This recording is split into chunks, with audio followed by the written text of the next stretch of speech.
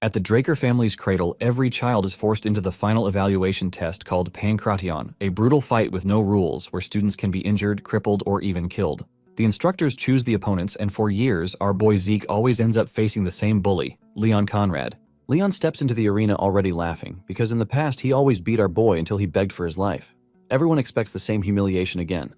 Even Zeke's cousins mock him from the crowd, calling him useless for showing up after losing so badly before. But this time, something is different. When Leon pats Zeke on the head and calls him inferior, Zeke immediately fixes Leon's mouth with his critical strike, sending him crashing to the ground before the match even begins. The instructor tries to scold him, but Zeke releases a terrifying bloodlust and says everyone should always be ready on the battlefield. This sends a chill down the instructor's spine.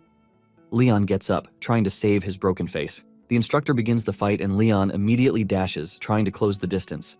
When Zeke tries to counter, Leon dodges the attack, grabs Zeke's legs, and attempts an MMA takedown. Well, biggest mistake because his head starts spinning and he doesn't know what happened. The instructor who's watching couldn't believe his eyes because Leon tries to take down Zeke, but Zeke kneed him so fast and got out of his grasp. This made him wonder if he was still the same kid he knew. Meanwhile, Leon is still shaken, but Bro doesn't give him a chance, and Muay Thai kicks him. Leon tries to toughen up and counter, but Zeke can see his attack in 4K, grabs his arm, and slams him so hard. When the dust settles, Zeke is on top of him like an absolute menace and finishes the job. Well, how does this guy become so strong? The reason. In his past life, he was cast out because, in the household Draker, he was the first failed awakener and ultimately hunted down and killed. But before he dies, the ancient relic he finds activates because of his will to survive, and the next thing he knows is he is in his room, looking at a strange system window. Looking at the strange panel, he sees that he has received the ancient dragon's blessing and is already a healer. To confirm what the system said, he tried to use his ability, and it activated. He then remembered that, in his past life, he only became a healer in his 20s, right after the Ether Hall was unlocked. To confirm his hunch, he tried to use his Ether Hall, and it was already unlocked. He realized that his trained body no longer exists, but he returns with his past skill and memories. This is why he can now defeat his bully. Recognizing some of his bullies from the audience, he tells them that if they have something to say, they should come down. Bro really aura farms. Annoyed by what Zeke just said, another of his cousins, Jakin Vardek, decides to choose Zeke as his next opponent. Zeke agrees to this, but lets him know that he is not interested in fighting him alone because the fight would be too boring. Zeke confidently tells Jakin's servant, Liam Stone, that he is free to join his master. Jakin angrily asks Zeke if he just found a way to insult him, and Zeke adds salt to his injury, saying yes. Jakin angrily steps into the arena, and Liam follows him. The instructor urges Zeke to stay calm and wait for instructions before making a move. Deep down, Zeke is just glad that he is finally seeing Liam Stone again. Apparently, in his past life, Liam was known as the Mercenary King. In his past life, Liam didn't get the benefits that other nobles got because he was Jakin's distant relative. He begged to join the higher education of the academy, Valhalla, but in the end, he joined the Knight Order of a small nation called Baranon. After the fall of Baranon, he ended up becoming a mercenary. After so long as a mercenary, he became a Red Knight and started his own stone mercenaries. Liam united the 3 largest mercenary groups and was called the Mercenary King because of this. Because the Empire hired the stone mercenaries, Liam had no choice but to enter the continent wars, and since Zeke was a northerner, he had no choice but to face Liam on the battlefield. However, Zeke believes that things can be different this time around. The instructor then starts the battle, and Jakin comes rushing at Zeke, but he easily grabs his punch. Zeke stops his attack pretty easily, while reminding him that he already suggested that he and his servant attack him at the same time. Jakin still thinks Zeke is messing around, and he throws a kick at him, but Zeke easily blocks the attack. It turns out that Zeke blocked the attack with his elbow, causing a shitload of pain in Jakin's leg. While he is still trying to pull himself together from this, Zeke comes after him. Jakin prepares to block his punch, but it turns out that it is just a feint. Realizing that he is already focused on the punch, Zeke kicks him in the leg, and while he is still trying to balance, Zeke punches him in the chest, causing him to cough up blood. Zeke looks like the devil reincarnate while telling Jakin that he alone is not enough, which is why he urged him to attack alongside his servant. Jakin crashes to the ground in pain and immediately screams at Liam, telling him to kill Zeke. Liam, who looks older than his age and has an unimaginable reach, finally decides to join the fight. Zeke figures out that he is going to lose his advantage if he allows Liam to make his move first. Because of this, Zeke goes after him, and he activates the slash skill. This helps him to unleash a barrage of attacks at Liam, while also interfering with his sight. The students are shocked when they see this, since they have never seen anything like that before. Zeke is also aware that the instructor would be curious, since he is using a northern fist-fighting technique in the Midlands that is supposed to be dominated by swordsmanship. However, Zeke is already feeling the blowback from using the skill, showing just how weak his body was when he was young. At the same time, he is worried about the giant dude standing in front of him. Liam made no move, even with all the punches that Zeke threw at him. Liam only stood where he was and took everything in like a good old mama's boy. Since Liam is putting up his guard, Zeke figures out that he needs to take him out through this before his body finally reaches its limit. Zeke cooks up a powerful punch and throws it at Liam. But just as the punch is about to land, Liam shocks him by dodging it. Zeke is absolutely stunned by this because Liam is not supposed to be able to see ether with his eyes, which means Liam has some really incredible sense. Before Zeke knows it, Liam has grabbed him, but Zeke refuses to let himself get thrown around like that. He wiggles his way around and activates the heightened sense skill to grab onto Liam's neck like a snake. Zeke maintains a chokehold position in an attempt to starve Liam's brain of oxygen. He is pretty sure that no matter how strong Liam is, he is eventually going to pass out from this. However, Liam shocks him by putting pressure on him, causing him to cough up blood. Zeke cannot believe that he is going up against such a crazy dude. But at the same time, he is excited to see who is going to come out on top. The intense battle of endurance ensues between the two, leaving the students in a state of panic as they patiently wait to see who will surrender first. In the end, Liam passes out from the terrible position that Zeke left him, ultimately making Zeke the winner. Meanwhile, a crazy girl, who is watching the fight, is excited that Zeke won the battle because she believes that the battle between them would be spectacular. Later on, Decker visits Zeke in his room to check on him, and Zeke assures him that he is fine. Decker then asks Zeke if he can check his pulse, and Zeke immediately figures out that Decker just wants to check if he has awakened his aura. Zeke hesitates a bit before offering him his arm to check the supposed pulse that he wants to. Zeke is shocked when Decker starts his thing, and he is very thorough with it, which shows that he is a blue knight at least. Basically, imbuing someone else with aura is as difficult as it comes, but Decker is doing it pretty easily. Talking about knights, they are not all the same because they are all classified in accordance with their martial prowess and aura manipulation proficiency. The white swordsmen are basically at the novice level, and the yellow swordsman is slated for those who have awakened their aura and opened their dantian. Basically, all the trainees in the cradle become yellow swordsmen after the blessing rite.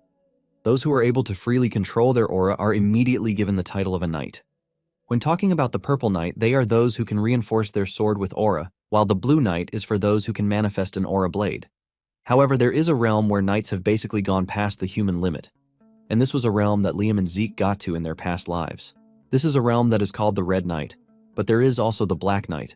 Even though there are a few of them on the entire continent, because of how capable a blue knight is, Zeke starts to wonder how someone like Decker ended up being his attendant.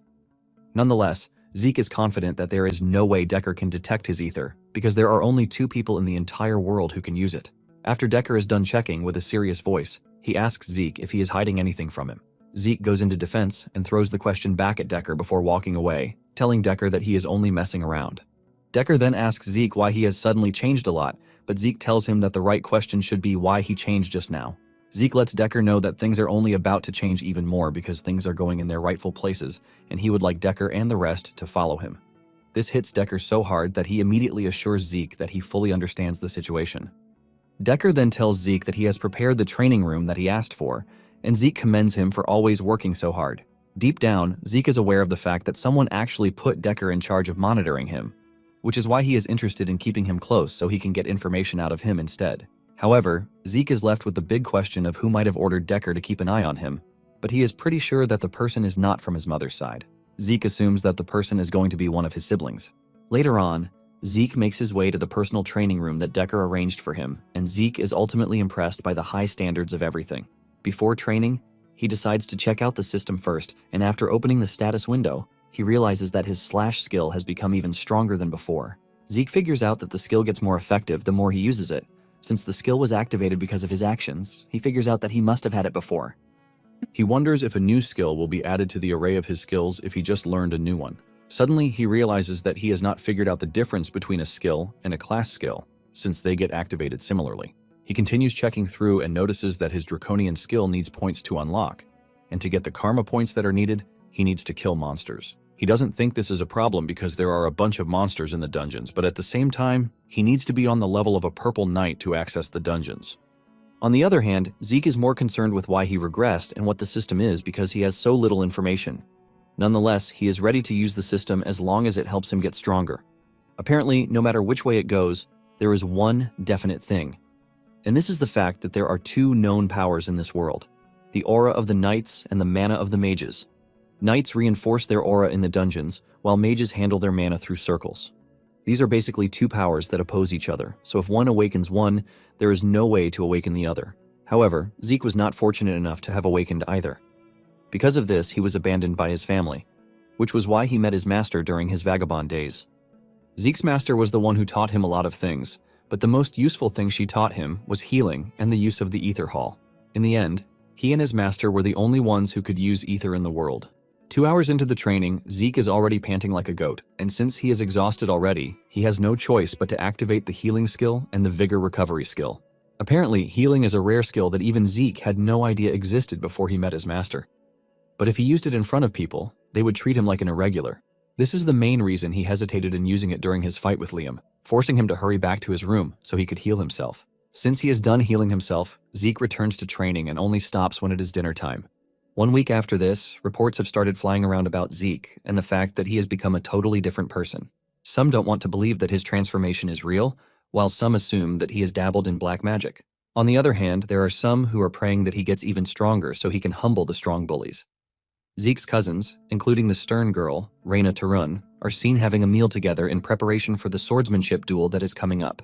One of them, Owen Zimmons, teases Leon about the need for him to eat, and this pisses the guy off. Owen tells Leon that he is only trying to be nice, but Leon's inferiority complex is obviously affecting his judgment.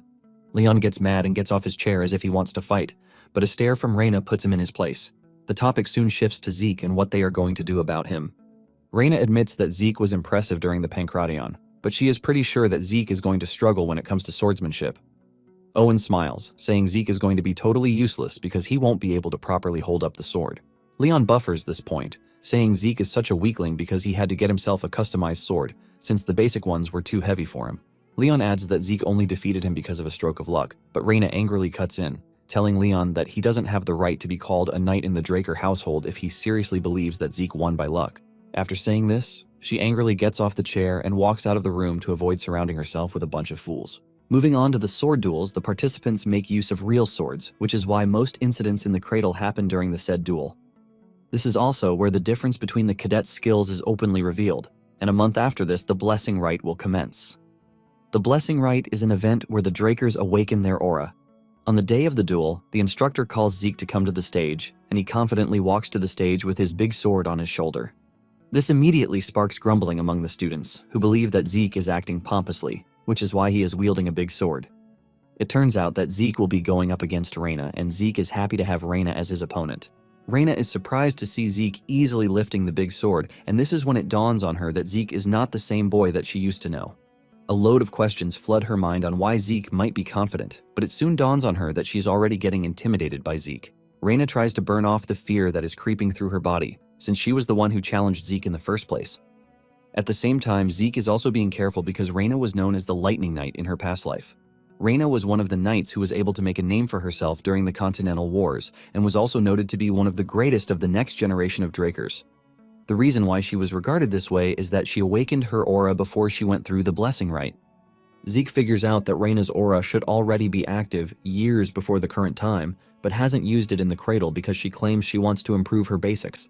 Just then, the instructor declares the fight open and Reyna makes the first move. She swings her sword so hard that Zeke is forced to jump backwards to avoid getting skewered. Zeke has no choice but to admit that Reyna is quite talented, but he still doesn't feel threatened. Reyna continues coming hard at Zeke, and the spectators believe that she is toying with Zeke. They urge her to teach Zeke a lesson and stop messing around with him, but Owen is smart enough to know that Reyna is not messing around.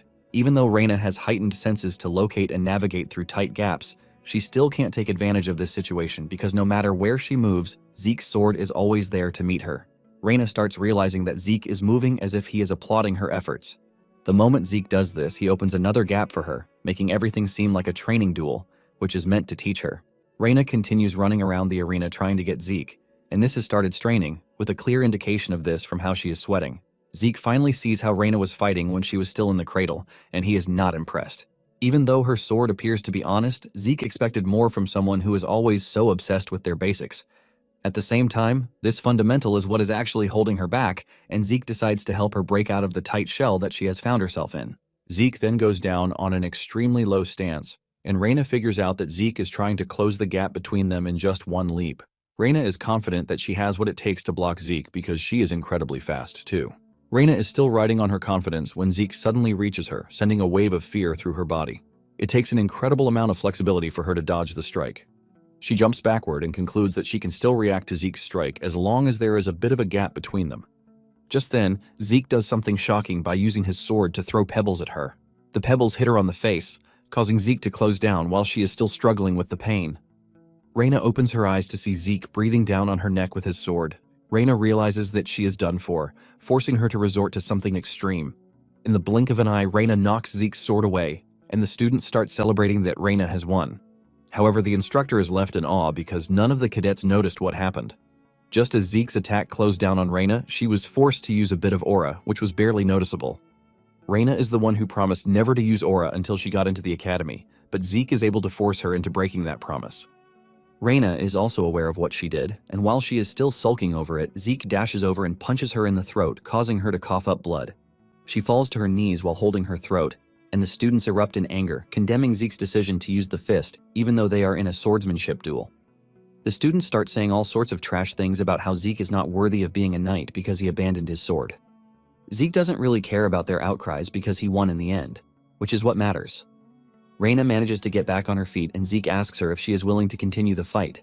In her head, Reina is thinking about the whole scenario, and she wants to believe that Zeke was only able to strike her because she let her guard down. Suddenly, it dawns on her that she is only making up stupid excuses because if Zeke had a dagger in his hands and hit her with that instead, she would be dead meat. Because of this, Reina has no choice but to accept that she lost the battle. The students are left in shock and disappointment when they hear this because Zeke, who was known as trash just a couple of days ago, has managed to secure victory against one of the most talented children in the cradle. Meanwhile, the report of Zeke defeating Reina has gotten to his siblings, William and Abel. William is freaking out because he doesn't want to believe, but Abel urges him to calm his nerves. He asks when the blessing rite is, and William tells him that they have a month before the rites. Abel is pleased to hear this, and he decides that it is the right time to visit the family. William is shocked to hear this, and Abel reveals that Zeke has gotten his attention already, which is why he is interested in knowing what Zeke is going to awaken with. Zeke, on the other hand, returned to the training room after defeating Reina, while the whole cradle is still in shock. And in no time, a month flew past. It is the day of the blessing rite, and Zeke still ended up training that very day. While sweating heavily, he wonders how he was able to attain the level of a red knight in his past life with such a shitty body.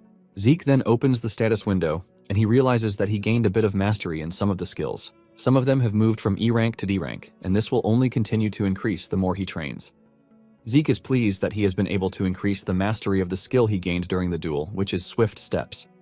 Suddenly he notices another presence close to him, and he figures out that it is Decker. He immediately asks Decker what he wants, and Decker informs him that they need to leave in 2 hours.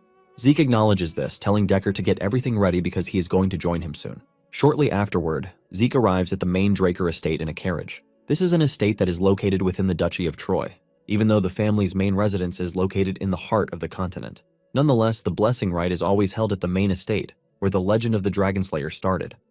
Alongside Zeke are the other students, who just graduated from the cradle, and the house is packed. In addition to the presence of the students, there are spectators hanging around the corridors. For the first time, Zeke is finally noticing that the spectators are all famous ladies and gentlemen, and he is pretty sure that his family has sent spies to keep an eye on him. Zeke believes that whoever the spy is, they are going to give up on their mission once they see him fail the awakening. Suddenly, he notices Abel among the spectators, and this riles Zeke up. Zeke and Abel end up staring down at each other, and the animosity is clear. However, Zeke manages to calm himself down because he has no chance against Abel as it is. He knows that in his past life, Abel would never have come to the blessing rite, and Zeke is worried that his actions might have changed the future. Since this is the case, Zeke decides to make the most of the opportunity. After all the preparations are out of the way, they declare the blessing rite open. One of the students, Aaron, is the first to be called out. He steps up and pushes his hand into the water and punctures his palm with the needle sitting below the water tank. This immediately gives off a crazy reaction, emitting a blue light. Basically, the rite is meant for those in the bloodline to awaken their sealed aura when it is time for them to leave the cradle. This is a fast method, unlike knights, who awaken their aura after the age of 20. However, there are rare cases where some would awaken a trait of the Dragon Slayer known as mana inhibition. The lights will ultimately turn red, which is a sign that they are going to be on the Yellow Knights level at the very least. However, there are some who have even rivaled the Red and Black Knights by undergoing pure blood awakening. Among the rare cases is Reina, whose awakening turns the lights red, and the instructor immediately orders that they bring him the special gloves. Apparently, the special gloves are needed for everyone who undergoes the mana inhibition, or else they won't be able to live a regular life. Apparently, the Draker name is conferred to those who are able to prove that they are of pure blood descent. Along with this, they are going to be provided with immense support of the family and loads of benefits. After everyone has gone through the process, it is finally Zeke's turn to participate in the blessing rite, and they are all wondering what his awakening would be like. Zeke proceeds to the front where the statue is standing. The last time Zeke did this, he was extremely left in a state of shame. However, he believes that things are different this time around because he can heal and can even manipulate ether. In addition to all of the things he has endured, Zeke leaves his fate in the hands of the statue, hoping that he comes out with something tangible. Zeke pushes his hand into the water with excitement on his face, but the statue suddenly stops moving, which has never happened before. The crowd is left wondering what might be happening, and Abel in particular has his eyes peeled. Zeke slowly pulls his hand out of the water, looking totally disappointed because nothing changed. Zeke is pissed that he became very confident because Abel is present in the room. The crowd starts murmuring, talking about how trash Zeke is because of his rite process, even though he has the blood of the head of the family. Some waste no time assuming that he was only able to beat Reina because he used a trick. Zeke is also disappointed, but he lifts his spirit with the fact that there are other ways for him to get stronger without the awakening. Just as he is about to walk off the stage, he gets a message on the status window. The system apologizes, saying there was an error during the process, which is why the message got delayed. Zeke stands there confused, and the system informs him that it has found the missing part of the information, and the class information has been input using the system's authority. After revealing this, the system reveals that Zeke's talent has been identified as that of a healer. Just then, the system informs him that he has unlocked a class, and it is said to be a rare one. Zeke is left in disbelief when the lights in the room suddenly go up in red, signaling that it is a pure blood awakening. The crowd is left in awe, as they cannot believe that Zeke is starting off from the very top. The system continues with the information that it is passing on to Zeke, letting him know that the terminal has been able to make a connection. Because of this, the ancient dragon's blessing, which is sealed within the user's soul, has been activated.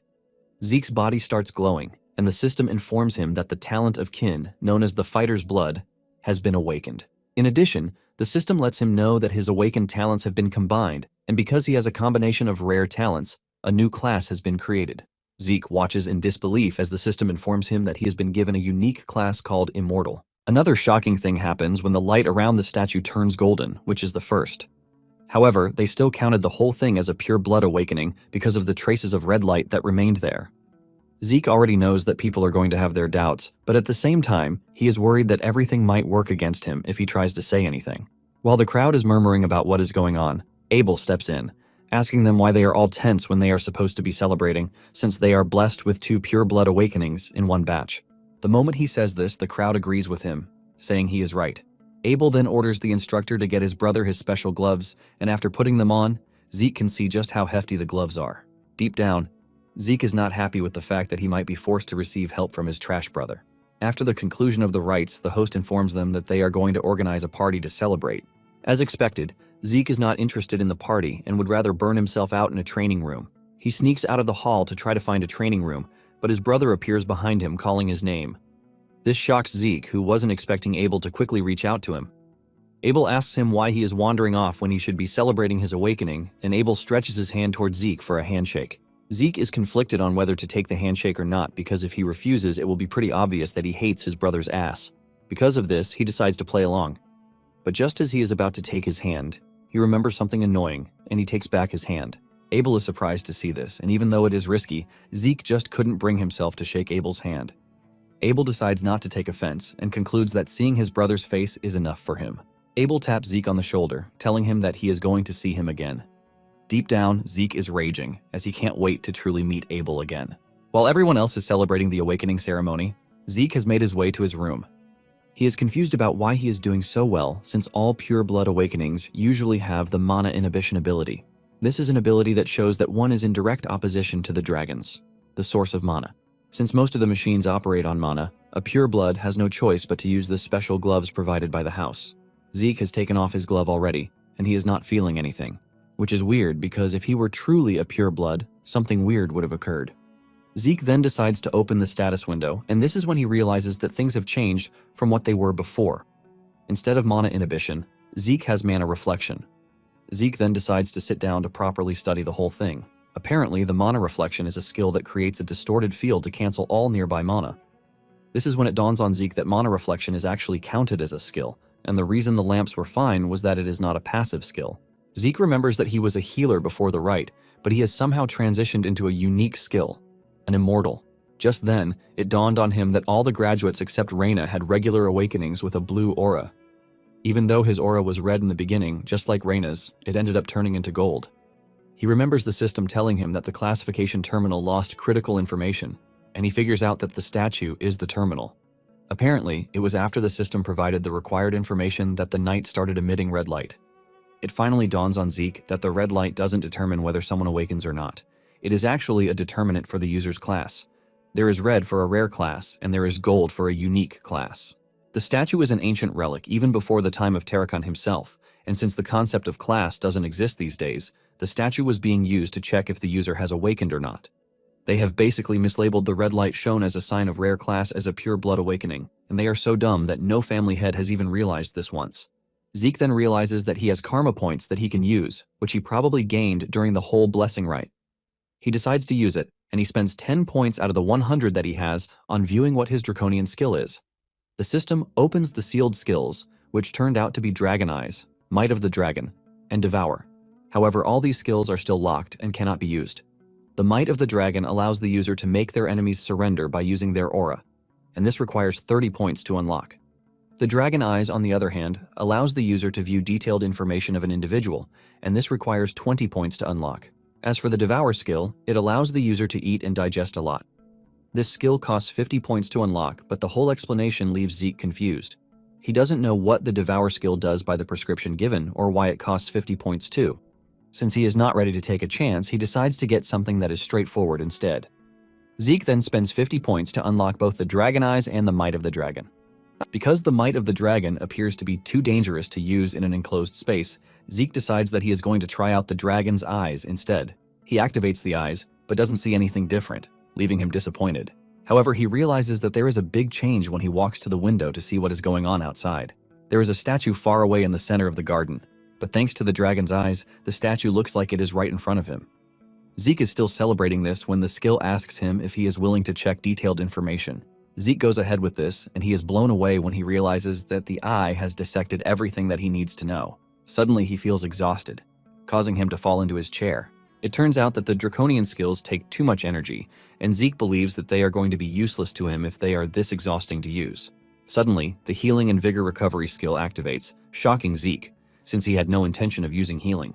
He immediately goes through the system, and he is shocked to see that his class skills have all become passive abilities.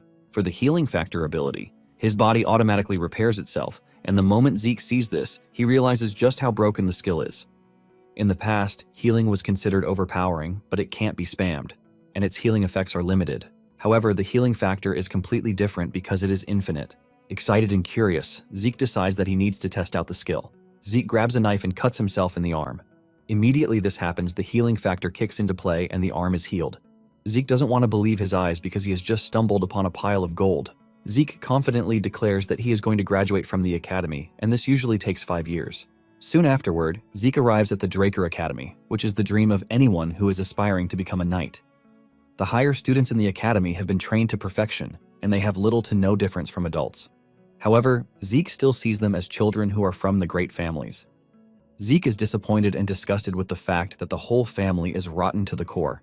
Basically, there are 3 great houses supporting the transcendent Draker family, and they are called the Great Families because of their influence. There is the Turin family, known for their strength. There is also the Zimmons, and they are known for their wisdom. Then there is Vardek, and they are known for their gold. Zeke then makes his way to the high-class dormitory, located in the Platinum Mansion. Zeke is happy to be a pure blood because of the advantages that come with it. The high-class dormitory is furnished with a training hall, a library, and various kinds of facilities, which are only open to the highest-ranked students.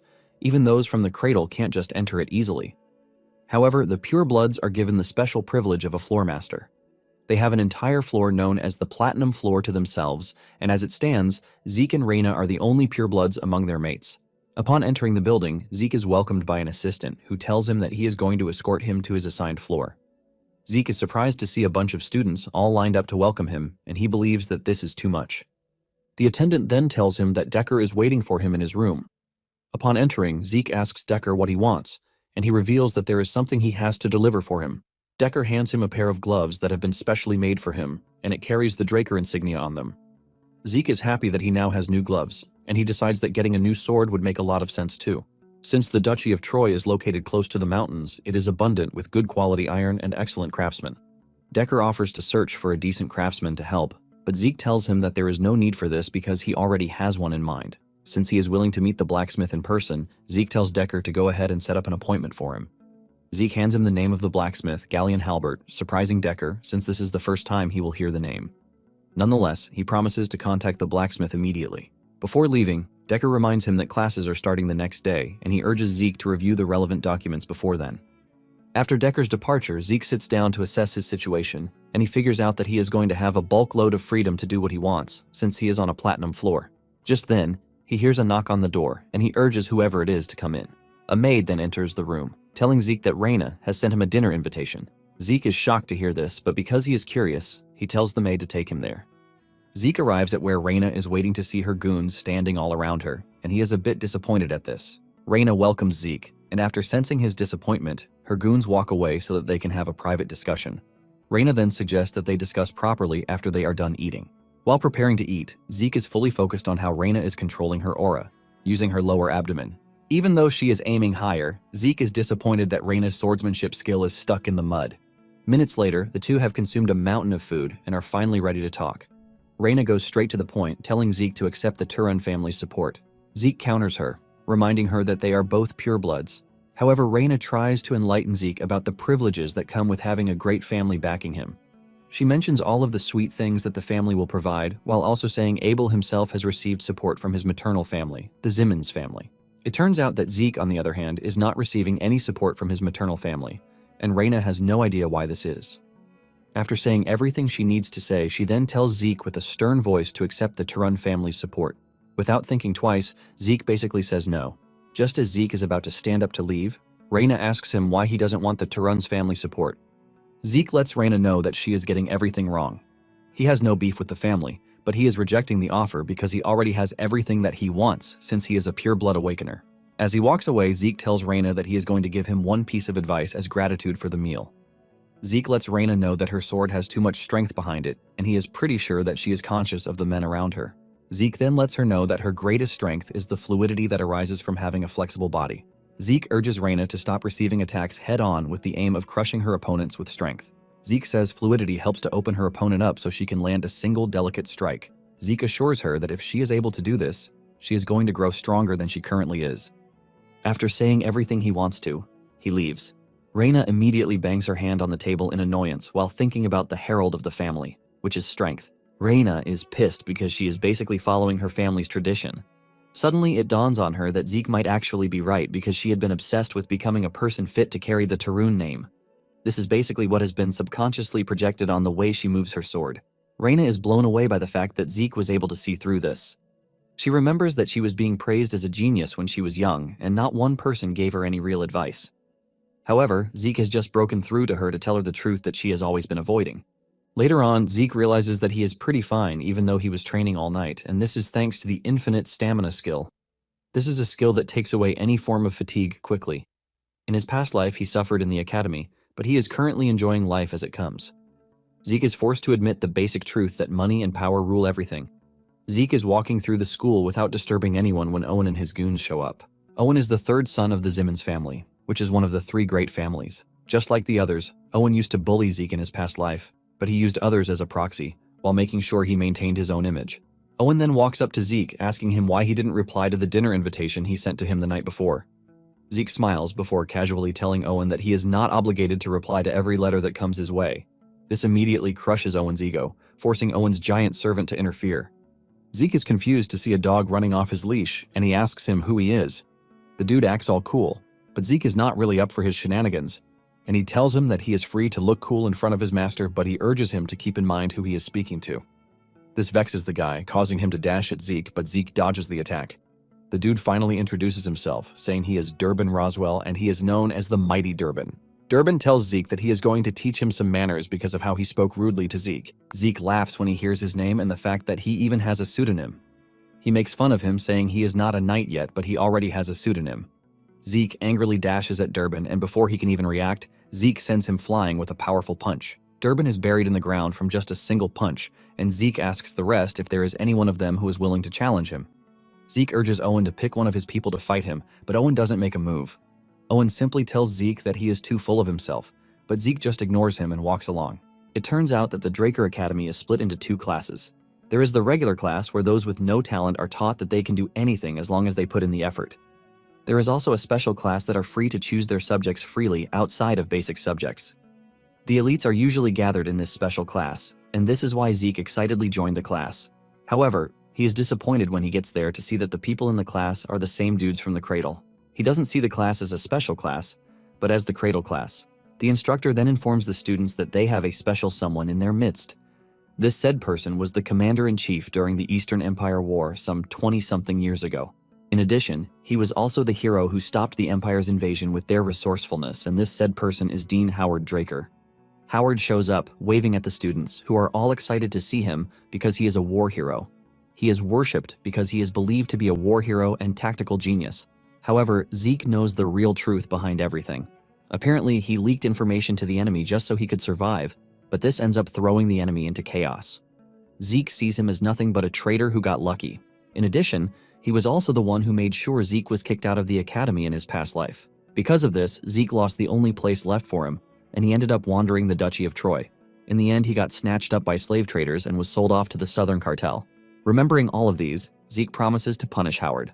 After Howard is done addressing them, the instructor tells them to take their swords and head to the arena for the start of basic classes. They soon arrive at the indoor arena, and Zeke is utterly disappointed that the special class has to learn the basics of dragon slaying. In his past life, Zeke spent 2 years learning what would have taken others 2 months to learn, just because he couldn't use aura. And to make it worse, he was always picked on by his regular bullies. The instructor soon shows up, and he introduces himself as Andre Draker, who will be teaching them dragon slaying basics. The students are all blown away when they see how young Andre is, but Zeke already knows him as the Rose Knight. In his past life, even though Andre was not a pureblood, he was able to graduate early from the academy, and he graduated from Valhalla as a valedictorian. He is basically a once-in-a-century genius who was conferred with the Draker name. Andre wastes no time asserting his dominance in the class when he tells them to stop making noise. Once the class is quiet, Andre begins the class, and he orders the students to draw their swords. Just then, he notices Zeke's big sword, and he questions him. Zeke casually tells Andre that the big sword suits him, and Andre tells him to step into the arena. Andre asks Zeke if he is aware of the fact that he is supposed to pick a sword that suits his body. Zeke was already expecting this to happen, which is why he drew out his sword in a peculiar manner. Zeke decides to make the most of the situation, telling Andre that he can actually beat him with the sword. Zeke believes that it would be much better if he just showed Andre what he can do instead of arguing with him. The moment the system notices that Andre is trying to intimidate Zeke, the system activates the indomitable mental defense to block him out. After thinking over it for a minute, Andre finally falls for Zeke's trap. He tells Zeke that if his blade manages to touch him, he will be exempted from not just the punishment for being rude, but he will also be exempted from the dragon-slaying arts class. Andre then urges Zeke not to be scared because he has no plan to use aura against a cadet. Zeke is pleased to hear this because the reward for the duel is pretty sweet. In addition, Zeke is confident that he has what it takes to beat Andre, since he knows his weakness. However, Zeke doesn't want to draw attention to himself since Abel will have spies on him. Zeke decides that he is just going to make sure he grazes Andre, then lose the match. Zeke then makes the first move and he dashes toward Andre, but he easily blocks his attack. Zeke is not surprised because the least of this is expected of a Blue Knight. At the same time, it dawns on him that defeating Andre might not be as easy as he thought it would. Andre soon has Zeke on his knees, and the students waste no time glazing Andre, talking about how he is on another level. Minutes later, Zeke is still trying, and he hasn't even gotten a breakthrough. Sometime later, Andre is already asking questions in his head. He can't believe that he is already sweating against a cadet. Even though he is suppressing his aura, he doesn't think a cadet should have the stamina to stand up to him. At this point, Andre is starting to believe that purebloods are on another level. Zeke, on the other hand, knows about Andre's poor stamina, and since he is also suppressing his mana, Zeke knows that the fight is not easy for him.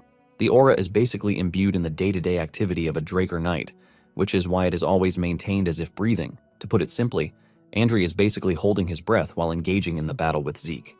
Because Zeke is not pleased with the fact that Andre is going to lose to him just because he is suppressing his aura, he decides that he has to force him to use his aura.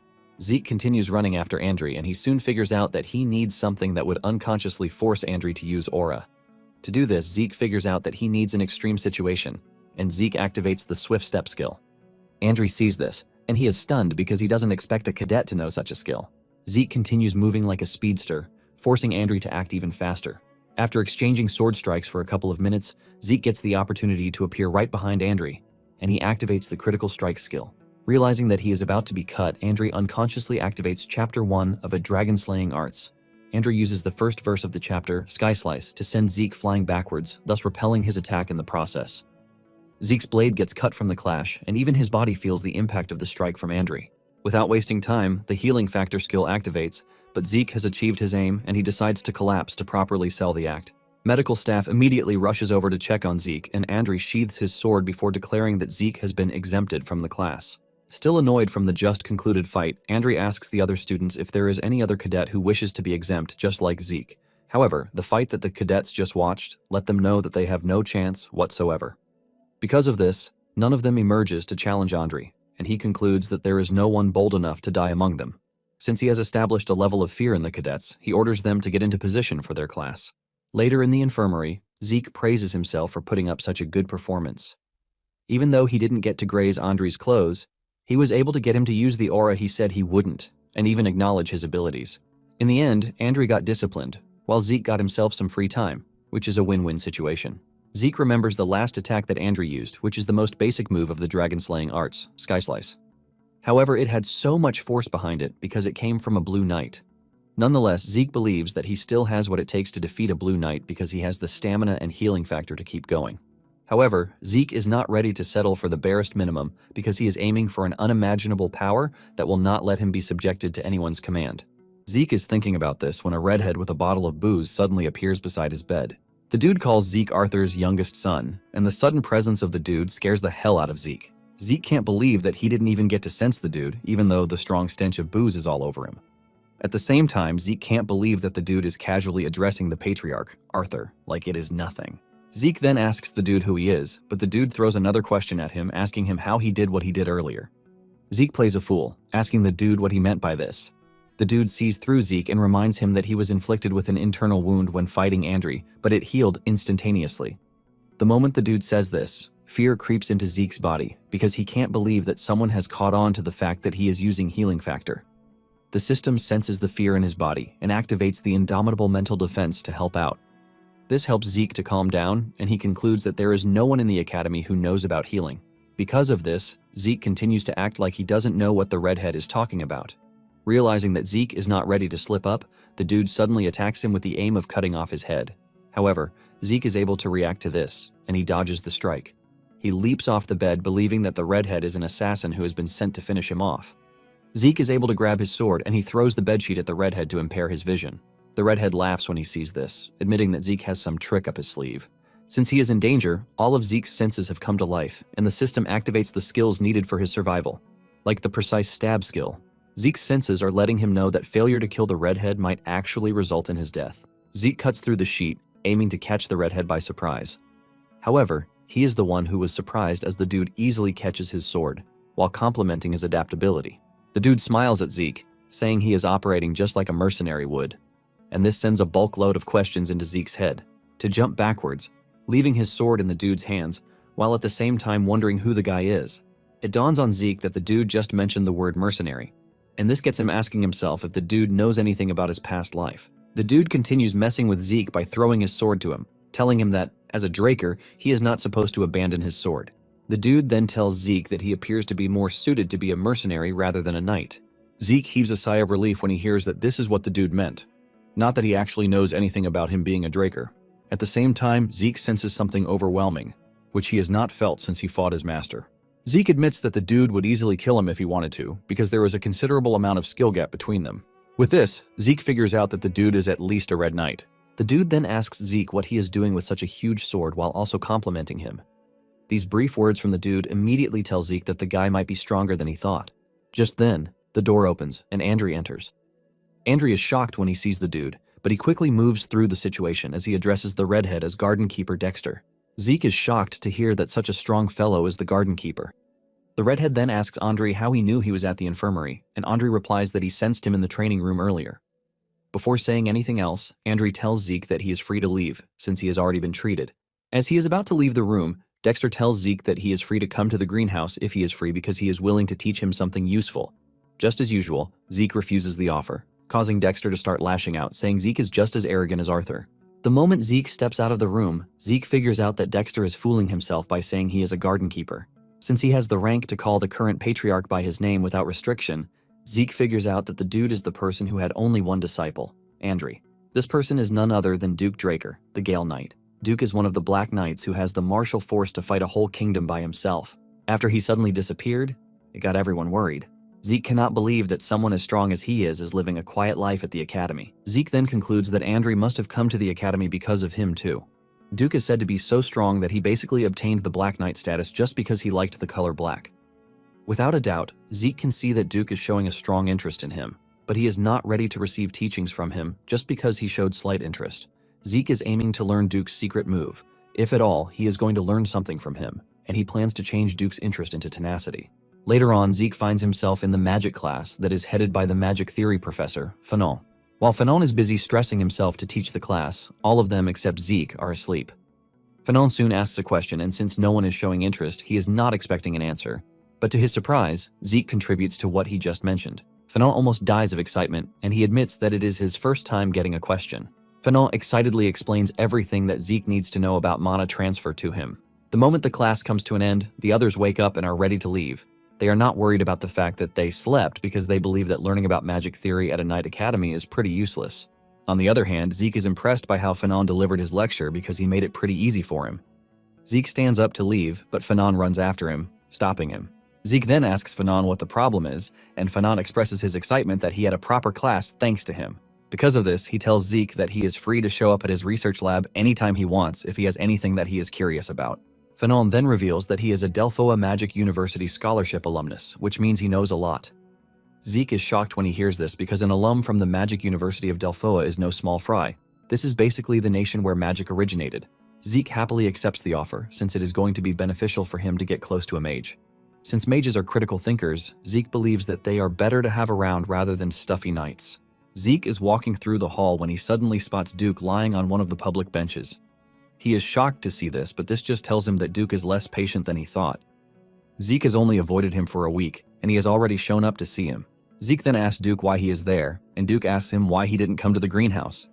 He reminds Zeke that he promised to teach him some useful things. Zeke acts cold again, saying he is not interested. This gets Duke even crazier as he asks Zeke why he is not interested.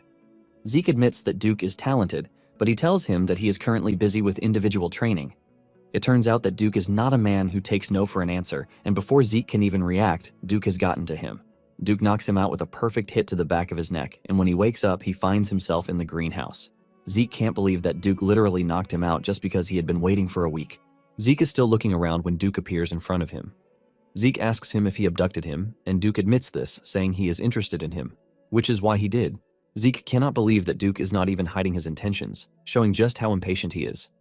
However, Zeke doesn't think it is time yet for this. Zeke activates swift steps in an attempt to run away, but Duke easily catches up to him. Zeke gives it another try, but the result remains the same.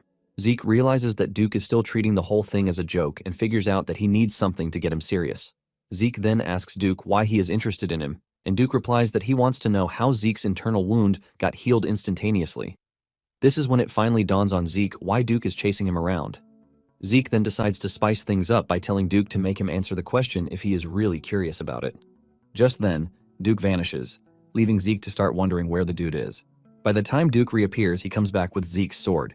He throws Zeke his sword, telling him that they need to make a bet so that things will be more interesting.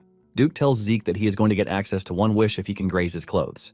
However, he tells him that he is free to give up on the duel, but to do this, he is going to tell him everything that he has been hiding. 3 hours later, Zeke is still up and running, leaving Duke totally surprised and stunned. Duke has figured out that Zeke doesn't only have unimaginable stamina, but he appears to be invincible because his healing is limitless. On the other hand, Zeke knows that he can keep this up as long as he can, but at the same time, he won't be able to beat the bet. He then remembers the draconian skill, the might of the dragon. He hasn't used it before because he believes that it is going to be dangerous, but since he is going up against a Black Knight, he doesn't think it is going to be a problem. Zeke then switches things up, and when Duke sees how crazy he is staring down at him, he gets even more excited. Zeke dashes toward Duke with swift steps, but Duke blocks the attack. Nonetheless, Zeke continues attacking, using the same pattern. Duke admits that he is fast, but believes that he is still nothing compared to Reina. However, Duke is impressed with his tenacity. Finally, Zeke decides that it is time he uses the Might of the Dragon skill. The moment he does this, Duke feels an overwhelming force around him that causes him to hesitate for a slight second. Zeke then makes use of this to unleash a cloud of dust to impair Duke's vision.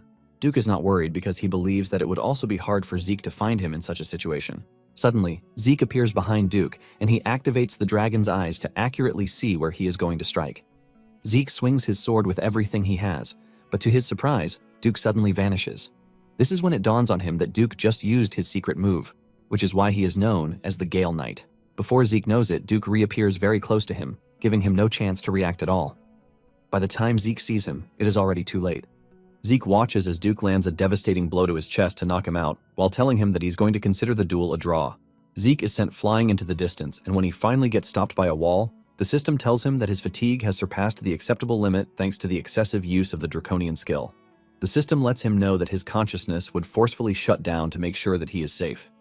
Zeke tries to fight it, but ends up passing out nonetheless.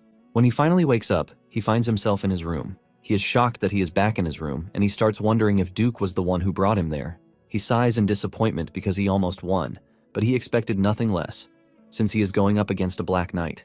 Zeke realized that he had done everything that he could possibly do, but it was still useless against Duke.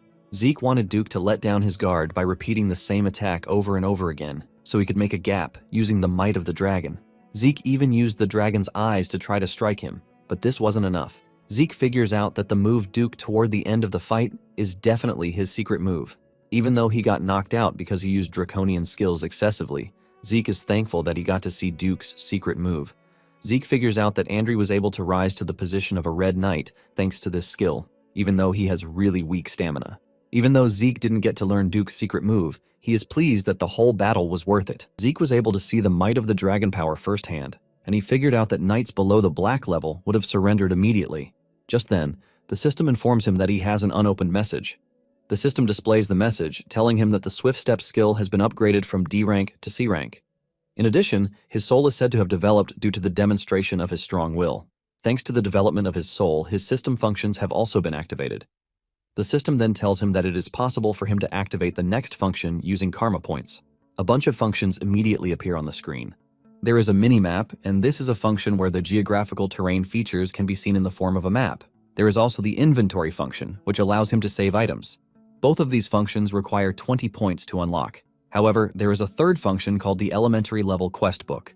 This includes tutorials and missions for the effective development of low-ranking administrators. Since Zeke has just 40 karma points to spend, he decides to check out the inventory first. Zeke unlocks the inventory function, and the system informs him that he can save selected items in the inventory. When retrieving stored items in the inventory, he can think of the name or shape of the item to get it out. In addition, the amount of space that the item takes up in the inventory depends on the item's weight and size. However, he has the option of increasing his inventory's size by using karma points. Zeke immediately decides to try out the inventory skill, and he grabs his sword with the intention of storing it. He thinks of saving the sword, and it immediately vanishes into the storage space. Zeke checks out the status window and realizes that the sword took up 2 of the 28 boxes present in the inventory. Zeke finally understands what the instruction meant when it said that the space and item it takes are dependent on its weight and size. Since he only has to think of its name or shape to retrieve it, Zeke also tries this out. The moment he thinks of it, the sword reappears in his hand. Zeke is extremely pleased because he realizes that it is actually better than a subspace. It then dawns on Zeke that he is still a low-rank administrator, and he wonders what would actually happen when he reaches a higher rank. Since the points appear to be hard to come by, Zeke figures out that it would be stupid of him to use them recklessly. Just then, Decker knocks on the door, asking to come in. Zeke grants him permission to do so, and Decker tells him that there is a message for him. Decker says the sender said Zeke would already know it is once he says Garden Keeper Dexter. Zeke smiles as he receives the letter to read the contents. He realizes that the duel wasn't a total failure because Duke told him that he is free to come again if he ever wants to challenge him.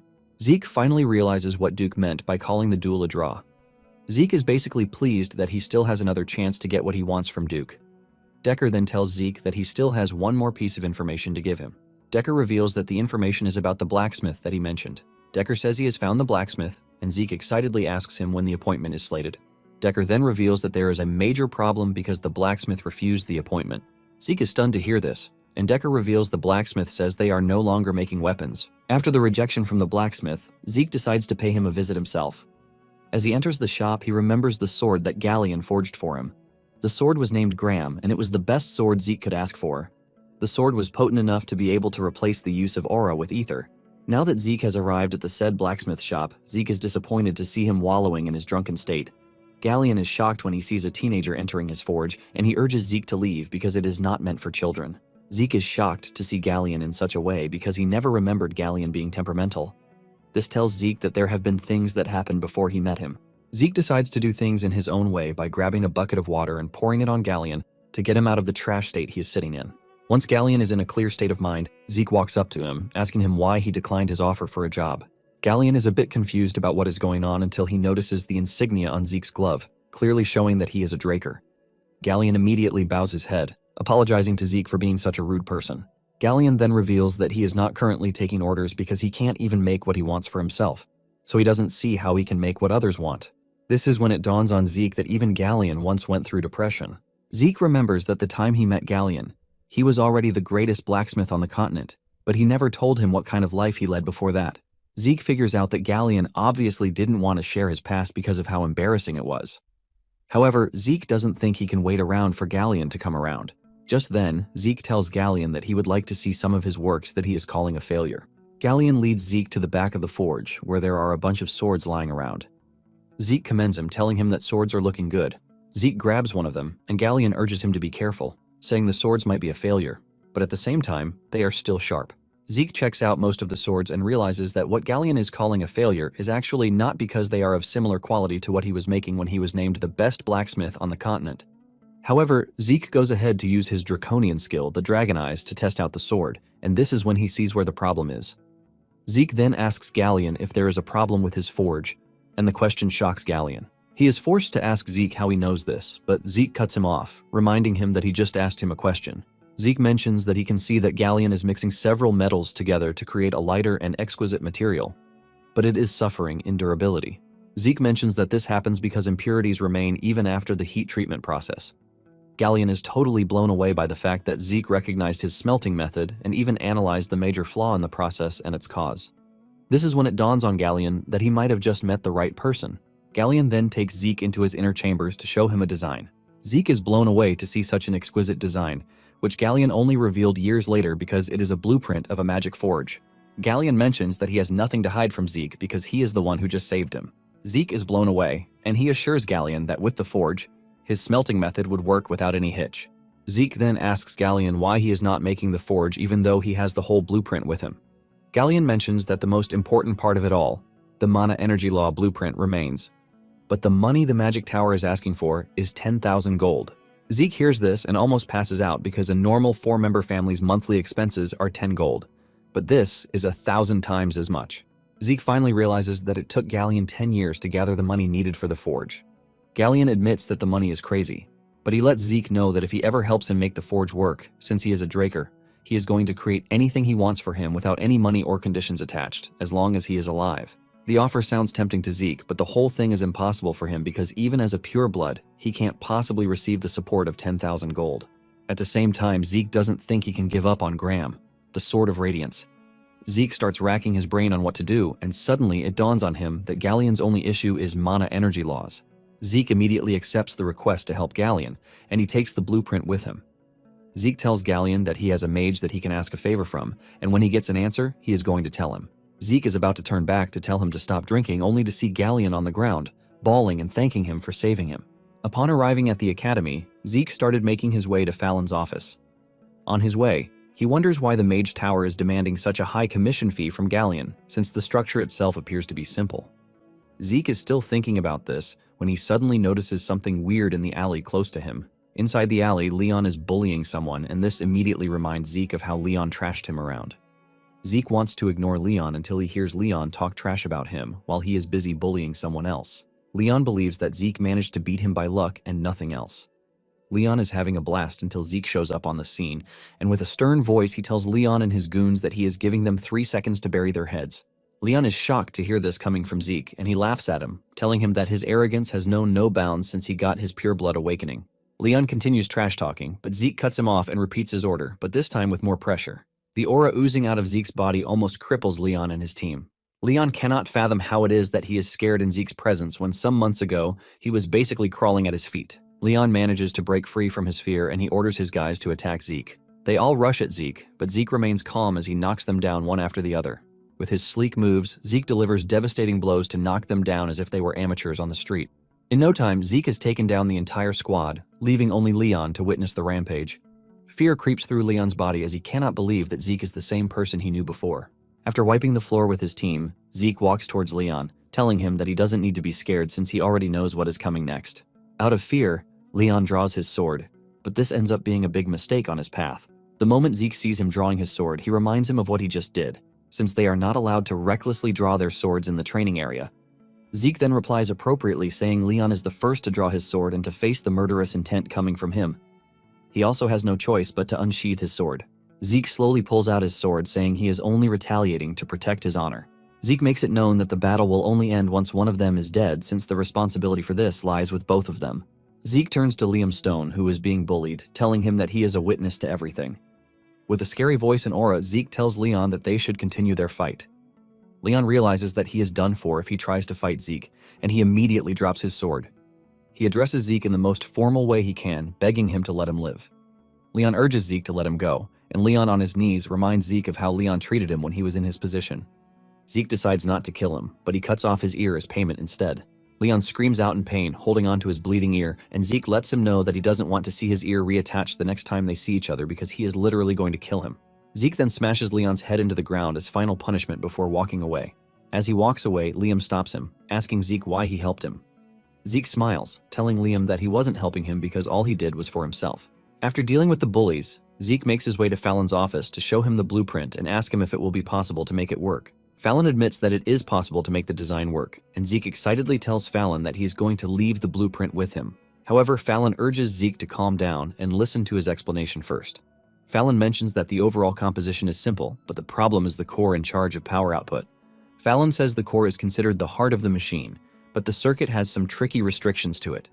Fallon mentions that it might look small, but it requires enough power, and they are also going to need a way to adjust the output without delay. Zeke is confused with all the explanations and asks Fallon if it is possible or not.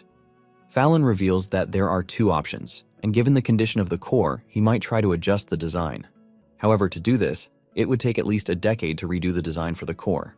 As if this is not enough, Fallon fixes his statement, saying it would take around 15 years to redo the design. Zeke almost loses his mind when he hears that the design will take 15 years. Fallon then mentions that the second option is that they can avoid the 15-year plan by using an alternative material. However, there is a slight problem with this because the material needed is a high-compression monostone. Zeke screams out in shock when he hears this because a high-compression monostone is an ancient artifact that can't be made with modern technology. Fallon agrees to this, saying ancient relics are rare as it is. In addition, trying to find the artifacts in the ruins is even harder, and if they want to buy the monostone, they will be looking at around 3,000 gold. Sweat starts running down Zeke's face because he knows that this is a big problem. He can't afford the money to get the stone, and waiting 15 years is a long time because he might just get kicked out of the academy if they find out that he can't use aura. Even with all of the problems that he is facing, Zeke is not ready to give up on Graham. Zeke is frustrated with the fact that he still can't use aura just like his past life. However, ether is considered to be a difficult power to control by humans, which is why they use aura because it is easier to use. Apparently, the only aura skill that Zeke can use is called the Spirit of the Soul, which his master taught him, and this helps him reinforce his body with aura. This is basically why he needs Graham, the Sword of Radiance. The big problem now remains how he is supposed to get his hands on a compression mana stone. While Zeke is still racking his brain on what to do, Fallon commends the creator of the design, saying it is impressive because it would have been difficult even among the Golden Age relics. The moment Fallon mentions the Golden Age relic, it finally dawns on him that there is a solution to his problem, and he didn't even think of it at first. Zeke immediately stands up and he tells Fallon to take off the blueprint until he comes back. Fallon is confused when he hears this, as he asks Zeke if he is really expecting him to use 15 years to complete the design. Zeke smiles, telling Fallon that he is going to bring back a high-compression mana stone that he can use. When talking about the Golden Age, it is the Liberation War that was fought to escape the rule of dragons, and this ended with the defeat of the evil dragon, Bahamut, by none other than Tarakan Draker. This victory was able to grant humanity a century of peace, and during this time, the ancient relics uncovered within the dragon's lair were the remnants of the age of the Hero King, which is the prime age of magic. Among the relics discovered was the high compression mana stone, which is capable of sustaining the mana needs of an entire village. To search for this relic, Zeke heads to the central library in the academy. Apparently, the library is under constant maintenance, even though it is rarely used because it is believed to have been established by Tarakan himself. During the expansion of a records room, relics from the Golden Age were discovered in the library, and this led to the involvement of the Magic Tower and the Archmage of Nirvana, who is a member of the three great families, in the excavation. During these couple of months, several relics from the Golden Age were found, and news of it spread through the continent. Basically, these are events that would still happen 10 years in the future, but Zeke is already aware of everything. Now that Zeke is in the library's record room, he knows that he might search for the relic day and night and still not find them, since no one has even discovered it yet. To help with his search, he decides to use the Dragon Eyes skill, and as he walks around the room, he is able to quickly locate where he is supposed to look. There is a particular part of the floor that leads to where Zeke wants. By using the Soul of the Spirit, he is able to cleanly cut out the section that he wants. Apparently, he learned the skill from his master, and since Ether materializes a user's will, it helps to apply certain properties like cut, so it can be used in different scenarios. Nonetheless, the skill has its drawbacks, as the user must expend a large amount of ether to perform any of the actions. Just as expected, Zeke gets lightheaded just from using the skill. After cutting a hole in the section of the floor, Zeke gently climbs down, and he covers the covered section again. Zeke is shocked when he climbs down to see just how deep the floor is. Suddenly, he senses movements in the corner, and he starts wondering what it might be, since it is not until 10 years later that the ruins were discovered. Zeke peeks from where he is, and he is surprised to see skeletons walking around. The two skeletons he sees are holding shovels and pickaxes, and there is also no indication that the skeletons were made by a lich.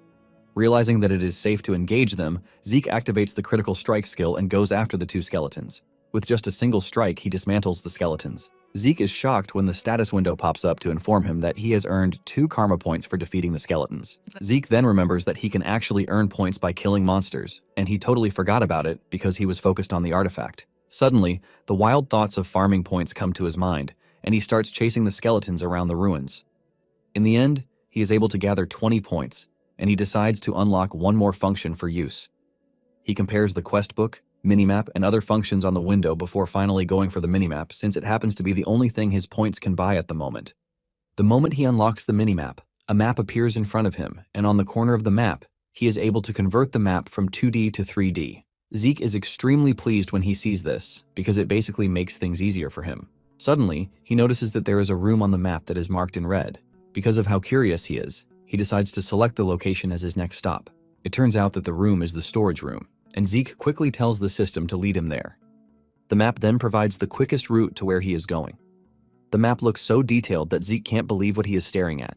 It has all the details, and it is basically better than Google Maps. Zeke starts following the mapped-out directions, and in no time, he arrives at the storage room. At the entrance is a giant door, leaving Zeke to wonder how he is supposed to enter the room. After using his big brain, he figures out that pushing the door aside is the best idea. Zeke tries pushing the door with his left hand, but immediately gives off a weird reaction, telling Zeke that there is a security spell on the door. He finally realizes that the Magic Tower and the Archmage of Nirvana got involved in the whole thing because of the magic on the door. Zeke knows that his hand would have been shattered if he weren't wearing his special gloves. Since he has no way of getting through the door, he asks the system if it can help him out. The system then replies that since it has gotten the administrator's request, it will connect with the security device. Zeke is shocked when he sees the system working on the door, and this is when it dawns on him that the system is actually responding to what he says. The system confirms this, asking Zeke if he has any more requests he would like to make. Since he can converse with the system, Zeke decides to ask it some important questions. He asks the system why it forced him back to the past, but the system lets him know that it can answer the question. Zeke also asks the system what the whole administrator system is, but he gets the same answer as before. Zeke wants to know who created the system, but the system refuses to answer this. And since he can't get an answer to any of his important questions, he just tells the system to open the door instead. The system works on the door and is open, giving Zeke the free pass to enter. Upon entering the room, Zeke is blown away by the number of treasure chests in the room. Zeke almost loses his mind because of the amount of treasures present in the room, and not only treasures, but also relics. Zeke excitedly searches through the room, grabbing 1 or 2 treasures with him until he finally locates the mana compression stone that he came there for. To make things better, there are actually 4 of the compression stones in the room, and because his inventory is full, He figures out that he will just expand the inventory with 1 karma point. However, even after doing this, he still doesn't have enough space to carry them all. He decides to abandon the treasures he has packed, promising to come back for them later. After he's done gathering everything he can, he's about to leave when he senses something sinister in the room. Before he even figures out what is happening, he is engulfed by a red light, and he vanishes from the room. By the time Zeke opens his eyes, he is already in another room, and he quickly asks the system where he is. The system lets him know that he is in the home of the Dragon Slayer. This confuses him a bit because when the ruins were discovered, there was nothing about a room filled with coffins. Zeke then activates the minimap, and just as he suspected, he realizes that there is no path that leads to the room. With this, he realizes that he is currently in a room that has never been found before. Excited and curious, Zeke decides to push open the coffin. When he does, he finds a knight's armor sitting in the coffin, and the system informs him that he has found the Dragon Slayer's exclusive equipment. Zeke checks out the armor and finds a hole in it, and because of how the hole looks, it suddenly dawns on him that something of the same shape is expected to be inserted inside. Zeke excitedly whips out a mana stone and pushes it into the armor, and the system informs him that he has installed a mana battery in the armor. This battery is able to activate the armor, and the armor starts glowing like a robot on steroids, but Zeke soon notices that something weird is going on. Before he knows it, an explosion rocks the room and leaves it in a cloud of smoke. The system comes on, telling Zeke that an explosion is about to occur, and Zeke cannot believe that he is just getting a warning after he was just about to be blown to smithereens. Because of the delay in transmission, the system apologizes, and Zeke is left wondering what sort of high-powered armor he is staring at, which requires a mana stone to run. Since he is still confused about the whole thing, he decides to just leave it and ask Fallon about it later. Zeke continues searching through the rooms until he gets to the last one, and he already assumes that the room is empty like the rest, until he spots something really crazy sitting in the middle of the room. Sitting in the middle of the room is the heart of the cursed light dragon Bahamut, which was placed there by Tarakan. Zeke is completely blown away by the fact that Tarakan left the heart of the dragon he defeated as a gift, which is why he felt something sinister when he entered the storage room. Suddenly, the system tells Zeke that the heart of the dragon is reacting to him. Before he knows it, Zeke starts getting overwhelmed by the dragon's aura. In no time, one of his eyes had been completely taken over and it turned black. Zeke starts hearing voices in his head talking about killing everything. Just as he is about to lose himself to this, the system activates the mental defense to give Zeke a bit of time to react and understand the situation. Zeke looks around to see that he is surrounded by a dark aura, and he is already losing himself.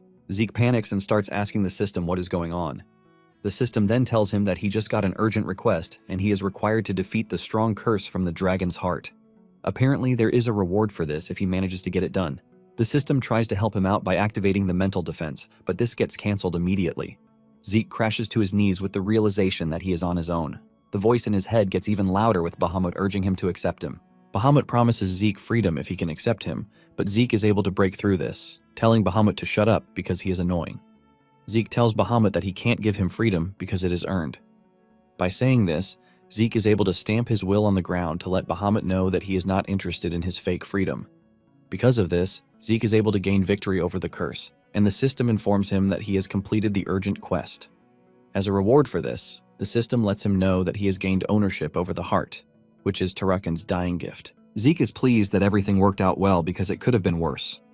Zeke didn't know a skill could fail in such a dire moment, which shows just how crazy the power he encountered was. Because he is suffering from exhaustion, the healing factor and stamina skills both come to life. The system then tells him that he has started absorbing the heart of Bahamut. Zeke is still trying to understand what this means when the essence of the heart starts rushing into him. Zeke screams out in pain as the essence starts to overwhelm him. Zeke soon realizes that he is taking in a pure and dense source of mana, and to make it worse, he doesn't have the circles to accept mana. He figures out that if there is no place for the mana to be stored, he is going to be destroyed. Not ready to die like a chicken, Zeke concludes that something needs to be done. Zeke then activates the Spirit of the Soul skill to use the seal option, so he can use ether to cover the mana. Zeke plans to seal the mana in an ether hole, and after a moment of intense struggle with the dense mana, Zeke is able to do this. However, he is left exhausted and breathing heavily from the effects of the whole process. Nonetheless, he is glad that he lived through the excruciating process, and when he looks up, he realizes that the heart has disappeared. He walks up to check the plaque where the heart was sitting, and this is when he sees an engraving on his chest through the mirror in front of him. He is shocked to see this, and he wonders if this happened when he was trying to seal Bahamut's mana. Since he is confused about what just happened, the system informs him that he just absorbed the heart of Bahamut. The system adds that the absorbed mana has changed his body, and his body's constitution has been changed to a divine body. The system also detects a power that Zeke can't control yet, and 95% of the power has been compressed and sealed. The system then informs Zeke that the beginner quest book has been unlocked and a tutorial for the low-level administrator has been provided. The information is too much for Zeke, and his brain almost blows out from everything. Zeke just tells the system to keep everything till later when he is able to go through them. Just then, he notices something on the status window before it closes. This excites Zeke, and the system asks him if he is willing to open Tarakan's other dying gift. Zeke gives the system the go-ahead to open the second dying gift, and Zeke is blown away when he sees what is sitting in the box. Moments later, Zeke returns to his dormitory and he stores some of the treasures he found in his closet. After he is done with this, he decides to check out the status window.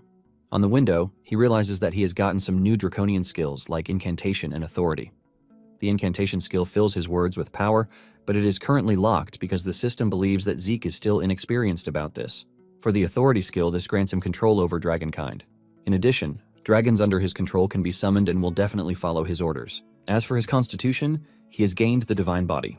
With this, his body can perform at the highest level, and his rate of learning for combat and the transfer of ether within his body has also increased.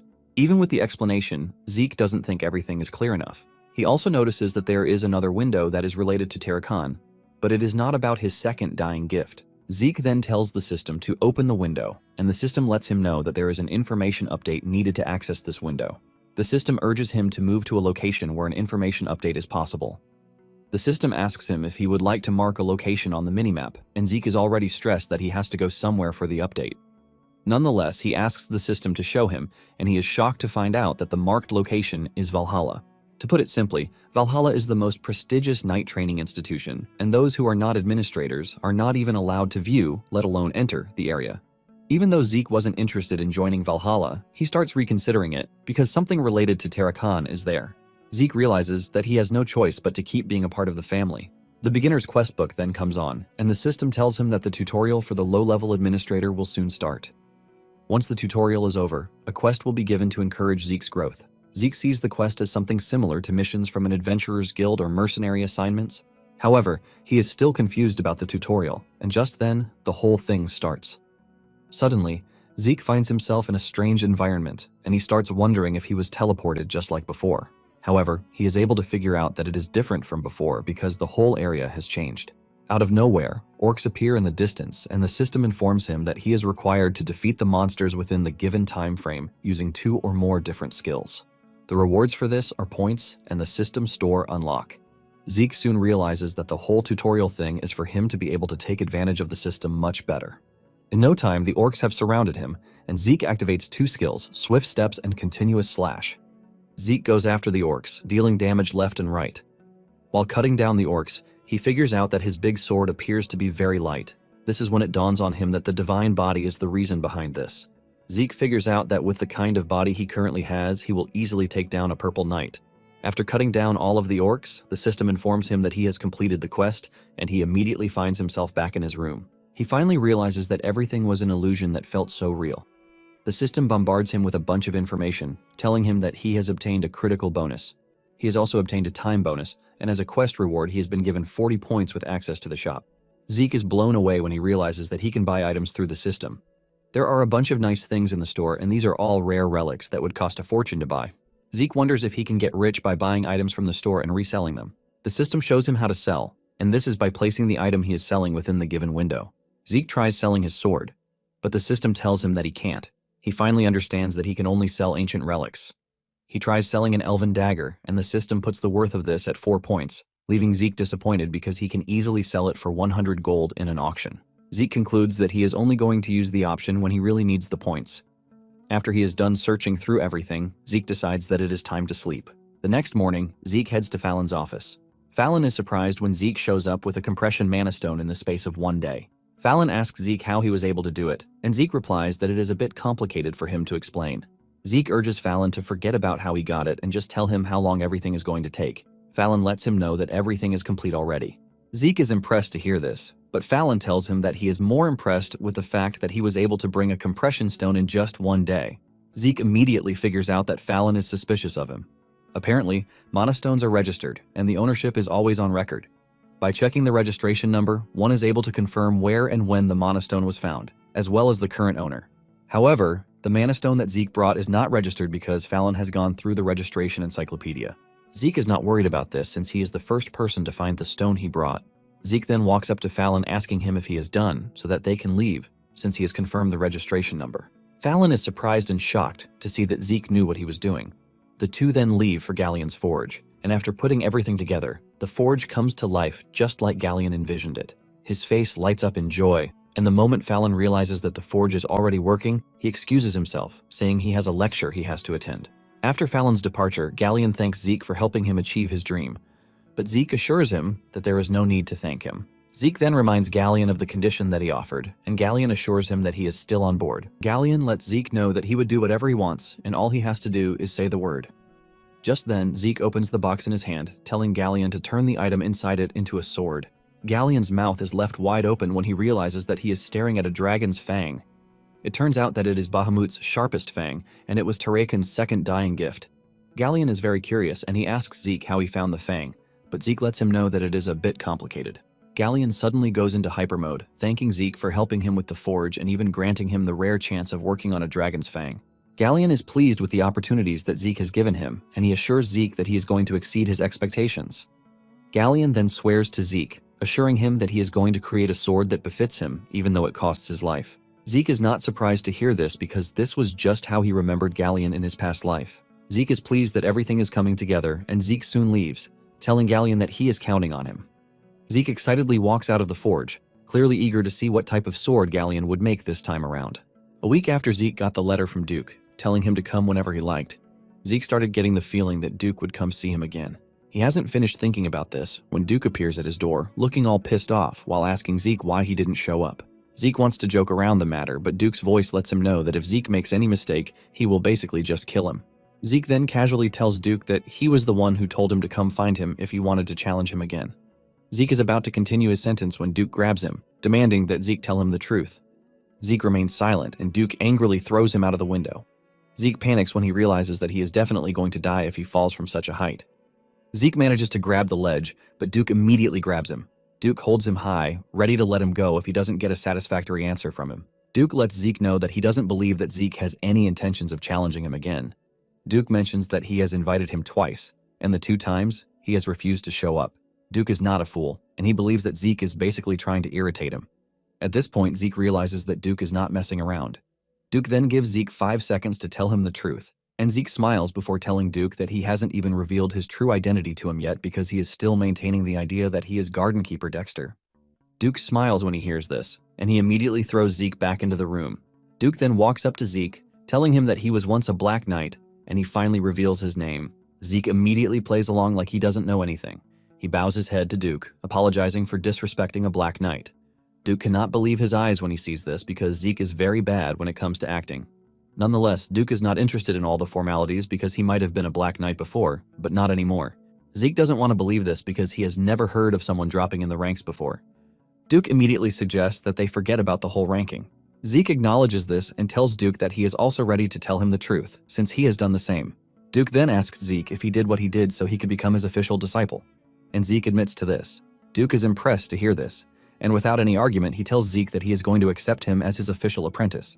Zeke is shocked to see that the whole process was very easy, and he figures out that it is better for him to accept before Duke changes his mind. Zeke then recites the apprentice's vow, which impresses Duke even further. After they are done with the shenanigans, Zeke tells Duke that he has something to ask him, and Duke urges him to go ahead with it. Zeke asks Duke why he made the decision to make him his disciple. The reason Zeke is asking this is that he knows that Duke doesn't accept apprentices, and the only person he accepted was Andre, the genius. He was only able to become his apprentice after years of asking, but Zeke cannot believe that Duke accepted him so easily. Although Zeke has his own theory about the whole thing, Zeke believes that Duke saw his potential during their duel, and he realizes that he has what it takes to surpass Andre. Duke then throws the question back at Zeke, telling him to guess the answer to the question he asked. Zeke uses this to joke around again, saying Duke accepted him because he is the genius of the family. Duke sighs in frustration, saying Zeke's confidence is something else. Duke claps back, telling Zeke that he would have chosen Reina if he truly was after a genius. Duke mentions that what he likes is Zeke's tenacity because talent isn't the only thing that is needed to reach the top. In fact, Duke believes that those with talent fall in the face of adversity because they didn't struggle before getting to the top. Zeke can only agree with him because most of the prodigies who were all projected to reach the top only stop at the level of Blue Knights. Duke then suggests that they end the whole talk and head out for his first lesson. Duke excitedly follows him, and they soon arrive at the Western Greenhouse Gymnasium, which looks amazing. Zeke is blown away because he never knew there was a gym under the greenhouse. Upon arriving there, Duke tells Zeke to start running laps around the arena, and after a while of doing this, Zeke starts wondering what Duke's endgame is because this is what he has been doing since they got to the gym house. After Zeke has run laps around the arena for 3 hours without any sign of getting tired, Duke tells him to stop. Duke then tells Zeke that there is something he would like to ask him. Zeke casually replies that he is open to whatever he wants to ask. Suddenly, Duke dashes toward him and he tries to grab his hand, but Zeke pulls back to stop him. This immediately tells Duke that Zeke has a problem with him checking his pulse. Duke tells Zeke that he already figured out that something is wrong because when they fought in the healing room and in the greenhouse, Duke wasn't able to sense any drop of aura from Zeke. The fact that Zeke even stopped him from checking his pulse confirms everything that he wants to know. With a serious voice, Duke asks Zeke if he is unable to use aura. Duke adds that he also saw the statue and the light that shone on it, which is why everyone was talking about it. Duke walks up to Zeke, asking him why he is refusing to let him check his pulse, and this is when Zeke figures out that Duke is just curious about him, and he is not operating on suspicion. Zeke is thankful that the person he is facing is Duke, and he hopes that he can get his hands on Graham very soon to stop people from suspecting that he lacks aura. However, it is up to him to be cautious until then. Zeke believes that he doesn't have to lie, just like he did in his past life. Because of this, he takes off his glove, telling Duke that he is right, and before showing Duke anything, he activates the mana reflection skill. Zeke tells Duke that he has mana reflection, which is proof that he is a pureblood, but for some reason, he can't use aura. Zeke is confident that what he just told Duke will help cover up his lies. Zeke apologizes to Duke, saying he is scared of what would happen if Duke found out that a Draker like himself lacks the ability to use aura. Zeke makes sure to put on a very nice act by crying to make sure that Duke would believe him. After checking Zeke's pulse, Duke confirms that there is no sign of aura in Zeke even though he awakens successfully. Deep down, Zeke knows that there is no way Duke will figure out the truth. Duke then comes up with his theory, and Zeke was already expecting this because a Draker would always find a way to deny what is right in front of them. Duke tells Zeke that his conclusion is that Zeke is an irregular, and this works so well in Zeke's favor. Zeke knows that Duke cannot fully understand what is happening, since he isn't aware of the concept of classes. Zeke plays along, and he asks Duke what he means by this. Duke says it is a term used to refer to people with anomalous abilities. He makes an example of someone who can use mana and aura together. There are also rare abilities, like someone who can peer into the future. Because they have unusual abilities, irregulars are not treated kindly, and Duke urges Zeke not to tell anyone about his condition. Zeke then asks Duke why he thinks he is an irregular, and Duke says he came to this conclusion because he has insane stamina and recovery. He adds that internal damage takes time to heal, but this is not the case for Zeke because he is able to recover instantly. Zeke believes that an ability like this takes an immense amount of energy, and Duke is sure that this energy is aura. Duke says aura is constantly being consumed in exchange for stamina and regeneration. Duke mentions that this is the best conclusion that he can come up with because there is no other thing that makes sense aside from this. Zeke is glad to hear such a conclusion from Duke, and he decides to play along, telling Duke that he is never going to be able to use aura, which will prevent him from meeting Duke's expectations. Duke laughs when he hears this, telling Zeke that he doesn't need to worry about this because his secret move, the Gale Arts, doesn't need aura. Duke then explains to Zeke that a special art is a special technique that is personally developed by a knight who has reached great heights. Duke admits that it is usually an application or specialization of dragon slaying, which is why it is proper to use aura. However, Duke's Gale Arts uses a trained body, and he decides to show Duke a demonstration of what he is talking about. Duke dashes off, and he makes some quick moves in the arena before returning to the starting point. He then asks Zeke if he saw what he did, and Zeke suggests that he follow his footsteps. Duke asks Zeke if he is good with him not showing him the skill again, and Zeke says yes. Duke smiles because Zeke has a lot of confidence, and he urges him to give the skill a try. Zeke gets into the right stance, and before making his move, he looks around, mapping out all of Duke's footsteps. Zeke makes his move, and he starts following all of Duke's steps, and while doing this, he is able to see the things he was blinded to before. Zeke realizes that the steps were taken as if Duke were sparring against someone. His movements were basically to attack, dodge and attack, close the distance, and increase it. Zeke cannot believe that each and every step has a marked purpose behind it. At the same time, Duke was left in shock because Zeke was exceeding all of his expectations, as Zeke was doing everything far better than a week ago. Duke is so impressed that he starts smiling, and he silently declares that Zeke is perfect. After Zeke is done mimicking Duke, he asks him if he has earned himself the confidence of a black rank. Duke concludes that Zeke would have been perfect if not for his damn arrogance. The two end up messing with each other before leaving the gym house.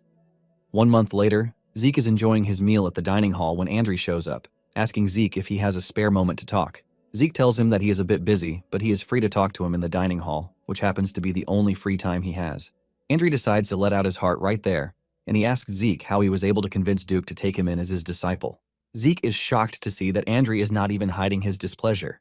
Zeke understands that Duke hasn't accepted Andri as his disciple yet, and the news of him becoming Duke's disciple might have gotten Andri a bit anxious. Zeke then replies while munching on a big steak, telling Andri that he didn't do anything. He claims that he was just on his own when Duke came to pick him. Andri doesn't want to believe this, and he concludes that Duke picked Zeke because he is pure blood. The moment Zeke hears this, he gets pissed off about the fact that Andri is suffering from an inferiority complex. Andri cuts in, asking Zeke if he is done talking, but Zeke lets him know that he still has a lot on his mind that he wants to say. Zeke asks Andri if he thinks Duke is a man who would pick someone for such a simplistic reason. Zeke lets Andri know that being able to become Duke's disciple is a result of his own exceptional abilities. Zeke wipes Andri by telling him to work on himself instead of being salty that he was picked. After he is done talking, Andri is left shattered, but he can't argue, since Zeke is telling the truth. Later that evening, Zeke arrives at the gym house to find Andri running laps around the arena, and he looks absolutely exhausted. Zeke is forced to ask Duke what exactly is going on, and Duke mentions that he is also in the dark. Duke reveals that Andri just showed up, telling him that he is good with being his servant as long as he gets to stay at Duke's side. Duke confesses that he told Andri to run 300 laps without aura, which is how he ended up exhausted the way he is. Duke admits that Andri is a tenacious dude. On the other hand, Zeke is also impressed that Andri chose to work on himself instead of feeding his ego because he is talented. Some days later, the students all gather in preparation for the Patriarch's visit to the academy. The moment Arthur reaches the entrance, the announcement echoes through the whole gathering to tell them that the Patriarch is entering. The guards open the carriage door, and Arthur emerges from the exclusive carriage. Howard bows to welcome the Patriarch, and everyone else joins him in greeting the Master of the Drakers. Arthur's presence alone is filled with so much aura and pressure, and the subtle removal of his hand from his pocket alone is a testament to this. Arthur pats Howard on the shoulder, complimenting him for his hard work. Howard remains humble, telling Arthur that what he does is nothing compared to what he does. Arthur accepts the gratitude, telling Howard that he is the only one who understands how things are. Howard then suggests that they go inside, but before he even finishes saying this, Arthur cuts him off. Arthur levitates into the sky to address the cadets and to make sure that he aura farms. After he has done aura farming, Arthur tells Howard that they can finally go inside. Later on, Arthur summons Zeke to his chambers, and when Zeke appears, he greets Arthur in the traditional way. Arthur is pleased to hear this because no one does the greeting the way Zeke does it again. Arthur urges Zeke to have his seat, and because he heard that he liked tea, he prepared tea for him. Zeke thanks Arthur for his hospitality, but deep down, this gets Zeke worried because he now realizes that everything he does is being reported to Arthur. Apparently, there is a saying that there may be things that the Emperor is not aware of, but the Master of the Drakers knows all. Arthur then tells Zeke that he summoned him because he heard that Duke has taken him as his disciple. Zeke is surprised to see that Arthur is going straight to the point, but he plays along too. Zeke replies, saying Duke did him a great favor by taking him as his apprentice. Arthur then tells Zeke that he doesn't know his endgame yet, and Zeke reveals that he is aiming to become the strongest person on the continent so he can live freely the way Arthur is. The moment he says this, there's a sudden change in atmosphere, and Arthur asks him if he is aiming to surpass him too. Zeke almost crumbles under Arthur's aura, which is called an astral sword. This is a power that is said to give one power over all living beings within its radius, making it the pinnacle of aura usage that only Black Knights can reach. Even with the immense pressure pushing down on him, Zeke is still able to pull himself together, telling Arthur that he aims to surpass him too. After Zeke has given his answer, Arthur pulls back his aura and admits that Zeke's declaration is the most interesting thing that he has heard in ages. However, Zeke is totally blown away because this is the first time he is going to see what it means to be the Patriarch of the Drakers. Arthur then reveals that he intentionally came to the Academy to support Zeke and the Academy itself. While Arthur is saying all of these, Zeke is busy thinking about what just happened. Zeke has always thought Duke was a strong dude, but he has realized that Arthur is on another level of his own. Arthur then whips out a black card, telling Zeke that it is his reward for becoming Duke's disciple. Zeke is shocked when he sees a black card sitting in front of him because he knows what this means. A black card is basically a credit card given only to a very select few, and Zeke never thought he would see one in person. The card alone gives incredible benefits, and to make it sweeter, it has no limits. Arthur then tells Zeke that he is going to register the card under both their names so Zeke can use it freely. Zeke excitedly thanks Arthur, assuring him that he is only going to use the card when necessary. Deep down, Zeke knows that Arthur is not giving him the card because he is nice, but because he wants to monitor him, since using a credit card will leave a record. At the same time, Zeke is relieved that Arthur is using such a method instead of using the Black Marshal Squad, which is a clear indication that Arthur doesn't see him as a threat yet. After handing over the card, Arthur tells Zeke that he is free to leave so he doesn't waste his time since he is training to become the strongest on the continent. Zeke thanks Arthur, and he excuses himself from the room. After his departure, Duke appears from where he has been hiding and he scolds Arthur for being such a trash father. Duke is not pleased with the fact that Arthur has abandoned Zeke since he was a kid, and he is suddenly playing the role of a father figure. Arthur teases Duke, telling him that he just defamed his character, but Duke doesn't really care. Arthur admits that Duke is the only person he can actually talk to without worries. Arthur then whips out a drink, suggesting that they have a drink while they continue their conversation. Duke's mood immediately lights up because Arthur whipped out an expensive drink. While they are drinking, Arthur asks Duke if he is aware of the things that have been happening on the continent, but Duke says no, since he has been holed up in the academy. However, Arthur doesn't believe it because he knows that Duke has eyes and ears everywhere. Duke then replies that Arthur already knows this, and he is still asking him a dumb question. Arthur mentions that the Emperor has gone crazy over his search for immortality, and he is basically looking all over the continent. Arthur asks Duke if he thinks the Emperor will later find what he is looking for. Duke replies that there is no possibility of this because magic can only make one young, but there is no way one can become immortal. Arthur agrees with his friend, but reveals that the Emperor is after a relic that is related to the Elder Dragon. When Duke hears this, he is left in total shock, showing just how crazy everything sounds. Meanwhile, Zeke is standing close to the room, and he is using one of his skills associated with superhearing to listen in on their conversation. Duke then asks Arthur if he thinks the Emperor has found the relic already, and Arthur says there is a possibility of this. Arthur says the Order of Black Knights reported that the relic is most likely within the northern continent. Arthur mentions that the Emperor has not received the information yet, but he is pretty sure that he will very soon. Arthur says this reminds him of how the Emperor started a war to unite the continent when he ascended the throne. The Emperor only stopped the war after he had made sure that he had taken over half of the central continent. Duke says he assumed that the Emperor would give up on such a dream, but he no longer knows what to believe. Duke says that if there is the possibility that one of the relics can truly grant immortality, Arthur lets him know that the continent would go up in flames yet again. Because of how important this is, Arthur himself is going to the north. Duke is shocked to hear that Arthur is going to leave his seat empty, knowing that the Emperor can go wild at any given time. Arthur then reveals that it is because of this reason that he came to see Duke. Duke finally understands where his friend is heading, and the two raise a toast to this. Meanwhile, Zeke is already feeling the effects of using the hearing skill. He falls to his knees in exhaustion, and he is disappointed that the side effects of the skills still remain even after he absorbed the heart of Bahamut. Zeke then remembers the conversation between Arthur and Duke. He immediately figures out that the relic the Emperor is looking for is the same one he got his hands on before he regressed. It finally dawns on him that he stole the relic that the Emperor was looking to make his wish come true. Zeke has been hell-bent on revenge that he didn't think about this.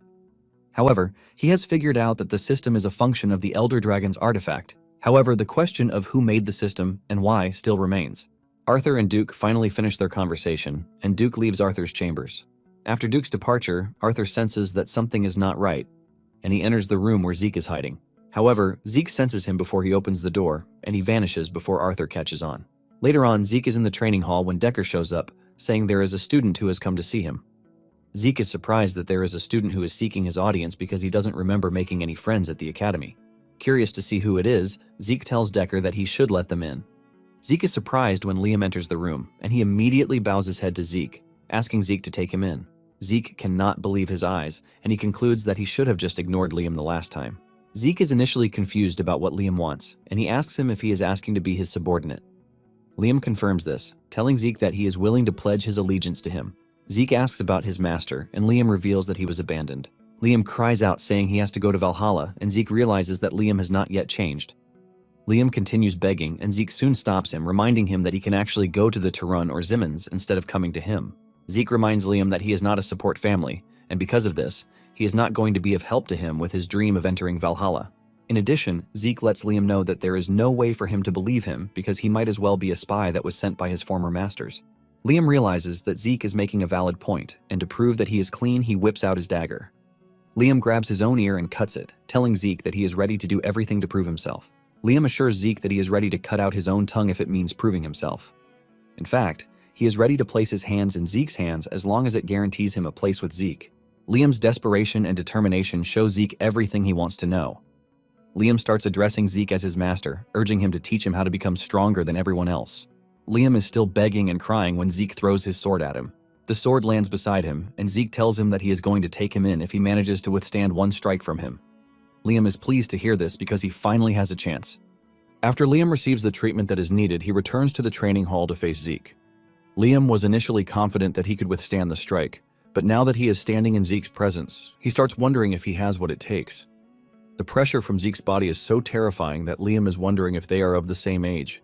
Liam is shaking from Zeke's aura, and he is barely breathing, but he has no intention of running. Just then, Zeke dashes at him, and Liam manages to hold out for a second before Zeke disarms him. With his sword on the ground, Zeke berates Liam, asking him if that is all he has to offer. Nonetheless, Zeke can see that Liam is actually determined, but Zeke lets him know that it would be better for him to give up on Valhalla. Deep down, Zeke is starting to believe the fact that Liam was discarded by his master. This is because Liam descended from a distant branch family. In fact, he wouldn't have had the chance to enter the cradle if he weren't Jaken's assistant. Zeke is pretty sure that the Academy would have no issue expelling Liam, since they were able to expel a direct descendant like himself. Zeke is thinking about all these when Liam suddenly grabs onto his leg, desperately begging that Zeke take him in. Zeke starts wondering if there is a reason Liam is begging him the way he is. Zeke remembers that in his past life, Liam was expelled, but in the end, he became a mercenary king. Liam refuses to let Zeke go as he bawls, begging to be given one more chance. Realizing that Liam is not ready to give up, Zeke tells him that he is willing to give him one more chance. However, Zeke tells Liam that there is one condition to this. Since Liam promised to do whatever Zeke wants, Zeke tells him to cut off his right arm. This condition sends a wave of shock through Liam's body, and Zeke notices it. Zeke asks him if he values his right arm so much, which is why he is hesitating to cut it off. Zeke also knows what he is doing because he is basically telling Liam to forget about becoming a swordsman, and Zeke believes that Liam would not do this if he were in the right state of mind. Realizing that Liam is hesitating to do what he wants, Zeke tells him to leave because he needs to train. Zeke wonders why Liam is so desperate, but at the same time, he is pretty sure that Liam would go on to be great. Zeke assumes that Liam is leaving, but he is shocked when he sees Liam grabbing his sword. Thankfully, Zeke doesn't think Liam is bluffing, which is why he is able to react just in time to stop Liam from cutting off his right arm. Zeke disarms him and screams at him, asking him if he has lost his mind. Zeke asks him what he would have done if he had gone back on his word, and Liam says he is ready to do anything because he might lose something more important than his arm. Zeke is pissed that Liam is risking his life, and he tells him never to do something foolish again, or else he is going to toss him out. This is when it dawns on Liam that Zeke has accepted his request to take him in. Zeke then tells him to follow him because it would be bad if people see his so-called subordinate without an ear. Zeke takes Liam to his room, where he gives him a potion to drink, and his ear is healed. Liam is grateful for getting such an expensive potion from Zeke, but Zeke urges him not to worry about it. Zeke then asks Liam what it is that he values more than his life. Liam comes clean, saying it is his mother. Apparently, a few days after he was abandoned by his master, he heard that his mother had collapsed from a high fever. Fortunately, the fever broke, but after that, her entire body got covered in rose-like red spots. Because of this, she is growing weaker day by day. It turns out that the village healers don't even have an idea of what to do because they don't know the nature of the disease. Zeke then asks him why he wants to go to Valhalla. Liam mentions that Valhalla students and their families are given the greatest medical treatments that are available on the continent. It turns out that Zeke knows about this because 5 years later, the whole central continent will be plagued by rose disease. It is a highly contagious disease with a high fatality rate. Because of this, countless people will lose their lives, but a radical treatment later showed up, putting an end to the disease.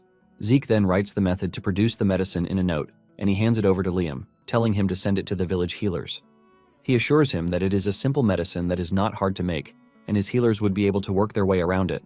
Liam is thankful for the medicine, but he is surprised by how Zeke knows how to cure it when the healers don't even know the name of the disease. It turns out that the genius alchemist brothers Al and Jeff were the ones who later invented the treatment for the disease. However, the Greedy Alchemists Association took advantage of the desperate people's lives to profit from them. The moment the brothers hear this, they angrily reveal the production method for the medicine, and it spreads across the whole continent to the point where someone like Zeke could even get his hands on it. To answer Liam's question, Zeke doesn't give him a straight answer, but he avoids the question. Since Liam already has the cure for his mother's disease, Zeke believes that there is no need for him to go to Valhalla or even be his subordinate again. However, Liam disagrees, telling Zeke that his life now belongs to him. Zeke is pleased when he realizes that Liam has just sworn an oath of loyalty to him, and having the mercenary king as his subordinate is a big catch. Zeke then tells Liam that he expects him to perform well because failure to do this means he gets dumped. Determined to prove himself, Liam assures Zeke that he is going to do his best. Later on, Owen visits Howard in his office, claiming that he has something important to propose to him. Owen suggests that Howard increase the difficulty for the semester's examination. Howard asks him why he is suggesting such, and Owen claims that the first-year students are skilled. In addition to this, there are 2 pure-blood awakeners among the first-year cadets. Because of this, he believes that the examination must be more difficult than last year's exam. Howard wastes no time taking this into consideration, and he commends Owen for his ingenuity. After Owen is gone, Howard finally realizes why Owen came up with the suggestion. Howard is glad that Owen is thinking the way he is, because they are both aiming to kill Zeke before he becomes a problem for them in the future. Soon afterward, the semester exam arrives, and this is a day when the cadets are expected to explore the dungeons. The exam is performed only in the academy, and groups of 2 people have to escape a dungeon within the allocated time. There are a bunch of difficulties when it comes to these dungeons, and each group is assigned at random. Zeke and Liam are partners for the exam, and Zeke asks Liam if he is nervous. Liam admits that he is a little nervous, and Zeke assures him that it is normal. He lets him know that a bit of nervousness will help him stay on his guard. When it is Zeke and Liam's turn to enter the dungeon, the instructor tells them to wait. He then points them in another dungeon entrance, which is different from the one the others are using. Zeke initially hesitates, but finally decides to follow the instructor's order. Apparently, the difficulty varies from dungeon to dungeon. However, they are all under the management of the Draker, which means there isn't much danger. In addition to the fact that the mission is time-limited, each group is given a timer that activates the moment they enter, and everyone is given 96 hours. Since battle skills are graded, cadets can earn points by bringing the heads of monsters that they defeated while in the dungeon. However, the most important part of it all is leaving the dungeon, because failure to escape the dungeon within the time limit means they have failed the exam. After they have settled in and eaten, Zeke tells Liam to sleep. Liam initially disagrees because Zeke is the one who prepared everything, but Zeke assures Liam that he will be fine even if he doesn't sleep for 4 days. Even though Liam is hesitant, he decides to sleep just as Zeke suggested. Zeke then assures Liam that he is going to wake him in case anything comes up. It turns out that they have been in the dungeon for 16 hours already. In addition to this, Zeke has been training non-stop before the day of the exam, and he has stayed up for 3 days already. To add everything together, Zeke has been up for 90 hours already. Zeke knows that the infinite stamina skill only helps recover physical fatigue and not mental, which means he has to sleep to avoid any risk that might come up later. Zeke concludes that he is going to switch with Liam once he wakes up. However, he ends up dozing off, and he suddenly finds himself in a strange dream where chaos has taken over everywhere. There is also a strange bell that rings in the dream, and when Zeke finally wakes up, he expresses his frustration that he keeps having the same dream. Suddenly, it dawns on him that he heard a bell, and his senses immediately come to life. He wastes no time quenching the fire with water, and he wakes Liam, telling him that an enemy is approaching. Zeke tells Liam that he is going to check out the enemy, but he urges him not to light the fire. Zeke then quietly walks to cover to try to assess the situation. He figures out that using the dragon eyes would only exhaust him, which is going to be bad since the exam is going to take 4 days. Zeke believes that adjusting his eyes to the darkness will be much better. Zeke calms himself so he can understand his surroundings, and he soon smells sulfur in the air. This alone is enough to tell him the kind of monster that is approaching them. It turns out that it is a rank 3 monster, the Hellhound, and they also hunt in packs. Zeke remembers that, in his past life, Reyna hunted an orc, but Zeke didn't think there would be Hellhounds in the area as well. Suddenly, it dawns on Zeke that something is wrong because the leader of the pack would mostly weigh several hundred kilos. However, judging from the echoes, it appears that the monster approaching them weighs several tons. Zeke starts to panic, wondering if the monster they are about to go up against is a mutant. Suddenly, the walls behind him get trashed, causing him to leap away to avoid getting crushed. The expression on Zeke's face gets Liam worried. Deep down, Zeke is aware that the Zimmons are after him, but he still doesn't know what they have planned for him. Just then, the monster emerges from the rubble, holding the head of a hellhound like it is nothing. Fear creeps into Zeke and Liam's bodies when they see that the monster in front of them is a freaking troll. Trolls are basically rank 1 monsters, and they are dangerous enough that they can casually take down hellhounds and orcs. The blood of a troll is also a raw material for healing medicine, and they also possess incredible regenerative powers that match this. Liam then tells Zeke that he's going to use himself as a decoy so that Zeke can run away.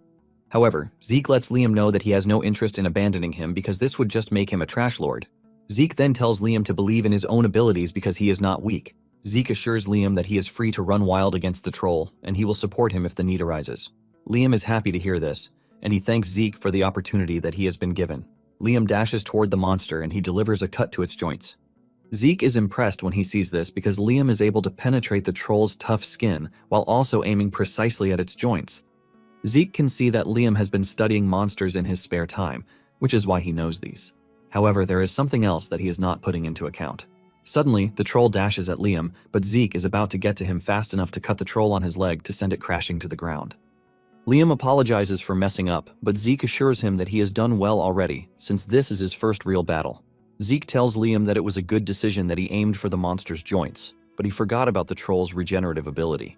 Zeke tells Liam that trolls are able to immediately heal small cuts, so he can't think he can keep up with their regeneration with just regular attacks.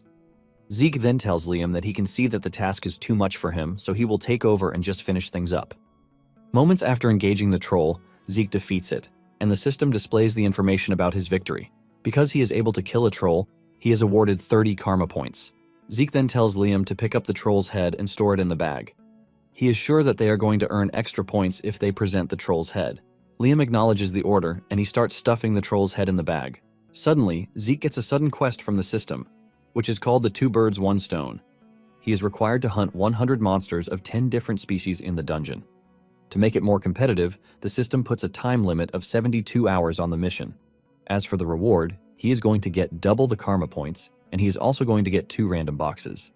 Zeke is thrilled when he sees the amount of karma points that he is going to get if he finishes the mission. To make it sweeter, he is also not allowed to kill monsters that are not hostile. Zeke checks his time and realizes that they still have 79 hours until the main exam ends.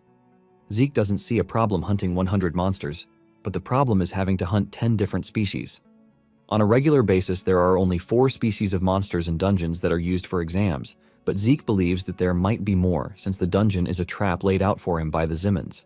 Nonetheless, Zeke admits that he has a lot of work on his hands because he has to kill monsters while also thinking of escaping on time.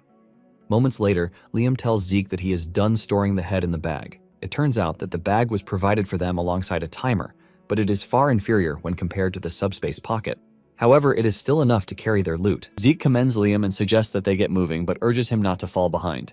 The two then continue running a rampage in the dungeon, and Zeke is enjoying every moment of it. By the time they have less than 12 hours on the clock, Zeke asks Liam if he has gained a ton of experience, since they already have loads of monsters in the bag. Liam answers honestly, saying he can't say yet. Zeke understands that it might take a while to get used to it, so he is not interested in scolding him. The mission continues, and when it is just 1 hour away, Zeke realizes that he has killed 9 species of monsters with 99 monsters, which means he still has 1 species left. Zeke has looked everywhere, but he hasn't found any, and at this point he is pissed at the Zimmons for being so useless. Zeke is even wishing that they had stuffed the dungeon with more monsters that would serve the purpose he wanted. Suddenly the ground starts giving way, and Zeke notices the path where the crack is heading. He realizes that the crack is leading to where Liam is standing, and Zeke screams at him to drop the storage bag. Liam is slow to react, but Zeke gets to him fast enough to save him and cut whatever monster it is that is under the ground. When the dust settles, Liam freaks out when he sees Zeke's left arm covered with blood.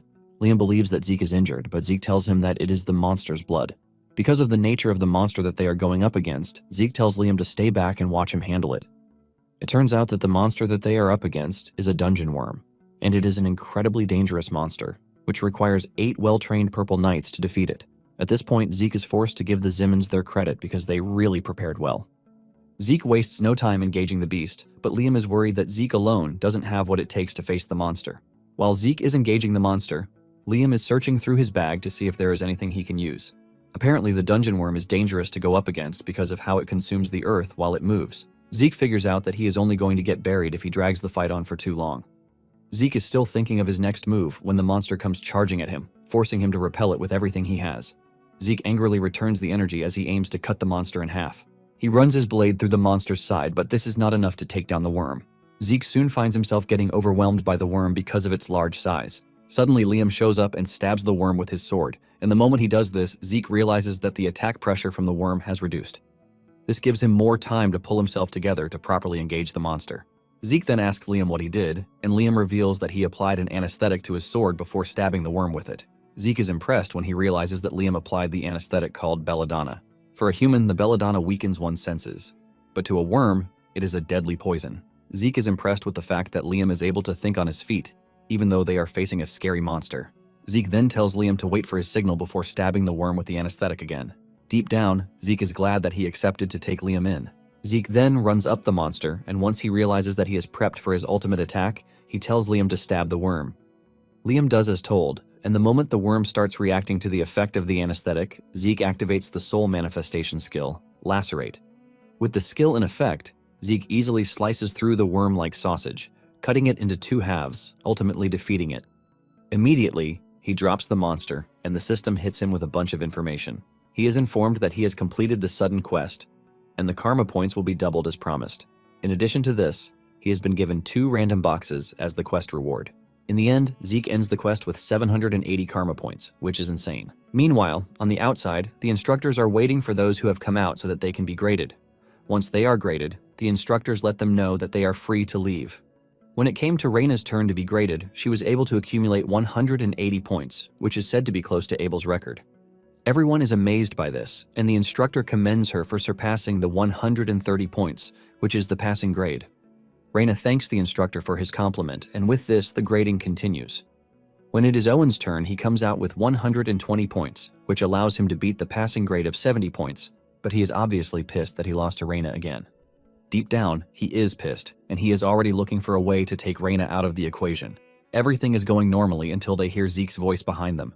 They turn around to see Zeke and Liam stepping out of the dungeon in the most bizarre way. The 2 are carrying with them the head of the dungeon worm, leaving everyone in shock and questions flying around.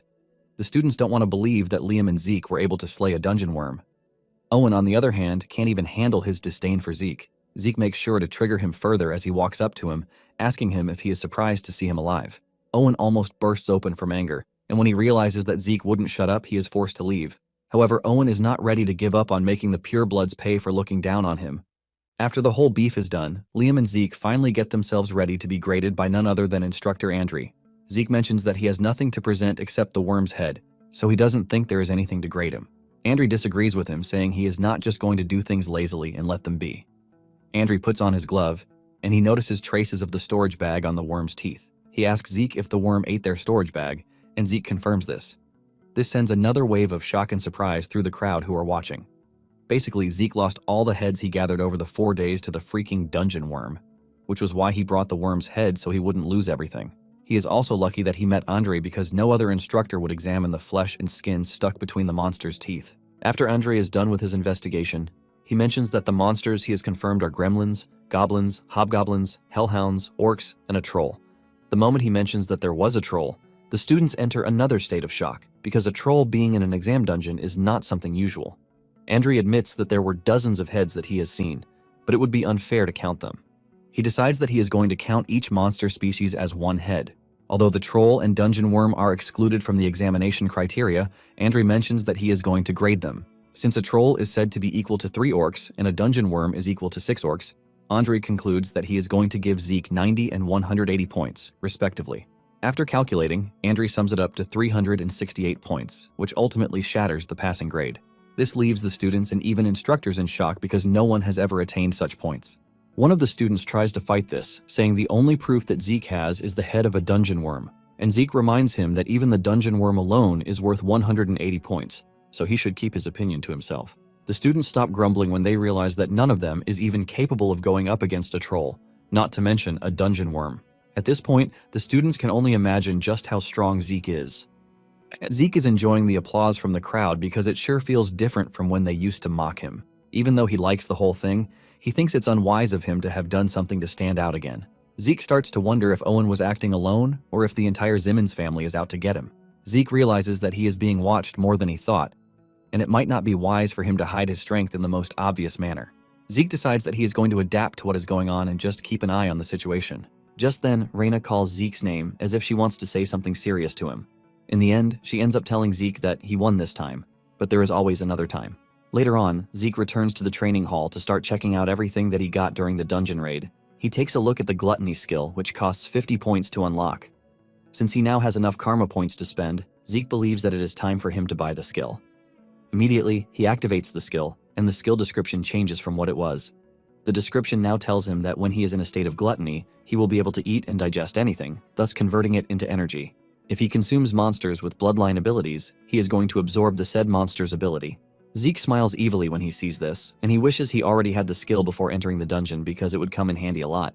Zeke decides to try out the gluttony energy conversion to see how it works. He whips out a portion of meat and he activates the gluttony skill. A dark shadow immediately surrounds him and the meat is consumed. In no time, the meat disappears into the shadow and the system informs him that he has recovered energy from the energy that he just absorbed. Zeke is shocked when he realizes that his migraine vanished in an instant, as if he had taken a nap. Even though it's only a little, he realizes that his mental fatigue has been reduced as well. After careful consideration, he realizes that the energy is working for everything, from physical fatigue to mental fatigue, and even ether. Zeke is forced to admit that the skill is definitely worth 50 points. Zeke believes that with this skill, he will be able to reduce the risk that comes with the other skills. Since he can't feel physical fatigue thanks to infinite stamina, he now has gluttony to cope with mental fatigue. Zeke wears a crazy expression when he realizes that with these skills, he will be able to train 24 hours non-stop. Zeke is about to jump on one of his training schedules when he senses Decker's presence in the room. With anger in his voice, he reminds Decker that he already told him not to disturb him whenever he is in the training hall. Decker apologizes for showing up, and he lets Zeke know that he has some important news that he has to pass along. Zeke asks him what the news is, and Decker reveals that his sword has been completed. This only adds to the joy that Zeke has been feeling, and he quickly rushes over to Galleon's place to check out the sword. Upon arriving at the forge, he demands to see the sword. He remembers that in his past life, Galleon was able to make him gram from mithril and pure iron. The sword boasts so much elegance that it is recognizable to anyone who sets their eyes on it. This time around, Zeke gave him Bahamut's fang to make a sword from it, and Zeke was already expecting something close to Graham's appearance, but sitting in the box is a dark, ugly sword with a dark aura swelling around it. Zeke grabs the sword and talks about how plain it looks. He asks Galleon if he intentionally didn't sharpen it, but Galleon lets him know that this is how the sword is. After thinking over it for a minute, Zeke asks Galleon if he thinks this is the form that best suits him, and Galleon says yes. Since they both understand each other, they didn't have an issue over it. Galleon then reminds Zeke that the sword has no name yet. He actually tried naming it, but just couldn't come up with a name for it. Galleon suggests that Zeke name the sword himself, and this shocks Zeke. Zeke remembers that Galleon was the one who gave Graham the sword elegance himself. However, Galleon's inability to think of a name for the sword shows that everything is totally different. Since he is the one who's going to name the sword, Zeke decides that he has to think of a totally different name for the sword, and he can't use Graham just like before. Just then, Zeke cuts his hand, shocking Galleon because he doesn't know what Zeke is doing. On the other hand, Zeke is trying to see if he can deactivate the healing factor since it's still his own skill. To his surprise, the system reacts to his thought and tells him that the passive activation of the healing factor has been temporarily put to a halt. Since the healing factor has been disabled, Zeke is able to spill his blood on the sword. Galleon is shocked to see this because what he is witnessing is the sword naming ritual, which is a traditional dwarven rite in which one grants a weapon a name. The owner usually infuses their blood with their energy and their aura or mana to have it drip onto their sword to initiate the ritual. The moment the ritual begins, the initiator would enter into the depths of their unconscious mind and spend time there until they are able to pick a name. Galleon is impressed with the fact that Zeke knows about this ritual, since it is an ancient dwarven rite that has long been forgotten, thanks to how dangerous it is. Zeke soon finds himself in the endless space where he is supposed to pick out a name for the sword. Surrounding him are a bunch of names that he can pick out from, and Zeke figures out that he has to pick a name that will stick with him. While traversing the space, Zeke finally finds the name that suits his sword best, and this is the Stygian blade, Bahamut. The system immediately registers the sword as an item the moment Zeke picks a name for it. Zeke cannot believe that he somehow picked the name of an evil dragon for his sword. After he is done, Galleon commends his knowledge of how he knows about the dwarven rite. Zeke claims that he only happened to come across it while studying dwarven history. To stop the bleeding, Zeke ties bandages around his arm, which is weird to see because it has been a long time since he used bandages. Galleon then urges Zeke to rest in the reception for a bit because he has something that he would like to give him. Zeke assures Galleon that he is not in a hurry and that he can take his time.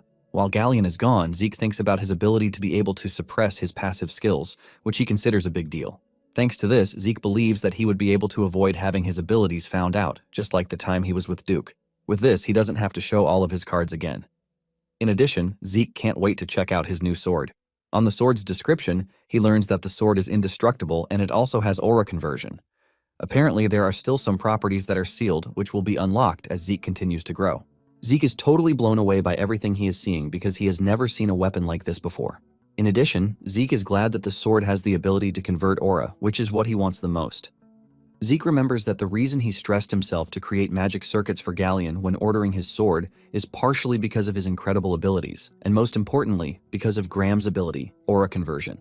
Basically, the sword will be able to convert any kind of energy into aura, whether it is mana or ether. Even though he was not born with aura, the aura conversion ability helped him reach the level of the Black Knights. Moments later, Galleon returns, and he is still apologizing for coming late when he sees Zeke doing something incredible. Zeke has engulfed his sword in a clear aura, which is something a purple knight would struggle with, but Zeke is doing it effortlessly.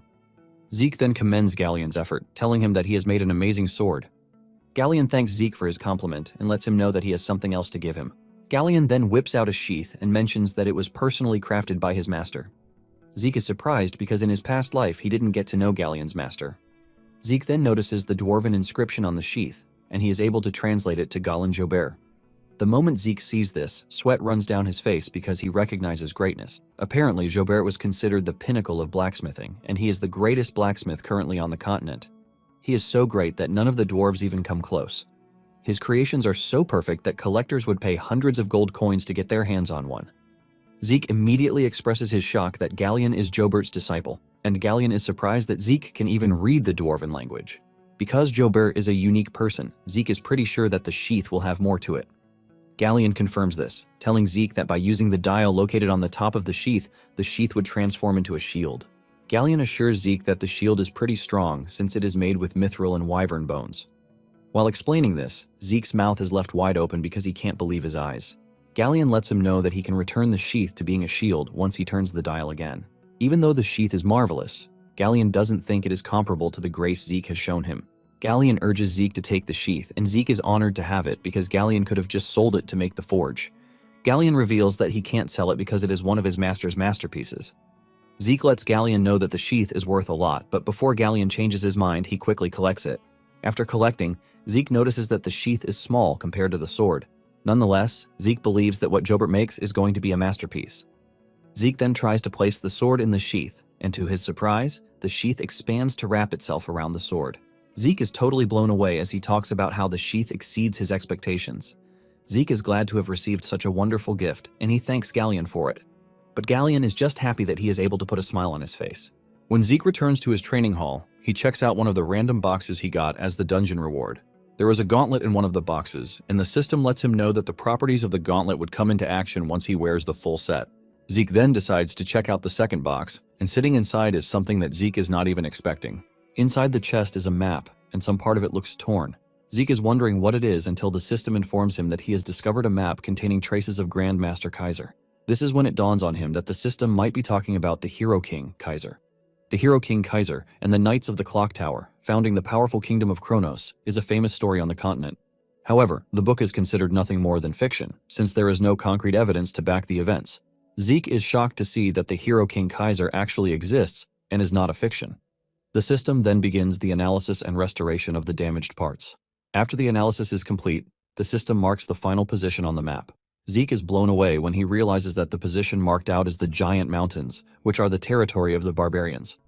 Suddenly, the system informs Zeke that the tutorial is going to be concluded because of his skill. After this, the system informs him that he has discovered a potential quest item.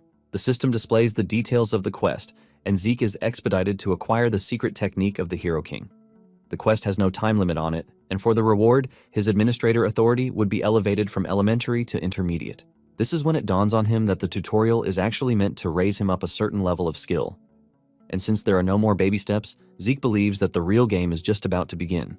Because the reward is quite tempting, Zeke makes it his mission to claim everything that can be claimed. Zeke decides that the first thing he is going to do is to use the points that he has saved up.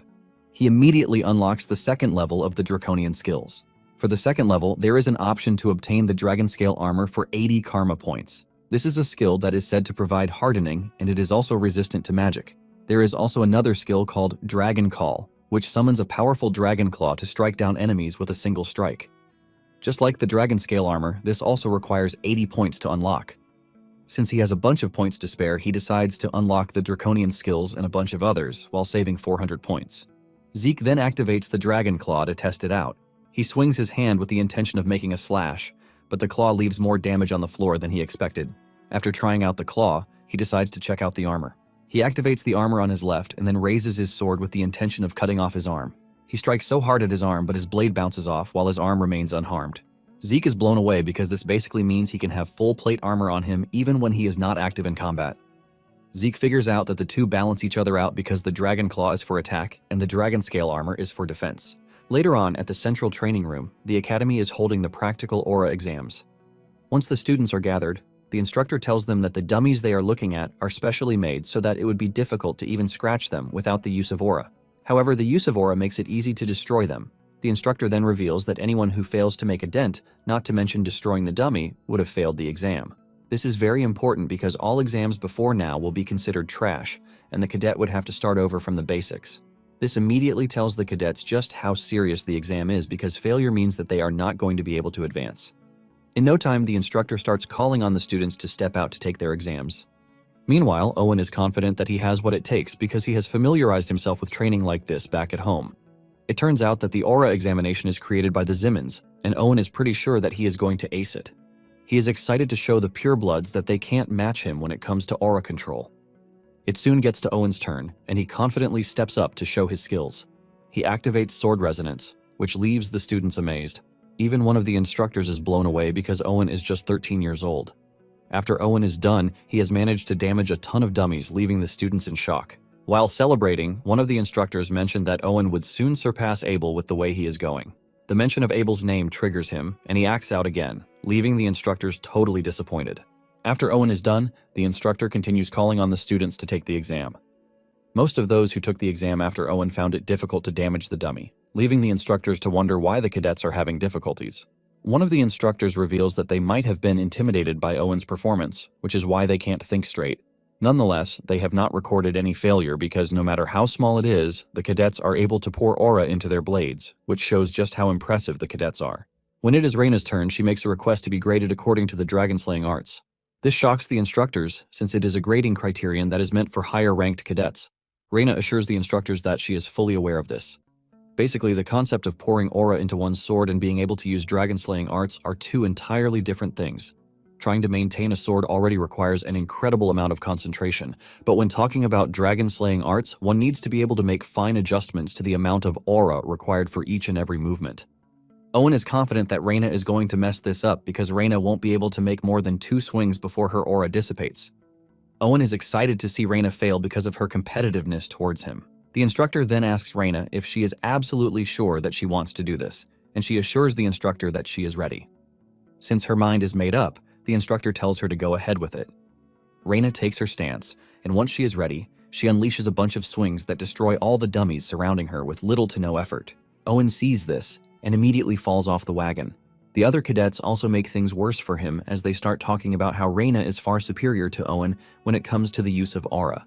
Deep down, Owen is seriously hating, and this even leaks out. However, it soon dawns on him that Reina doesn't give a damn about him when he sees her pointing her sword towards Zeke, who is standing behind him.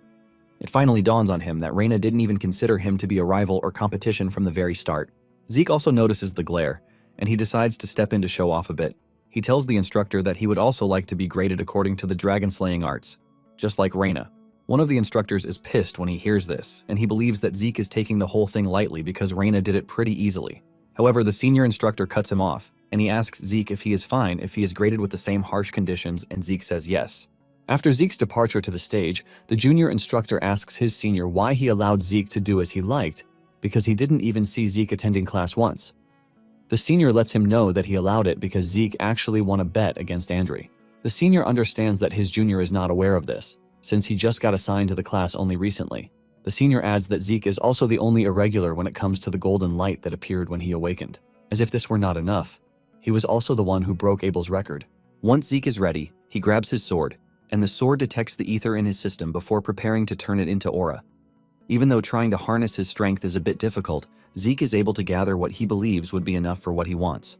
Zeke raises his sword, and to everyone's shock, he activates the first verse of the dragon-slaying arts, Sky Slice. One of the instructors cannot believe what he is staring at because Zeke appears to have perfected the technique to a level that is even comparable to Andre.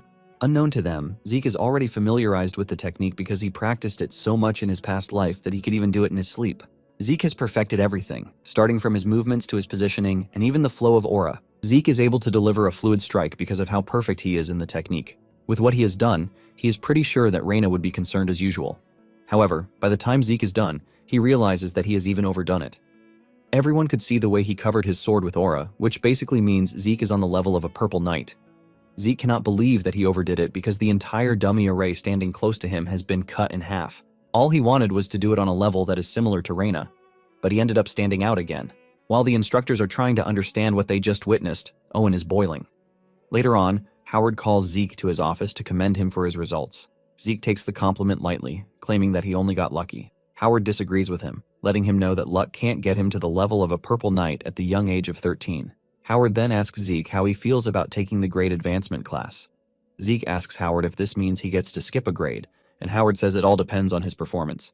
Apparently, he can skip more than one grade if he performs exceptionally well. Zeke is glad that Howard took the bait, and this is all thanks to the fact that he made himself stand out. Since this is what he wants from the very beginning, Zeke tells Howard that this is what he wants. While leaving the office, Zeke is pretty sure that Howard has something planned, but he doesn't care since he is looking to play along. Just as expected, Howard has something planned for both Raina and Zeke. Soon afterward, Zeke and Raina report to the upper-class Aura training hall, and Raina wouldn't take her eyes off Zeke. Moments later, the examiner for the exam shows up, and he is introduced as Sir Owl Draker. The moment he set his eyes on Owl, he recognized him as a man known as Dieback Blade. In his past life, Zeke had run into Owl burying dead soldiers.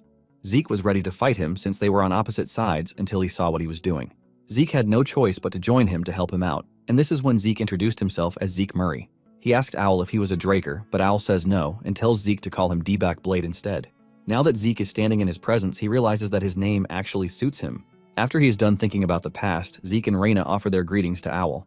Zeke is surprised that an upper-class knight has been called upon for the first-year grade advancement exam. Basically, the supporting pillars of the Draker are the upper-class knights, and it is imperative that one possess power, fame, and experience to be granted this respected title. It is basically a high-ranking position. The instructor then reveals that the exam method is one that they are used to in the Cradle, which is a swordsmanship battle. They are allowed to continue as long as they remain conscious or have not given up. Just as expected, the overexcited Raina suggests that she go first, but Owl stops her, telling her that there is no need to go separately. With a scary face and voice, Owl tells the two that they are free to come at him together. Hearing this gets Raina worked up, but Zeke urges her to calm down. He reminds her that Owl is way above their league, and in addition, the test has begun already. Zeke lets Raina know that he definitely would have lost points if he had rushed in headless. Raina then asks Zeke what she is supposed to do, and this question tells Zeke that Raina is wise enough to assess the situation. Zeke then tells Raina that there is a strategy that they can actually use in the current situation. Zeke lets Raina know that the plan is to make sure that they get Owl with a single but decisive strike. Once they are done planning their strategy, Owl pulls out his sword, which is a weird one in that part of the world. It is a single-edged sword called the Huando. Zeke is not surprised that this is the sword Owl is using, but he is impressed that he has been using it for this long. After their preparations, Zeke notices that Raina is staring at him with some level of dissatisfaction, probably because of their plan. However, Zeke doesn't mind because there is no need for pride when all they need to do is focus on their strategy. Once they are ready, the two charge at Owl from opposite directions, but even with the attacks coming from different directions, Owl is able to parry them both. Raina finally realizes what it means to be an upper-class knight, and just as Zeke had told her, she has been focusing her attacks on Owl's blind spot. However, this doesn't appear to be effective, because she has not been able to land any effective blows or even manage to scratch Owl. Frustrated about the lack of progress, Raina decides to attack Owl with the intention of killing him. To do this, she activates verse 1 of the dragon-slaying arts. However, Owl dodges the attack and lands a counterattack that sends Raina flying into the distance. Raina flies so hard that she is only stopped by the walls. The instructors rush over to check on Raina, but she assures them that she is fine. Apparently, she lost consciousness for a brief moment, and with what she has seen, she realizes that she doesn't have what it takes to create an opening at all. However, with the way Zeke is moving, he looks like someone who is capable of matching Owl. Before the battle, Raina initially disagreed with the plan, saying honor comes first, but Zeke reminds her that honor has never put food on the table. He reminds Raina that they are not knights yet, but they are participating in an exam to become one. Raina had no choice but to accept the plan since she was the one who asked for his help. However, she was worried that the plan might not work, and Zeke told her that they only have to force a situation where the plan has to work. He reminds Raina of the pebble tactics that he used against her when they fought in the Cradle. The method was only able to work because she wasn't expecting it in the first place. Zeke lets her know that the same way she fell for it is the same way Owl is going to fall for their plan. He lets her know that all she needs to do is wait for his signal. As the fight with Owl continues, Zeke activates the shadowless steps, which is Duke's technique. He runs circles around Owl, trying to get him to take the fight seriously. Suddenly, the lights go off, and this is thanks to Raina using her mana interference. Once everywhere is dark, Zeke starts aggressively, but Owl counters everything, and he doesn't look scared one bit. He doesn't think Zeke has what it takes to go against him in the dark. Suddenly, Owl starts feeling something ominous, and this is when he realizes that Zeke is also able to see. even though everywhere is pitch black. Even Owl is having difficulties maintaining his stance in the dark, but Zeke is doing it as if his vision is not disturbed in any way. While Owl is trying to figure out what is happening, Zeke is looking to try out a new draconian skill, the Dragon Claw. He is confident to use this against Owl because he believes that Owl is not one to start going around yapping about it. Zeke activates the Dragon Claw and swings his attack pretty hard at Owl, forcing him to block with everything he has. Owl cannot believe that a first-year cadet is seriously giving him a run for his money. As the fight progresses, Owl figures out that what Zeke used against him is not a sword technique. Nonetheless, this tells him that Zeke has surpassed the level of a cadet. Zeke and Owl continue exchanging attacks in the dark, but at some point Zeke realizes that Owl is already adapting to the situation, as he is now able to move freely in the dark. At some point, Owl gets a clear shot at Zeke, and when he swings his sword, he realizes that it is nothing but a shadow. Before he knows it, Zeke has placed several containers around him to impair his hearing. This makes it hard for Owl to locate Zeke in the dark, and Zeke keeps pulling up on him like a ghost. Suddenly, Zeke screams at Reyna, telling her to proceed with the next stage of the plan. Before the battle, Zeke had asked Fallon to help create a magic explosive device, which is single-use only.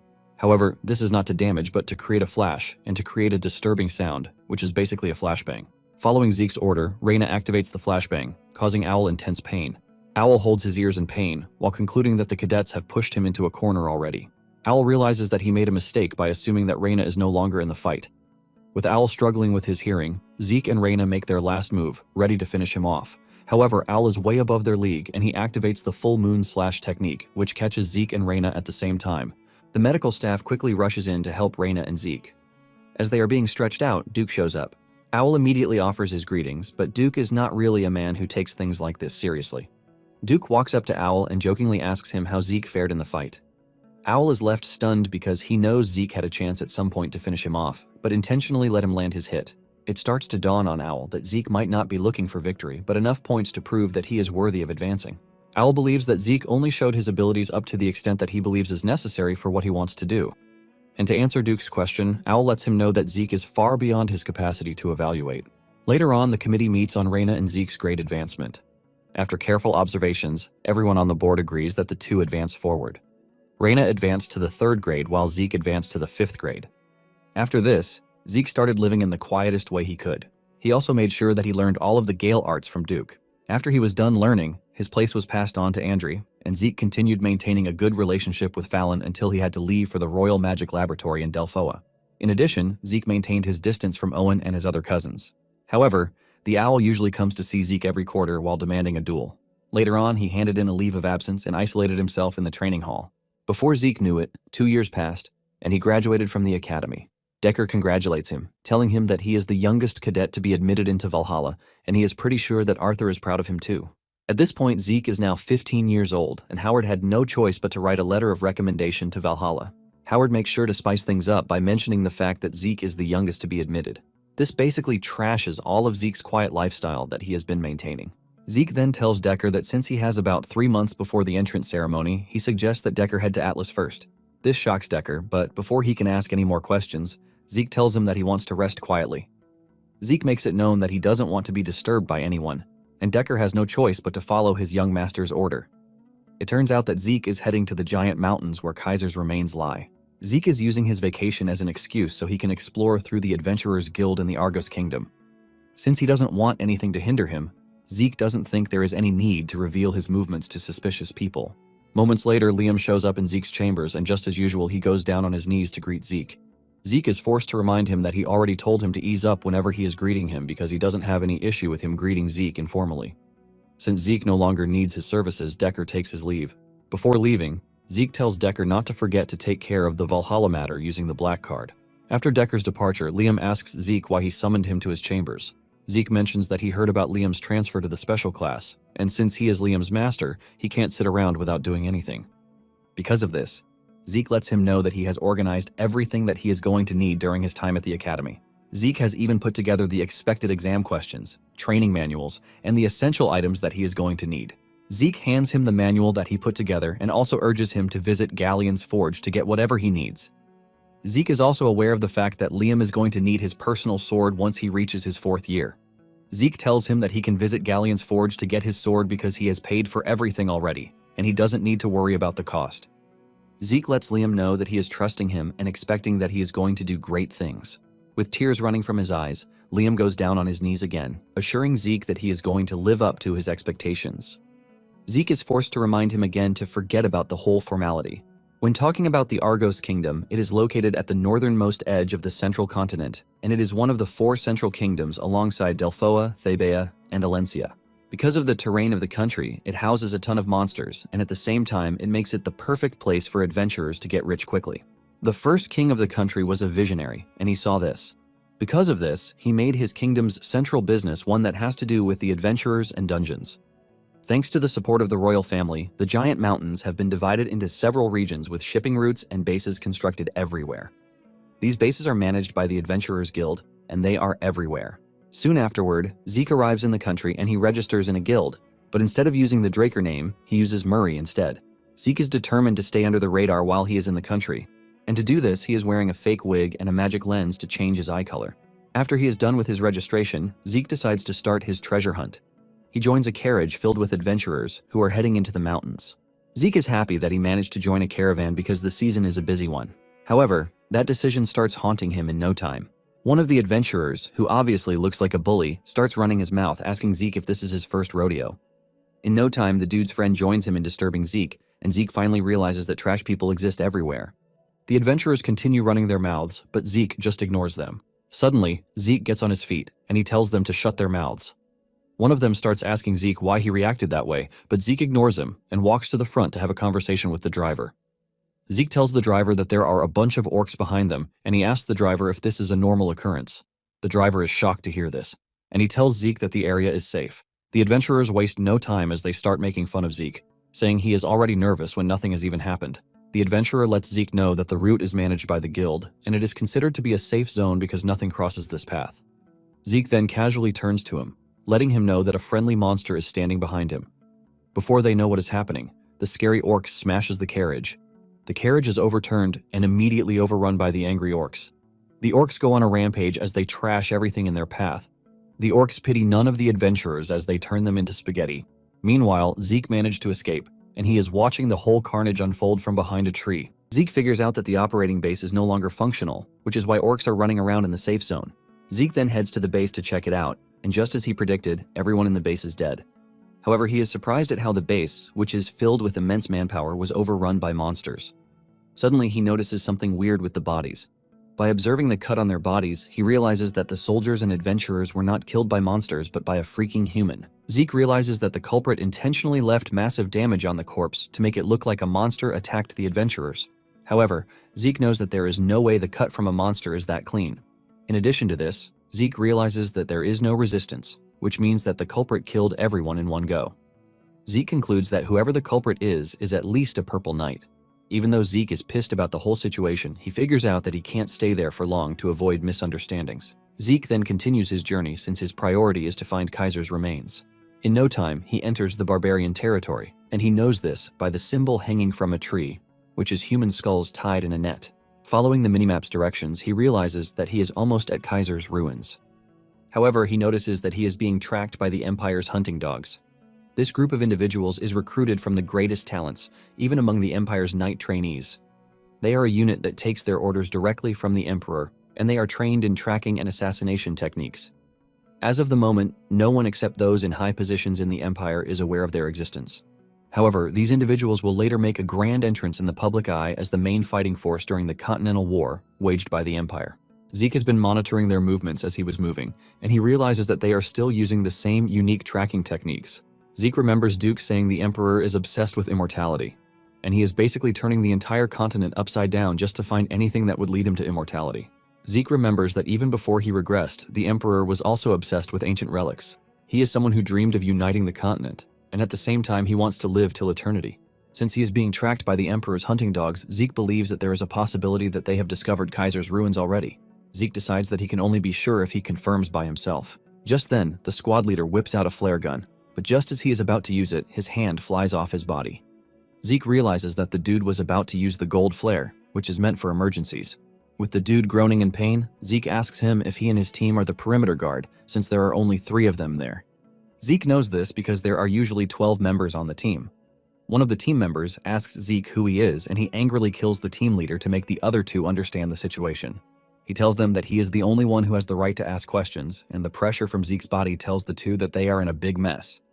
Zeke urges the two to be careful, because he can easily kill one of them and still get the information he wants from the other person. With this, he is able to coerce them into answering his question very carefully.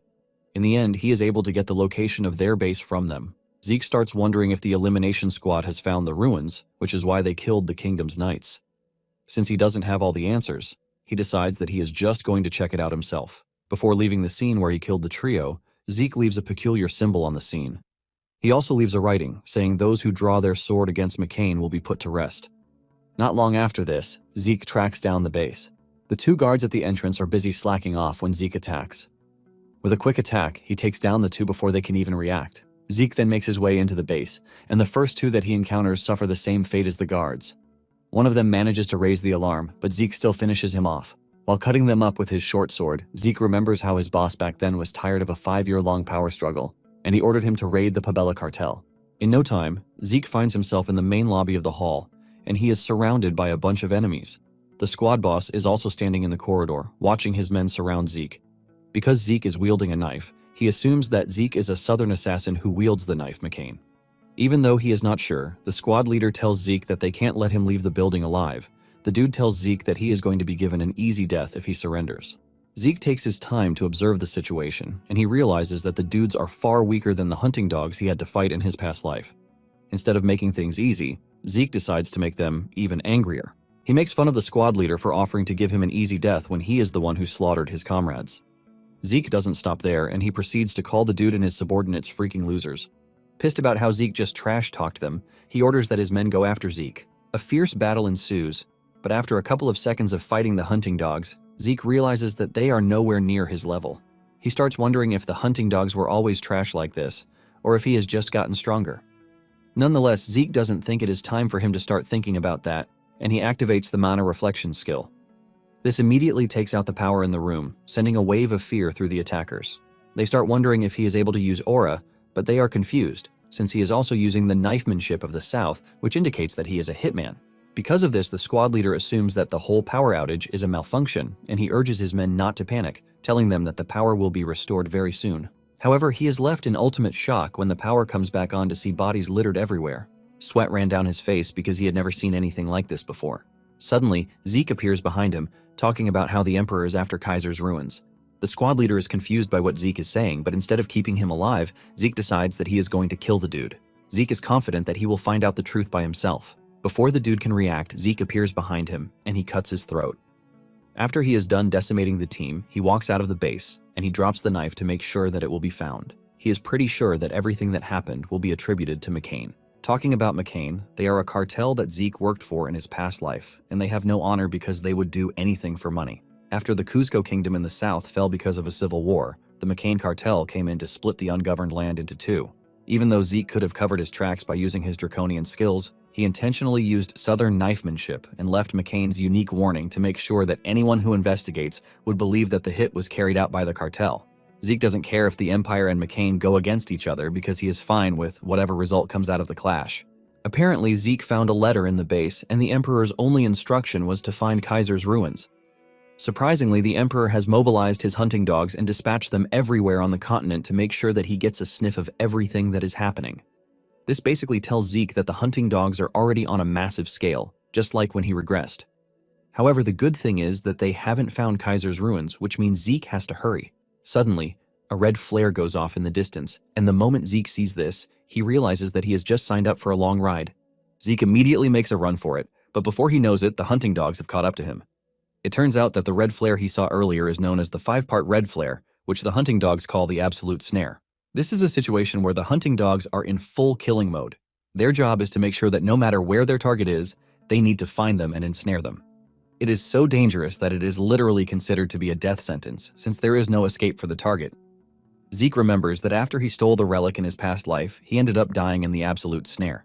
However, this time around, Zeke believes that things are different since he has the system by his side. Zeke tries to make a move, but his target easily repels his attack, forcing him to pull backwards. This is when he confirms that the hunting dogs that are currently onto him are far different from the ones he fought earlier on. In no time, Zeke finds himself surrounded by the elimination squad. After observing their movements and tactics, Zeke realizes that he can actually escape them, but at the same time, this would ruin all of his efforts to pin everything on McCain. Zeke then cooks up another plan, and to get it done, he brings out a small horn and blows into it. After this, he unleashes a smoke bomb. The squad leader orders his men to immediately go after Zeke before he does anything else. However, Zeke is too fast for the likes of them, and he is able to vanish before they even get to him. Nonetheless, the squad leader believes that the situation is still under control. He tells his squad members to stay on their guard, and he assures them that there is no escape route for Zeke as long as the absolute snare is in place. The squad leader tries to track Zeke, but he keeps hitting a brick wall. He is still thinking about what to do when one of his squad members gets squashed right beside him. This sends a wave of panic into them, and by the time they realize what is going on, they figure out that they are under attack from the barbarians.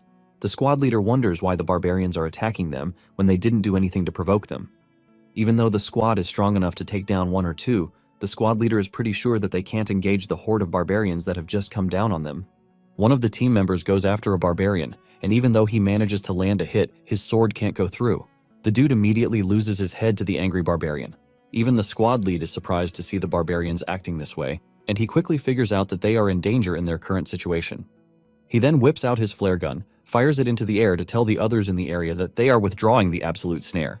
To save their skins, the surviving members of the squad make a run for it while the barbarians watch. After the whole chaos has died down, Zeke finally emerges from where he is hiding. It turns out that he managed to hide in the ground while the whole thing was unfolding. He is grateful for the fact that the plan worked out really well. Apparently, the horn that he used is known as the Barbarian's Horn. It was created to be used for communication during the chaos of battle, which basically means that it is a tool of war. In his past life, Zeke had managed to befriend a barbarian, which is how he learned to make and use the horn.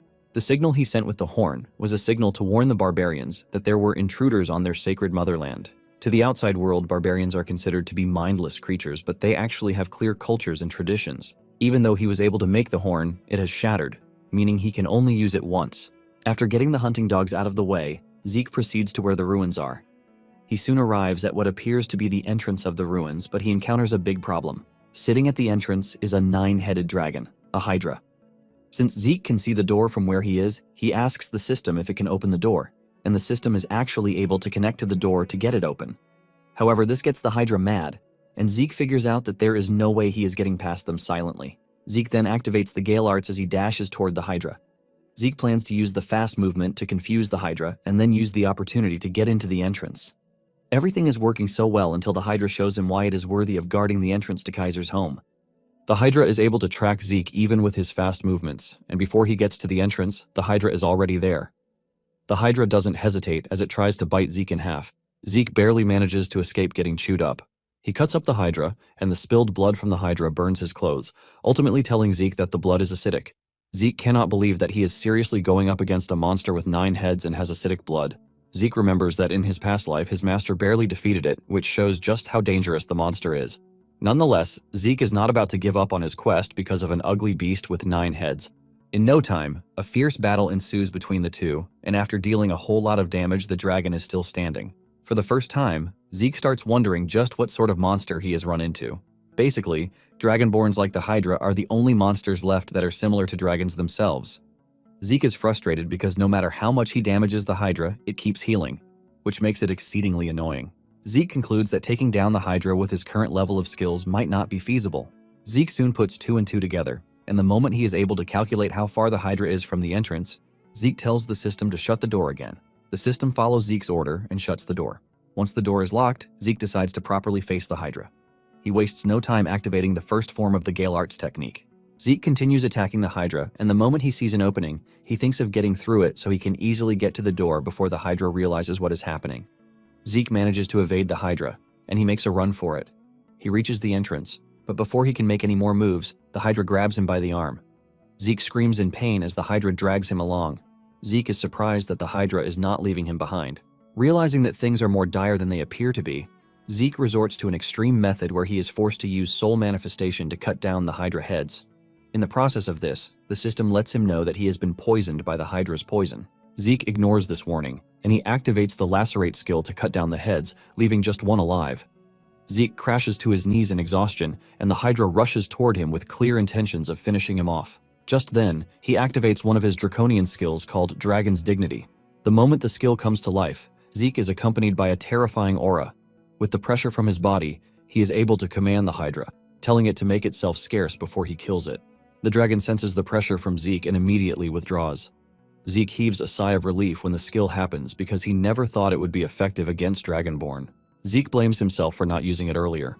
Suddenly, it dawns on him that he is getting tired even though he has infinite stamina. This is when it finally dawns on him that he is feeling very weak because of the poison in his system. The system lets him know that he has been able to strike fear into the Hydra. The system then asks him if he would like to activate the draconian skill, Control, so he can subjugate the Hydra. Zeke immediately becomes hyped from the fact that he might actually get a chance to get the Hydra under his control. Excited about the whole thing, Zeke decides to try it out.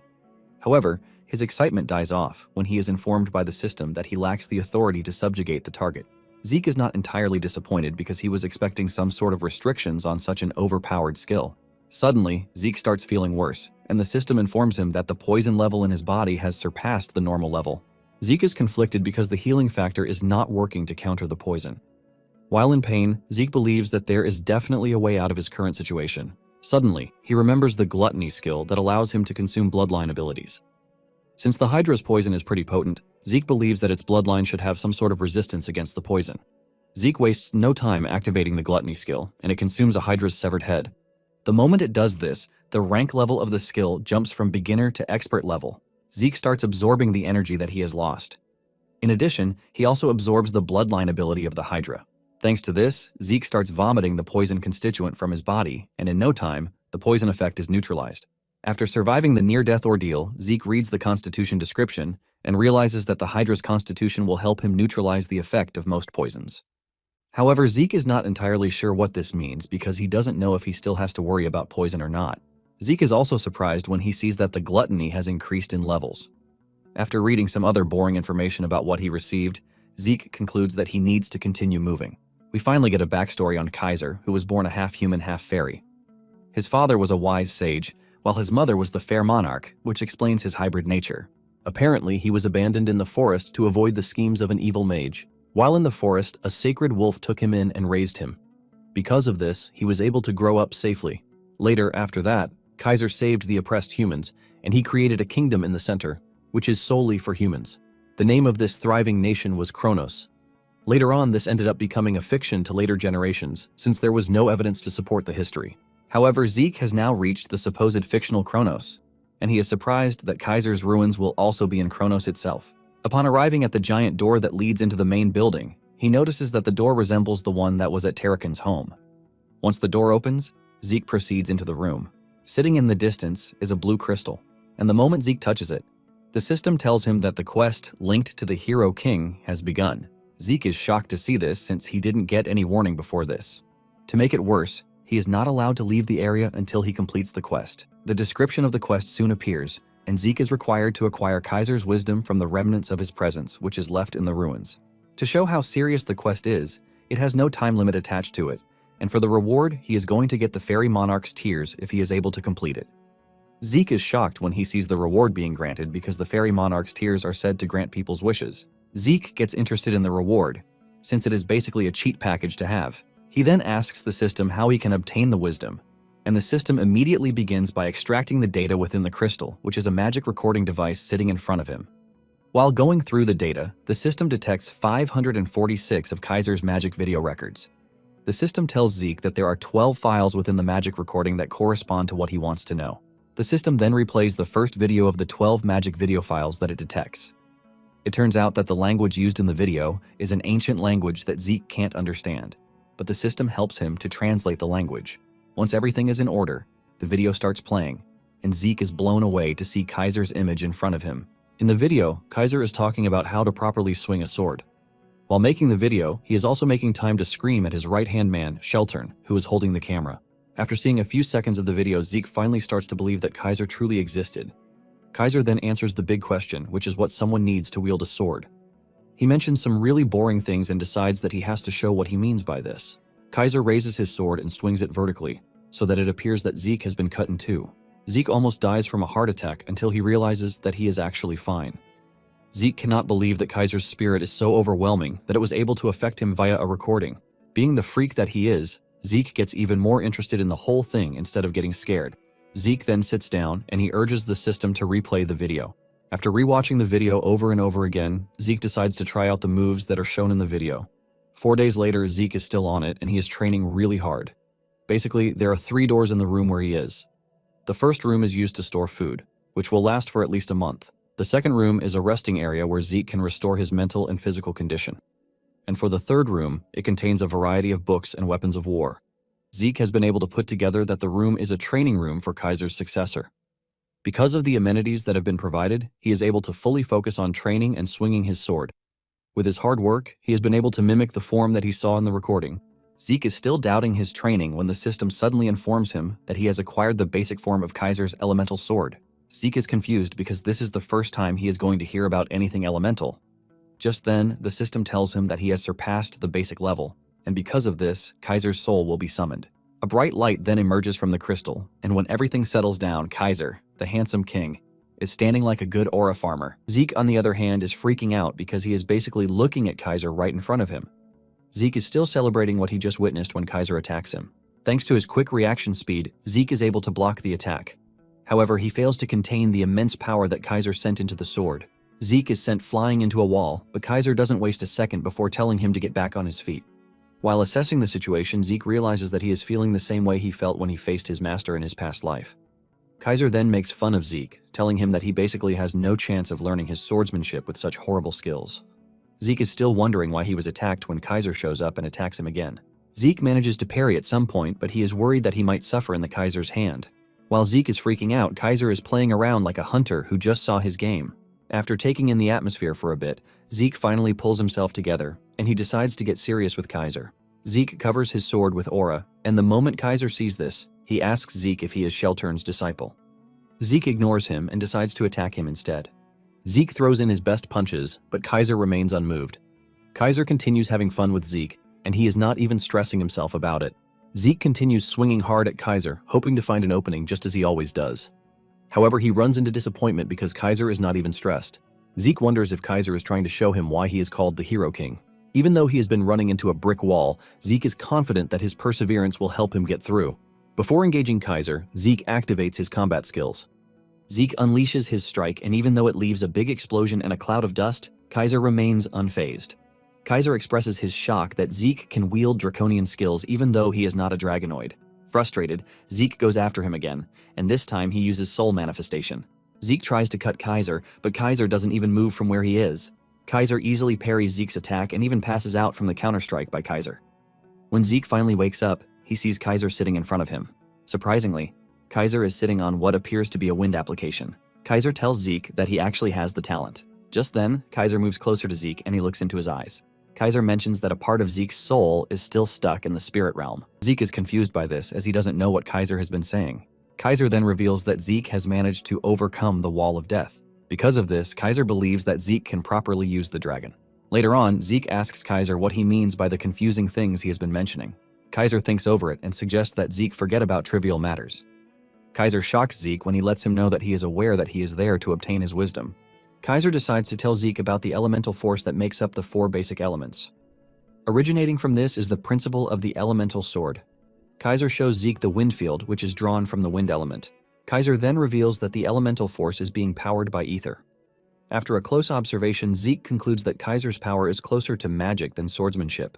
Kaiser then urges Zeke to try out the technique that he just showed him. Zeke is entirely confused because he doesn't sense ether from Kaiser, so he assumes that there is some sort of secret involved in the whole thing.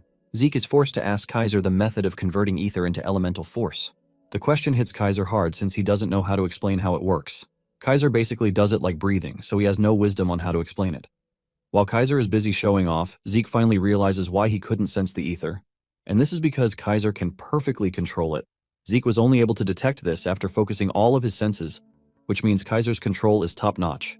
Zeke then prepares to try out the technique, and since Kaiser called his soul manifestation part of the elemental force, Zeke proceeds to use it. However, Kaiser hits him on the head for doing trash. Kaiser says he only wanted him to use elemental force, not some knockoff incantation.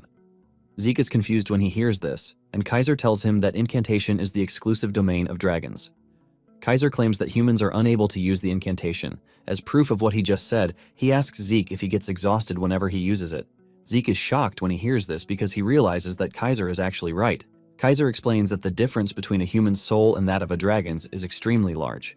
Even though a human tries to use it, they will only imitate it and produce the actual effect. Kaiser voices his displeasure over the low-grade knockoff of incantation.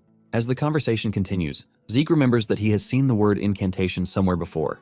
It dawns on him that when he absorbed Bahamut's heart, he saw words revealing that incantation had been obtained, but he couldn't use it. Apparently the skill is locked because he still lacks experience.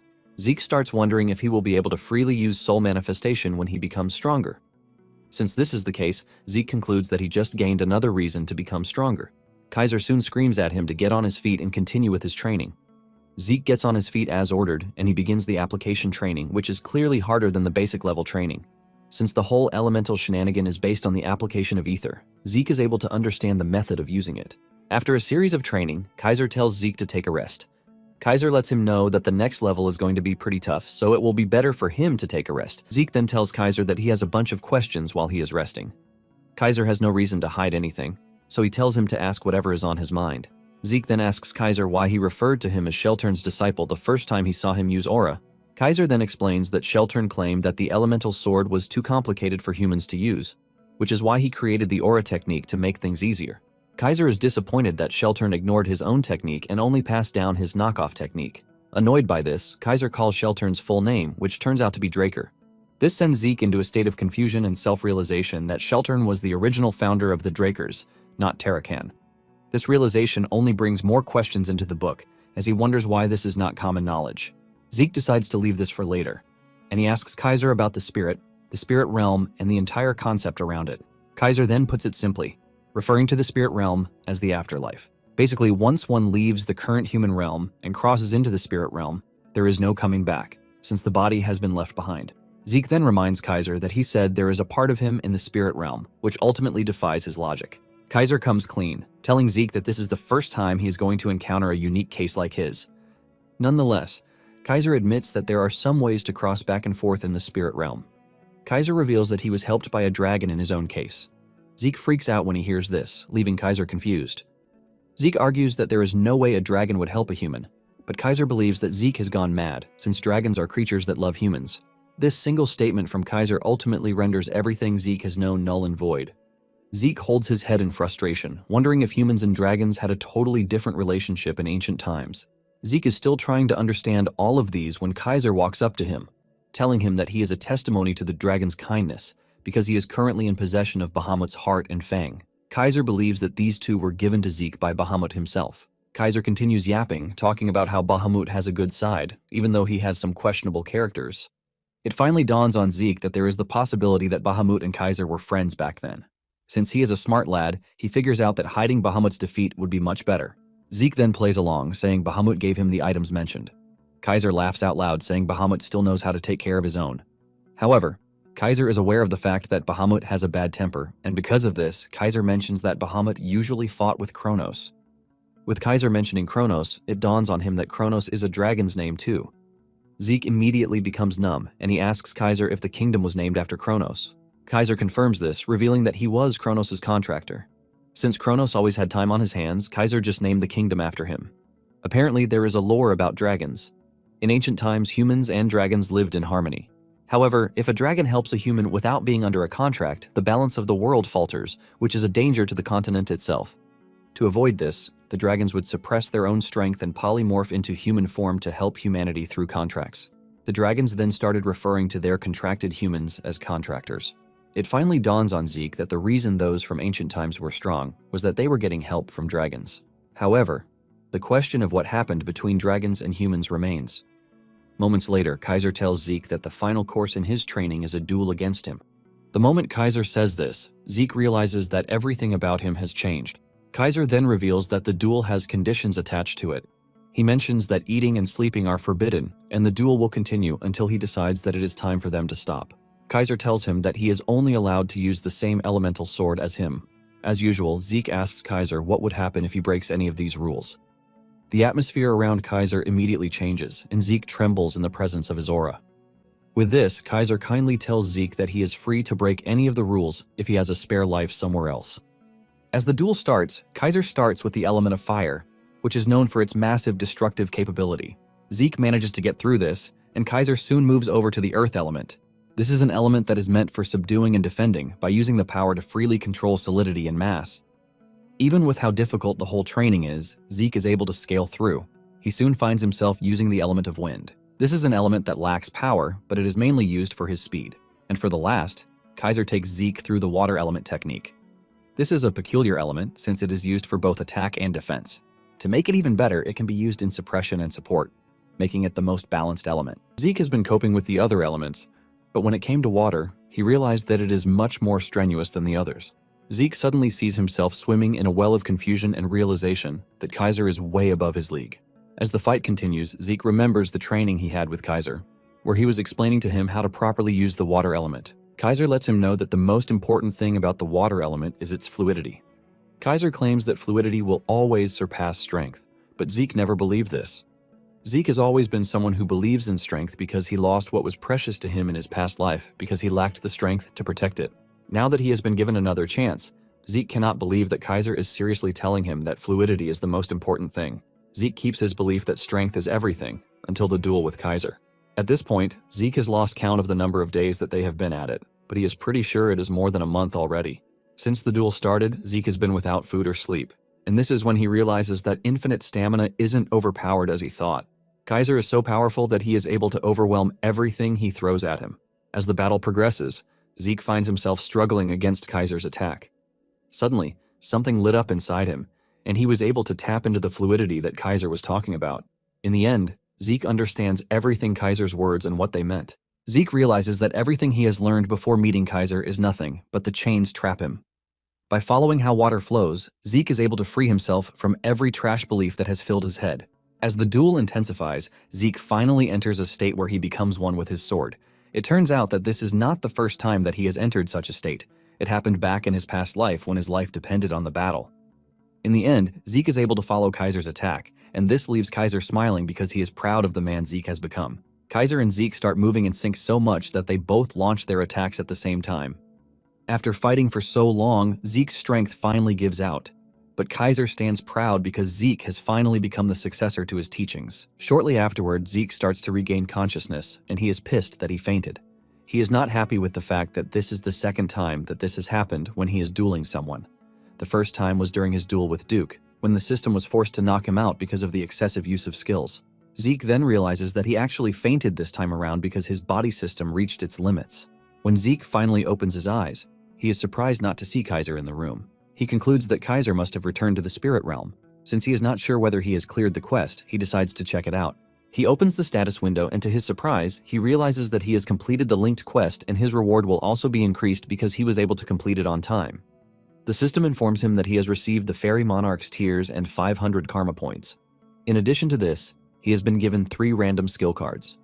More information then comes in, telling Zeke that he has received an elevation in administrator rights. Because of this, he is given 500 karma points and 3 random boxes. Since he has been upgraded to the intermediate level, the system lets him know that certain system functions will be unlocked. It turns out that an item hotkey slot has also been provided for him. One of the sweet rewards that he gets is the transportation function that has been applied to the minimap. Because Zeke's soul obtained growth during his training session, the seal on Bahamut's heart was partially unlocked. It turns out that Zeke now has access to 10% of Bahamut's mana, while the other 90% is locked away until Zeke has the strength to absorb everything. Because of how important the seal is, Zeke figures out that he has to keep an eye on it at all times. After this, Zeke decides to open up the 3 random boxes that he got. In one of the boxes, there is a boot, but Zeke doesn't know the full function until he acquires the full set. In addition to this, he gets armor for the lower body, but the condition to unlock it remains the same. In the third box, Zeke obtains a pair of earrings, which are made from crystals. For the properties, it provides a 15% improvement in the mana recovery speed. Zeke is pleased with the addition of the earrings because he can easily sell them for a mage, while also getting a good price out of it. Zeke is also pleased that the boots and lower body armor he got match the gauntlets he had initially acquired. Zeke believes that he will soon get a full set. After this, he decides to check out the skill cards. The system opens the random cards, and the first skill that Zeke gets is Static Discharge. This is a skill that generates electricity to give a target an electric shock through touch. The The second skill he acquires is Flashbang, and this is a skill that shoots condensed energy, which then explodes. It also generates a bright light that impairs vision. And for the third one, he acquired Dissonance, which is a skill that creates an unpleasant sound to interfere with the target's hearing. After checking out all of the skills, Zeke expresses his shock that all of the skills are C rank. Zeke is totally blown away because getting high-ranked skills for free is not a small gesture. Zeke excitedly activates Static Discharge to see what it can do. Zeke transfers the electricity to a knife, and he is pleased with what he is staring at. He is confident that he can use the skill in a bunch of other ways. At the same time, Zeke believes that combining Flashbang and Dissonance would basically mean an unimaginable disaster. Zeke then looks through the status window until he finds the item hotkey slot. The system tells him that he can use the items in the slot as if they were skills. Zeke is pleased with this because it will definitely come in handy. Zeke then starts to think of what he is going to put in the slots, since he already has infinite stamina and healing factor. Zeke had thought the skill was untouchable, but his fight with Kaiser had changed his mind. However, Zeke is not entirely worried because he is confident he is not going to meet a monster like Kaiser again. At the same time, he has not been able to confirm the limit to the healing factor. Since Zeke has enough karma points to spare, he buys a top-grade healing potion. He then registers the potion and saves it in the hotkey slot. Apparently, the potion is able to instantly recover mortal wounds and stamina. After he is done with this, Zeke finally brings out the main reward, which is the Fairy Monarch's eyes. When reading the description, he is shocked to see that the tears can actually summon the Fairy Queen. Since the item is one use only, Zeke decides to keep it until he really has a need for it. After he is done sorting out his rewards, Zeke finally leaves the ruins and he tries out the minimap's teleportation system. The teleportation works pretty well, and Zeke finds himself at an adventurer's outpost.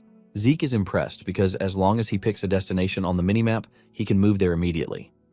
Zeke figures out that there are no restrictions aside from the points that increase with distance. Zeke is pleased to have this function because he can travel anywhere as long as he has points. In addition, he will be able to conceal his whereabouts, which makes it pretty good. Suddenly, he notices the flowers all around him, which signify winter. Zeke almost pees his pants when he realizes what this means. Zeke immediately rushes to Valhalla to meet the Dean. The Dean expresses his shock that Zeke is coming to resume after a whole month since the entrance ceremony took place. Zeke remembers that in the recommendation letter that was given to him, there is a section that said the Dean has the authority to do what he wants if Zeke fails to participate in the entrance ceremony. Realizing that waiting a whole year would be too late, Zeke figures out that he has to find a way to convince the Dean. Zeke then tells the Dean that he lost track of time while he was training. However, this only gets the Dean mad because he believes that Zeke is making up excuses. It turns out that the Dean is Flaubert Borchis, and he is a renowned knight across the continent. Apparently, Arthur had to beg him to be a Dean at Valhalla. And Arthur doing this means Flaubert is pretty skilled. Flaubert is someone who takes honor and order seriously. With this in mind, Zeke figures out that he is only going to make things worse if he tries to create an emotional excuse. Zeke immediately tells Flaubert that he has no excuses for his absence, and Flaubert finally calms down. He lets Zeke know that he would have thrown him out if it were any other cadet. Nonetheless, Flaubert lets Zeke know that a training hall will be arranged for him. Flaubert wants to see if Zeke's personal training is worth more than a month in Valhalla. Flaubert assures Zeke that if he can prove this, he will permit his enrollment into the academy. Zeke is happy to hear this, and he thanks Flaubert for his consideration. Without wasting time, Flaubert orders that a training room be prepared, and the professors should be present. Upon arriving at the training room, Zeke realizes that the professors are all renowned knights that he has seen on the news at least once. This just shows how prestigious the academy is. Once everyone is seated, Flaubert tells Zeke to show them the fruits of his 1-month personal training. Zeke takes a moment to think about what skill he can actually show them, since he obviously can't show them the elemental swordsmanship. Since all eyes are on him, Zeke decides to just show them a bit of what he is capable of. Zeke then engulfs his blade in aura and also makes an aura blade, leaving the professors in shock. They can't believe that Zeke has reached the level of a blue knight at the age of 15. Apparently, the youngest person to hold the record is Abel, and he did it when he was 19 years old. Zeke soon realizes that he might have let out his aura too much, and this is because of the time he spent with Kaiser. Nonetheless, he is glad that he didn't overshoot it because the professors believe that he is still at the level of a blue knight. Before he even met Kaiser, his aura was already at the level of a blue knight, and after the rigorous training that he went through with Kaiser, Zeke could sense that his aura had shot up a whole new level, pushing him to the level of a red knight. Basically, a blue knight will be able to maintain an aura blade, but a red knight can change its form and move freely, while still maintaining how destructive it is. Zeke is thankful that he stopped at the use of aura blade because things could have gotten worse. Zeke is still expecting to be scolded, but Flaubert comes running to the stage to applaud him. Zeke is surprised to see the Dean acting like a totally different person after seeing what he can do. Flaubert then turns to his colleagues, asking them if there is anyone who is against Zeke's admission into the academy. Since they all witnessed what Zeke is capable of, none of them could disagree. With everyone giving their blessing, Flaubert congratulates Zeke on his admission into Valhalla.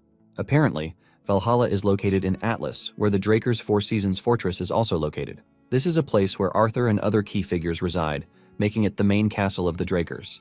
Surprisingly, Zeke is given his own personal mansion, leaving him totally overwhelmed. Relieved that things went well, Zeke enters his mansion only to be hit with congratulations from Duke and Andri. The two are wearing clown costumes to welcome Zeke and congratulate him for a job well done. Before Zeke knows it, he finds himself getting dragged into a surprise celebration party that the two had planned before his arrival. Zeke was surprised to see the two there, since they were supposed to be back at the academy. However, it turns out that Duke had been summoned to the Four Seasons fortress by Arthur, and upon arriving, Duke decided that he would be a housekeeper at Zeke's mansion. Andri, on the other hand, entered Valhalla as an assistant professor just because he wanted to stay around Zeke. Zeke cannot believe that the two planned out a celebration without involving him, the owner of the mansion. After drinking and eating so much, Duke and Andri pass out on the table. This gives Zeke the chance to visit a bar, and while ordering from the bartender, he lets him know that he would like to meet Kay. This request immediately sends a warning signal through the room, and a bunch of armed guys get up from their seats. As they approach Zeke, Zeke raises his hand so that they can see his glove, while asking them if they really want to go against him. The moment the dudes realize that they are up against a Draker, they quickly back off. Even the bartender wastes no time apologizing, revealing that he should have stopped the goons. With Zeke showing them that he is dangerous, the bartender finally agrees to take him to meet Kay, the branch manager.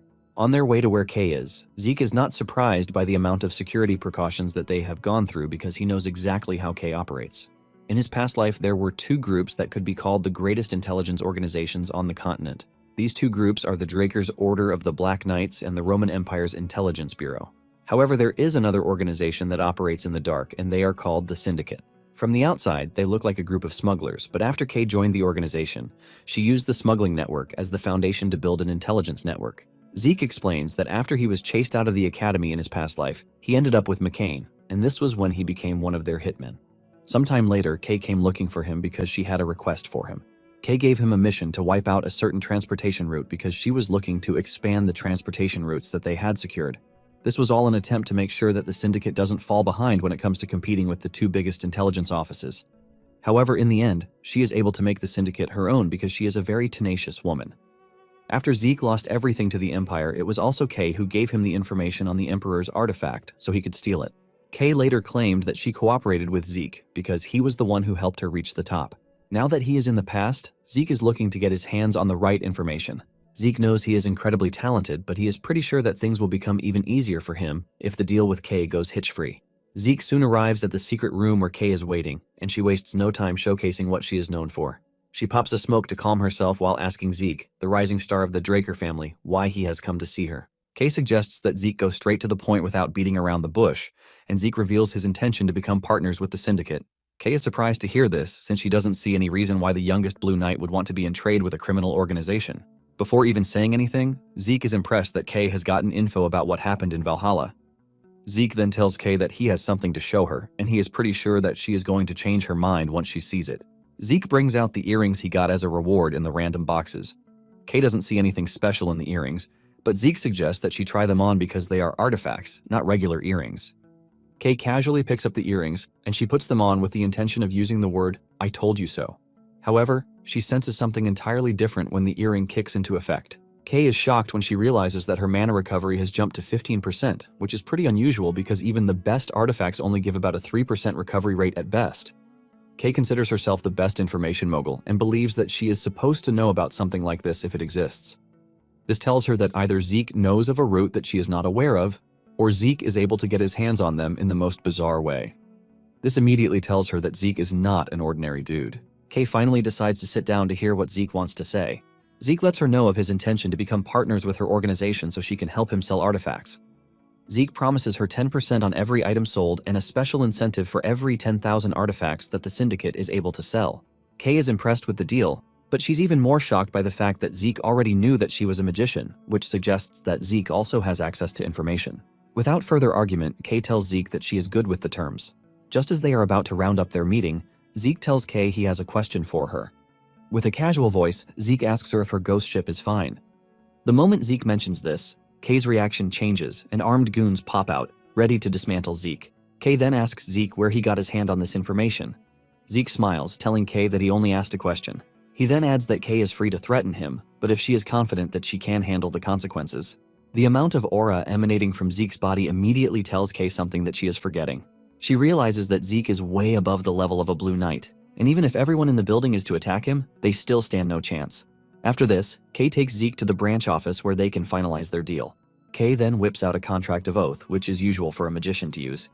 A contract of oath is a way to seal deals, and this is mostly used by magicians to ensure the integrity of the deal stands. The oath is done by signing in blood, and after this, a seal appears on the arms of both parties. This is pretty important because anyone who breaks the oath would die. However, some have found loopholes around this by using a third party to eliminate their partners. After Zeke is done explaining how the oath works, Kay expresses her joy that he's aware of what would happen. She mentions that she's going to this extent to make sure that Zeke doesn't just wake one morning and decide to kill her. Zeke agrees with her, and he mentions that he is good with signing as many contracts as she wants, as long as it helps him to earn her trust. After signing the deal and both receiving the seals, Zeke suggests that they continue the conversation that they were having. Zeke then asks Kay if the entity using her ghost ship is using it for the distribution of something called Soma. Kay is shocked to hear this, and even though she has no idea how Zeke heard about this, she confesses that she's using her ghost ship to help McCain distribute Soma. Apparently, Soma is an illicit drug, and it is banned in the kingdom. However, the Southern lands have become a breeding ground for it thanks to the chaos going on there. Kay explains that McCain is trying to avoid clashing with one of the transcendent families, Ishtar, since they are in control of the land routes. Since the land routes are closed and the majority of the sea routes are under the rival gang, Pabella, McCain has no choice but to use the syndicate's sea routes. Basically, McCain and Pabella controlled the southern lands, and McCain once held all the land routes, forcing Pabella to develop the sea routes. Things suddenly turned around when Ishtar locked all land routes, forcing McCain to start looking for alternative sea routes. However, Pabella had taken over the sea by this point, which is where the syndicate came in. Even though the conversation is entertaining, Kay suggests that they leave that aside because she is interested in how Zeke knows all of these. Apparently, the ghost ship is the syndicate's most precious asset, and this is because they cast an invisible spell on the ship, which is why it is able to move freely amidst the pirates and navy. Zeke teases Kay, asking her why an information broker like herself is asking him for information. Zeke then tells her that she's supposed to focus on the Pabella offer that she just received. Kay confesses that the Pabella actually offered double what McCain is currently offering, with the condition that they completely cut ties with McCain. Kay mentions that they are still looking into the offer, and Zeke outright tells her to reject it. Zeke explains that the syndicate is quite important to both parties, which is why they are going to think hard about the offer. Zeke also adds that cutting off McCain means losing an important client for Soma. Zeke then tells Kay something important that she's missing. He lets her know that the Pabella are formerly pirates who were defeated by the White Silver Knight. Kay doesn't want to believe this, claiming that the Pabella has principles unlike the damn pirates. Zeke then reveals that everything is just a farce, because Pabella's main objective is to find the syndicate's hidden sea routes. Zeke explains that McCain would rather see the syndicate thrive, but the Pabella will ultimately destroy the ghost ship once they get their hands on it. Kay argues with Zeke on these, and Zeke tells her that she's supposed to pay for the information he's giving her. Nonetheless, Zeke tells Kay that he only wants one thing from her. It turns out that Zeke wants access to Don Juan, the McCain boss. Zeke assures Kay that if she can do this, he will make her the syndicate boss. After the meeting, Zeke reveals that the only way to have access to all information is to absorb other organizations on the way to the top. Zeke is proud of what he just did, because he has just set the stone for Kay to think even higher, which will lead to Don Juan's ultimate end. The following day, Zeke quietly observes Valhalla's calm and orderly atmosphere while waiting for the guide appointed by the dean to show him around. Not long after, a boy named Diego appears, covered in piercings and yapping like a classic rapper. He greets Zeke with a fist bump, which Zeke ignores completely, looking at him like ghetto trash. Unfazed by Zeke's cold reaction, Diego casually places a hand on his shoulder and tells him to drop the stiff academy attitude. Still unimpressed, Zeke brushes Diego's hand away and bluntly asks whether he is truly the guide sent by the dean. After confirming that he is, Diego laughs and teases Zeke about his tone, advising him to loosen up a little. Zeke is momentarily stunned when he hears Diego introduce himself, and Diego goes on to proudly explain that he specializes in Southern traditional music mixed with modern styles. After that, Zeke casually walks off, noticeably changing his attitude toward him. Diego, who quickly notices the shift, wonders if Zeke is finally warming up to him. However, Zeke's change in demeanor is because he recognized Diego as one of the 5 divine knights from his past life.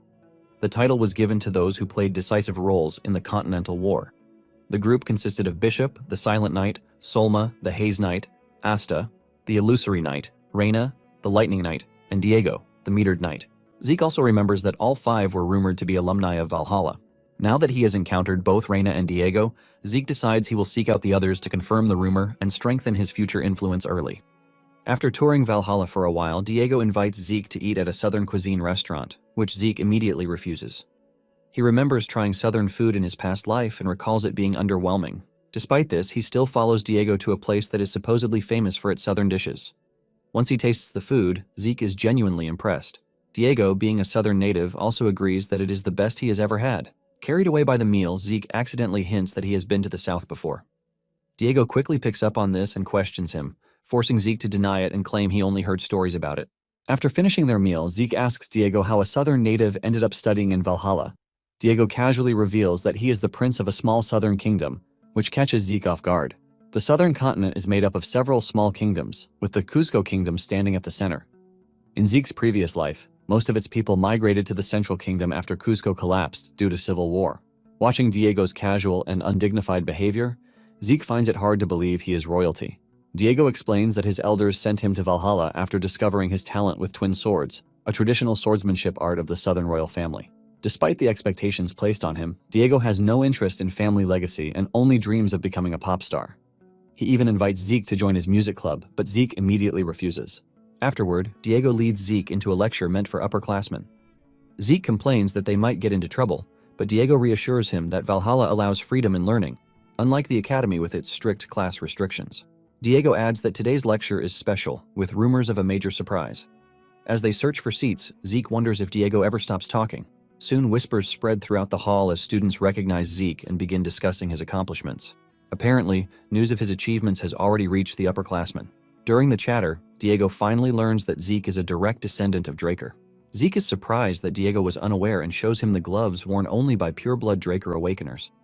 Only then does Diego realize they are not decorative accessories. Diego admits that he had noticed the gloves earlier and assumed Zeke wore them just to look cool.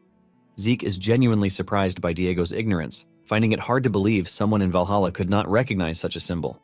Seeing Diego's stunned reaction, Zeke admits that it is natural for someone encountering a rare case like him for the first time. He briefly hopes this revelation might calm Diego down. However, the moment Diego recovers, he becomes even more energetic than before. Moments later, the dean takes the stage, and Zeke understands why the lecture hall is packed. While the dean delivers his opening remarks, Diego is busy scribbling lyrics and trying to distract Zeke. Zeke, who is more interested in the lecture, tells Diego to cut it out. After concluding his speech, the dean invites Duke Draker, the Gale Knight, onto the stage. Like many students, Zeke is excited to see his master and wonders if Duke plans to return to the spotlight and engage in international activity. As Duke begins speaking, the students buzz with excitement over his long absence and speculate about the reason for his reemergence. However, after thanking them, Duke launches into tall tales about his past exploits. 2 hours later, most students are asleep or zoning out from boredom. Seeing no end to it, the dean had to personally force Duke off the stage to make room for other speakers. Once Duke is finally removed, the dean introduces the next speaker, shocking the audience by announcing a Guardian Knight. Guardian Knights stand at the very top of the Draker Knight hierarchy, above Advanced and Normal Knights. The Knights are classified into Guardian, Advanced, and Normal Knights at the bottom of the pyramid. There are even fewer than 10 Guardian Knights due to their rarity. Hearing this, Zeke grows eager to witness one firsthand. The dean nervously checks his watch as he waits for the second speaker to arrive. Moments later, a girl clad in silver armor with long flowing platinum blonde hair takes the stage. As soon as she takes the stage, excited chatter erupts among the students. But for Zeke, it is more of a shock because the Guardian Knight is actually his older sister, Carol Draker. Known as the White Silver Knight, Carol is the first direct descendant of the Draker line. Carol gained her title after cleaning up a lawless port town, opening up a new sea route. Isen, a city with an excellent geographical value due to its secure trade routes, was an important port town for sea travel in the central continent. It plays a major role in the Doltia Republic and in travel between the southern and eastern continents. However, Isen was not always such a budding seaport town. A few years ago, southern pirates occupied the town and it became a lawless wasteland. Carol, after becoming a knight of the Draker family, began cleaning up the lawless wasteland. 5 years after her pursuit, she had successfully cleaned up all the scum pirates occupying the town. After this, Isen became the greatest port city under the Draker family's protection. The remaining pirates who had escaped Carol's wrath fled to the south, hiding themselves in the deathly waters of the Doltia Republic. After securing trade routes in Isen, the Draker family acknowledged Carol's achievements and made her the youngest Guardian Knight, a feat that even a prodigy like Abel Draker couldn't achieve in Zeke's past life. Looking at her on the stage now, Zeke was really not expecting the guest speaker to be his eldest sister. Besides that, she is currently embroiled in a heated battle of succession against his older brother Abel. Just as Zeke is thinking about her, Carol suddenly taps on the lectern, fiercely ordering the students to keep quiet. Just the sound of her voice thundering sends shivers down the students' spines, leaving them trembling in fear, except for Zeke. Carol proceeds to voice her disappointment at their rowdy behavior, saying it is not how she remembers Valhalla students during her time. She then goes further, rambling about how their forefathers brought peace to the nation. Listening to Carol's speech, Zeke concluded that she is a classic boomer. Shortly after her speech, the special lecture came to an end without much excitement. Zeke hears a bunch of students complaining about Carol's fierceness. Some even preferred Duke's boring bragging to Carol's motivational speech. Ignoring them, Zeke prepares to head back. But first, he can't help but think about Diego's unreliability. After spending all 5 hours of the lecture composing his garbage music, Diego had abandoned him just like that and disappeared. Deciding it might be better to be ditched by Diego, Zeke decides to search for Tarakan's secret library with this free time. He's about to head off when Carol suddenly stops him, inviting him to a private meeting. Moments after arriving at Valhalla's public training room, she unsheathes her sword, preparing to duel Zeke. Zeke is stunned to see the mithril sword presented to Carol by the Holy Kingdom. The Holy Kingdom had experienced problems from the pirates because it shared borders with the Ison port city.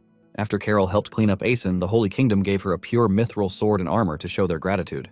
She gained the title of White Silver Knight due to her appearance whenever she wore this gear. Moments after unsheathing her sword, Carol orders Zeke to duel with her without holding back his abilities. Zeke accepts, but has no plans of showing his full abilities. Now that his abilities are making the rounds, due to his performance in the entrance exam, Zeke knows that Carol is just another one trying to test if he is a threat to her. He unsheathes his sword and pours his aura on it just enough to give off the illusion that he is a blue knight. Zeke has no plans of putting himself at a disadvantage by showing off all his moves, especially because the Draker family believes in the law of the jungle. Basically, Zeke knows that if he were to display his ability as a red knight, then it would attract a lot of unwanted attention, especially since the Zimmons family would definitely use any method available to try and end him. There is also the Draker Patriarch, who might try his best to subdue Zeke under his control. Zeke has no plans of letting them see his true power until he can surpass the Patriarch. He plans to transcend his family and any other great family's control. Moments later, the duel between Zeke and Carol begins, and Carol slashes Zeke.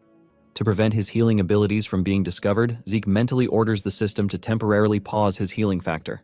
He knows that Carol might easily notice the skill, just like Duke did the last time. After the system carries out his request, Zeke pours his focus into fighting his sister without letting too much slip. However, without using his full abilities, Zeke soon realizes he is no match at all for a Guardian Knight, making him wonder if he should use his Red Knight abilities. While contemplating his next strategy, Carol gives him no chance to breathe and attacks him. Surprisingly, Zeke uses the sword to block her strike, leaving her stunned because most swords would have shattered under the pressure of hers. Still trying to break through his defense, she notes that Zeke has an impressive sword. Meanwhile, Zeke struggles as he tries his best to push back on Carol's attack, and he succeeds. Watching her from a distance, Zeke knows he can't face her for too long while limiting his aura. They both stand opposite, staring at each other, making Zeke wonder why she let her guard down. As she attacks him despite the distance between them, Zeke finally recalls that before acquiring her current title, Carol was famously known as the Giant's Blade. This is because her aura blade, when swung around, resembled that of a giant's sword. Before Zeke can react, the giant aura blade strikes him, flinging him into a nearby wall. Watching the rubble left behind by her attack, Carol regrets going too far. To her shock, Zeke steps out of the rubble completely unharmed, save for a few minor bruises. He grins smugly, pleased with himself for putting on a convincing act to look weak. After the duel, Carol, clearly impressed, commends Zeke for enduring her attack. As Zeke steps out of the massive crater left behind by their clash, Carol prepares to explain why she approached him in the first place. However, before she can say anything, Zeke suddenly collapses to the ground. Startled, Carol rushes over and calls out his name repeatedly while checking his condition. After a brief inspection, she determines that his internal injuries are severe. She assumes he passed out due to excessive use of aura during the duel. Without hesitation, Carol takes out a high-tier recovery potion and forces it into Zeke's mouth. The moment the potion takes effect, the system immediately reactivates Zeke's healing factor. What Carol does not realize is that Zeke had been pretending to lose consciousness. His collapse was intentional, meant to make his condition appear worse than it actually was. Everything was part of a calculated plan to conceal his true strength and mislead others into believing he had only just reached the level of a Blue Knight. From the moment Carol's aura blade hit him, Zeke deliberately lowered his defenses. When the blade struck, he willingly allowed Carol's aura to flow into his body. However, Zeke genuinely lost consciousness afterward because his body possesses a constitution that naturally rejects aura. This reaction reinforced Carol's assumption that his internal injuries were caused by overusing aura, perfectly supporting Zeke's deception. Once his body finishes healing, Zeke wakes up dramatically, acting as though he had just been struck by Truck-kun. Carol immediately asks about his condition, and Zeke reassures her that he is fine while thanking her for saving him. Carol offers him a hand and tells him to call her sister, leaving him quite stunned. Shortly afterward, Carol takes Zeke to the outskirts of town in her carriage. Inside, she offers him a cup of premium tea. Zeke recalls hearing a similar offer during his meeting with the Patriarch, causing him to wonder how many people have already noticed his tea obsession. Zeke takes a closer look at the carriage interior and is surprised to find that it resembles a small luxury mansion. Carol explains that as a guardian knight, her carriage naturally attracts attention, so she uses camouflage magic to make it appear ordinary from the outside. This only deepens Zeke's curiosity about why she went to such lengths to ensure privacy. He asks her directly whether their discussion involves matters that would be troublesome if overheard. After a brief silence, Carol reveals that she wants to talk about Abel Draker, the butchering knight. She explains that she lacks the power needed to stop Abel's actions. According to her, Abel has already violated the Draker family's policy of neutrality by inserting himself into national conflicts. Specifically, he has been openly supporting the Roman Empire in its ongoing dispute with Alencia. Hearing this, Zeke immediately realizes that Abel began laying the groundwork for his ambitions far earlier than expected. He asks Carol whether the Four Seasons Fortress is aware of Abel's activities. She confirms that the leadership knows, but has chosen to turn a blind eye. Carol explains that the Four Seasons Fortress is currently divided internally. Supporters of the Rome Empire have begun appearing among the elders, quietly shifting the balance of power in Abel's favor. Although not all the elders have been swayed, Carol adds that some still maintain neutrality.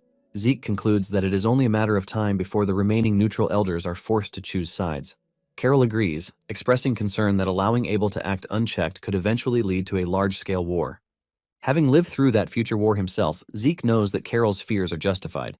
He recalls that 7 years later, Abel, backed by the Roman Empire and the Draker family, would ignite a continental war. In his past life, the conflict resulted in countless deaths, darkened skies, and lands soaked in blood. Carol snaps Zeke out of his thoughts and firmly declares her intention to gather enough strength to stop Abel. She reveals that Abel already controls many of the higher-ranking Drakers. He believes Carol only commands garbage forces unworthy of his attention. Carol explains that she intends to rally the normal knights of the Four Seasons Fortress, who are often dismissed as trash. She believes that a true knight must stand for justice, regardless of rank. After outlining her plan, she invites Zeke to join her cause, but makes it clear she has no intention of forcing him. As Zeke listens, he concludes that despite her fearsome reputation, Carol is genuinely righteous. Though she appears cold on the surface, she is willing to bend when it comes to protecting others. Reflecting on their duel, Zeke realizes she deliberately left him an opening out of concern. Despite her image as an iron-willed Draker, Carol possesses a gentle heart. After a moment of silence, Carol warns Zeke that siding with her might label him a traitor in the future. Zeke thanks her, and ignoring the warning, he accepts without hesitation. Carol is visibly surprised by his swift decision and thanks him for choosing to walk the path of justice with her. The following day, while heading toward the Valhalla research facility, Zeke checks his system map while reflecting on Carol's situation. In his past life, he learned about the corruption within the Draker family through Kay, but recalling his discussion with Carol, he now knows that the rot ran much deeper, even long before the war in his past life. Zeke originally planned to distance himself from the family to prevent Abel from interfering with his preparations for the future conflict. However, now that Carol shares his goals, he decides to remain within the family to monitor Abel directly, with Carol as an additional layer of protection. Zeke resolves to officially become a knight and slowly sway public opinion in Carol's favor. Despite being the firstborn and a guardian knight, Carol was suppressed in Zeke's past life due to her lack of pure-blood awakening and influential backing. Zeke believes that if he becomes an official knight as a pure-blood awakener, he can help shift the balance in her favor. Although he feels unsuited for the role of knight, he accepts it as necessary for the greater good. Soon after, Zeke arrives at the Great Central Library of the Valhalla Research Facility, guided by his system map, intending to locate Terracon Draker's secret library. Moments later, the system informs him that he has reached his destination. Upon inspection, Zeke finds the library disappointingly ordinary. He was expecting something comparable to Bahamut's Heart or Fang, so he feels let down by the lack of any notable discoveries. Just as he is about to give up, the system alerts him that a data restoration point has been detected. A hidden section of the library suddenly projects itself into view. The system explains that this is the missing secret library of another administrator, Terracon Draker. Zeke is shocked and begins to wonder whether Terracon, like himself, was also a system user. Observing the structure, Zeke realizes the library only reacts to the system, which explains why it remained undiscovered until now. Shortly after, the system notifies him that the contents have been fully linked to his interface, meaning from now on, Zeke can access Turrican's secret library from his own system anytime. It also organizes the information automatically into categories for easier navigation. After browsing the categories, Zeke asks the system to locate a method to increase his growth. The system immediately retrieves a text detailing the secret technique of true dragon swordplay. Zeke has never heard of such a technique before, and to his astonishment, he discovers it was authored by Sheltern Draker, the right-hand man of Kaiser. Zeke learns that the book was written by Sheltern Draker to pass down everything he knew about the dragon swordplay technique, which he discovered. Rather than leaving behind only the swordplay techniques, Sheltern recorded the reason he created the sword style in the first place, hoping future generations would truly understand his intentions. According to him, the relationship between dragons and humans began with the hero king Kaiser. Because of Kaiser, humans were able to form contracts with dragons. Dragons, as supreme beings, pitied humans due to their weakness compared to other races, and therefore decided to help them tackle that weakness. Kaiser was the first one to contract a dragon, Kronos. After that, humanity entered the era of dragon contractors. These dragon contractors increased and spread across the continent, ultimately creating new civilizations. However, this development also caused Sheltern to grow uneasy. He feared that dragons might one day turn against humanity. And if that were to happen, humans would be completely annihilated. This fear pushed Sheltern to search for a way for humans to defeat dragons without relying on them. His first approach was magic, but he quickly dismissed it, because magic was a power gifted by dragons through inscriptions carved into the hearts of humans. Since humans could not naturally generate mana, using magic against dragons was no different from using a dragon's own power against it. Next, Sheltern studied Kaiser's elemental sword. Unfortunately, this power was unique to Kaiser alone due to his bloodline as a descendant of the fairy monarch, making imitating it fundamentally impossible for any other human. No matter how much Sheltern researched, he found no way to replicate it. According to his writings, Kronos, Kaiser's contracted dragon, assisted him during this research period. Kronos claimed he helped simply because he genuinely enjoyed helping the human race, but Sheltern remained skeptical of his true intentions. After countless failed attempts, Sheltern and Kronos eventually discovered Aura, a power exclusive to the human race. Even after Kaiser transcended to the spirit realm, Sheltern continued researching Aura on his own. Over time, he developed both the theory and practical application of Aura, along with a swordsmanship style designed specifically to use it. This became the foundation of the true dragon swordplay. Despite the effort he poured into it, Sheltern's work was dismissed as impractical and discarded as garbage. The world preferred to rely on dragon-made artifacts to amass easy power rather than mastering a demanding technique. By the time Sheltern completed the handbook, his fears had not yet come true. Even so, he firmly believed that the day would come when humanity would need this technique to survive. After finishing the record, Zeke reads Sheltern's foreword, where Sheltern expresses hope that someone in the future would understand his intentions and inherit his will, preserving the path he painstakingly carved through hardship. Almost immediately, the system issues Zeke a quest to learn the true dragon swordplay and become Sheltern's successor. The time limit is 3 months, and the reward is the coordinates to the treasury of the Kronos Kingdom. Zeke finds the reward appealing and sees it as another opportunity to grow stronger and richer. At the same time, he senses that this quest may be even more demanding than learning Kaiser's elemental sword trial. He decides to devote his full focus to completing it as quickly as possible. Reflecting on everything he read, he agrees that Sheltern's fear did come to pass because at some point humans and dragons became enemies, and the Liberation War began as a result of this betrayal. He wonders what exactly happened after Kaiser's era that made humans and dragons turn on each other. Zeke then asks the system to search for similar records like Tarakan's journal. After searching, the system locates a magic video entry of Tarakan's journal. Once the system opens the entry, the space around Zeke suddenly shifts, and he finds himself standing in a vast desert. As he examines his surroundings, a dragon appears before him without warning, startling him. The system immediately activates Zeke's indomitable mental defense to prevent further shock. Even though it is only a recorded illusion, he finds the realism overwhelming. Upon closer inspection, Zeke recognizes the dragon as Bahamut, the infamous evil dragon. Zeke is so distracted he doesn't sense the presence of a man behind him until the figure begins to speak. Although he doesn't know the identity of the man, he can sense that this person is a different kind of monster, one that radiates overwhelming pressure. Suddenly, the figure walks right through Zeke, alarming him. This makes Zeke conclude that he is literally inside the recording, experiencing it in 3D. He also surprisingly learns that this recording is the battle between Bahamut and Tarakan from the popular widespread legend of the Dragon Slayer. Zeke watches excitedly as the legendary battle passed down through tales begins right in front of him. At first, it looks like Bahamut is about to take the first shot, but he complains disappointedly when Tarakan hesitates to make any move. From their conversation, it is revealed that Tarakan is actually Bahamut's contractor. Zeke is left in shock when he learns this piece of information. He loses his earlier excitement because this contradicts everything recorded in history. Zeke racks his brain for a reasonable explanation for what he is witnessing. According to the popular legend of the Dragon Slayer, Tarakan subjugated Bahamut, and the contract between them was never mentioned anywhere in the history books. While Zeke is trying to make sense of the confusing situation, the magic video crackles, completely losing audio. He urgently tells the system to fix it, but the system fails to process his request, leaving him disappointed. Just as Zeke is about to lose all hope, he turns around to see Kaiser making a suspicious move, ultimately preparing to attack the dragon. Right then, Zeke recalls asking the Hero King about betrayal between dragons and contractors. Kaiser had told him that a contracted dragon can never betray its contractor. He had spoken with such certainty that he believed dragons could never betray humans. However, according to Kaiser, it is more likely for the betrayal to come from the contractor. Observing the sight before him, Zeke watches in horror as Bahamut's corpse begins to dissipate like ashes with just one strike from Tarakan. Before long, the dragon's body disappears completely, leaving only the heart and fang, the same parts Zeke had stumbled upon previously at the home of the Dragon Slayer. Now Zeke is even more confused as he contemplates whether this is how dragons usually die, by vanishing and leaving a part of themselves behind. Checking his glove, he dismisses the thought because they are made from dragon's leather. He concludes that Bahamut's case might actually be special.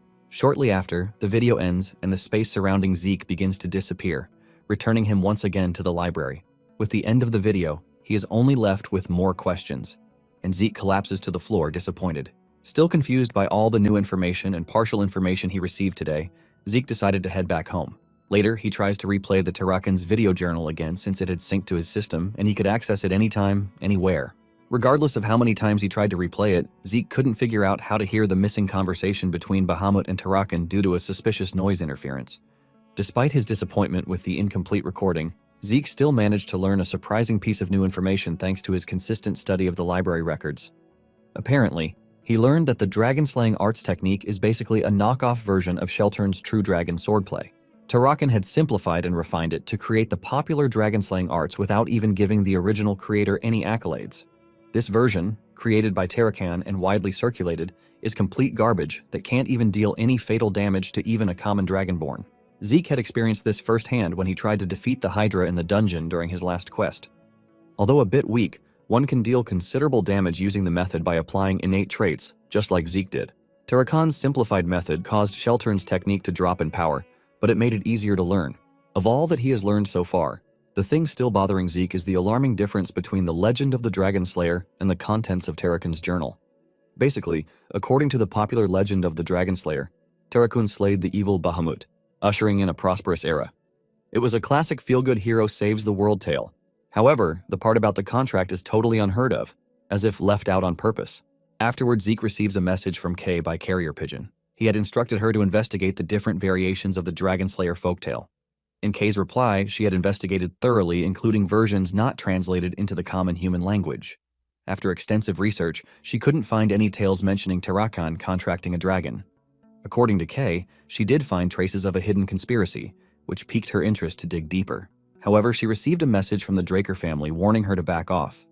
Kay informs Zeke that her organization has decided to stop investigating the conspiracy due to the fear of a backlash from the Drakers. After reading the letter, Zeke immediately burns it, and as he walks back, he concludes that the Drakers have whitewashed the true story behind the legend of the Dragon Slayer. This just piqued his curiosity more because the Draker family built their reputation from Tarakan's dragon-slaying tales. But now that this same family is withholding information about their great founder, Zeke believes that there is something fishy going on behind the scenes. Moments later, he heads back home to search the secret library for anything he might have missed earlier. Entering his mansion, Zeke quickly scans around to make sure the place is empty.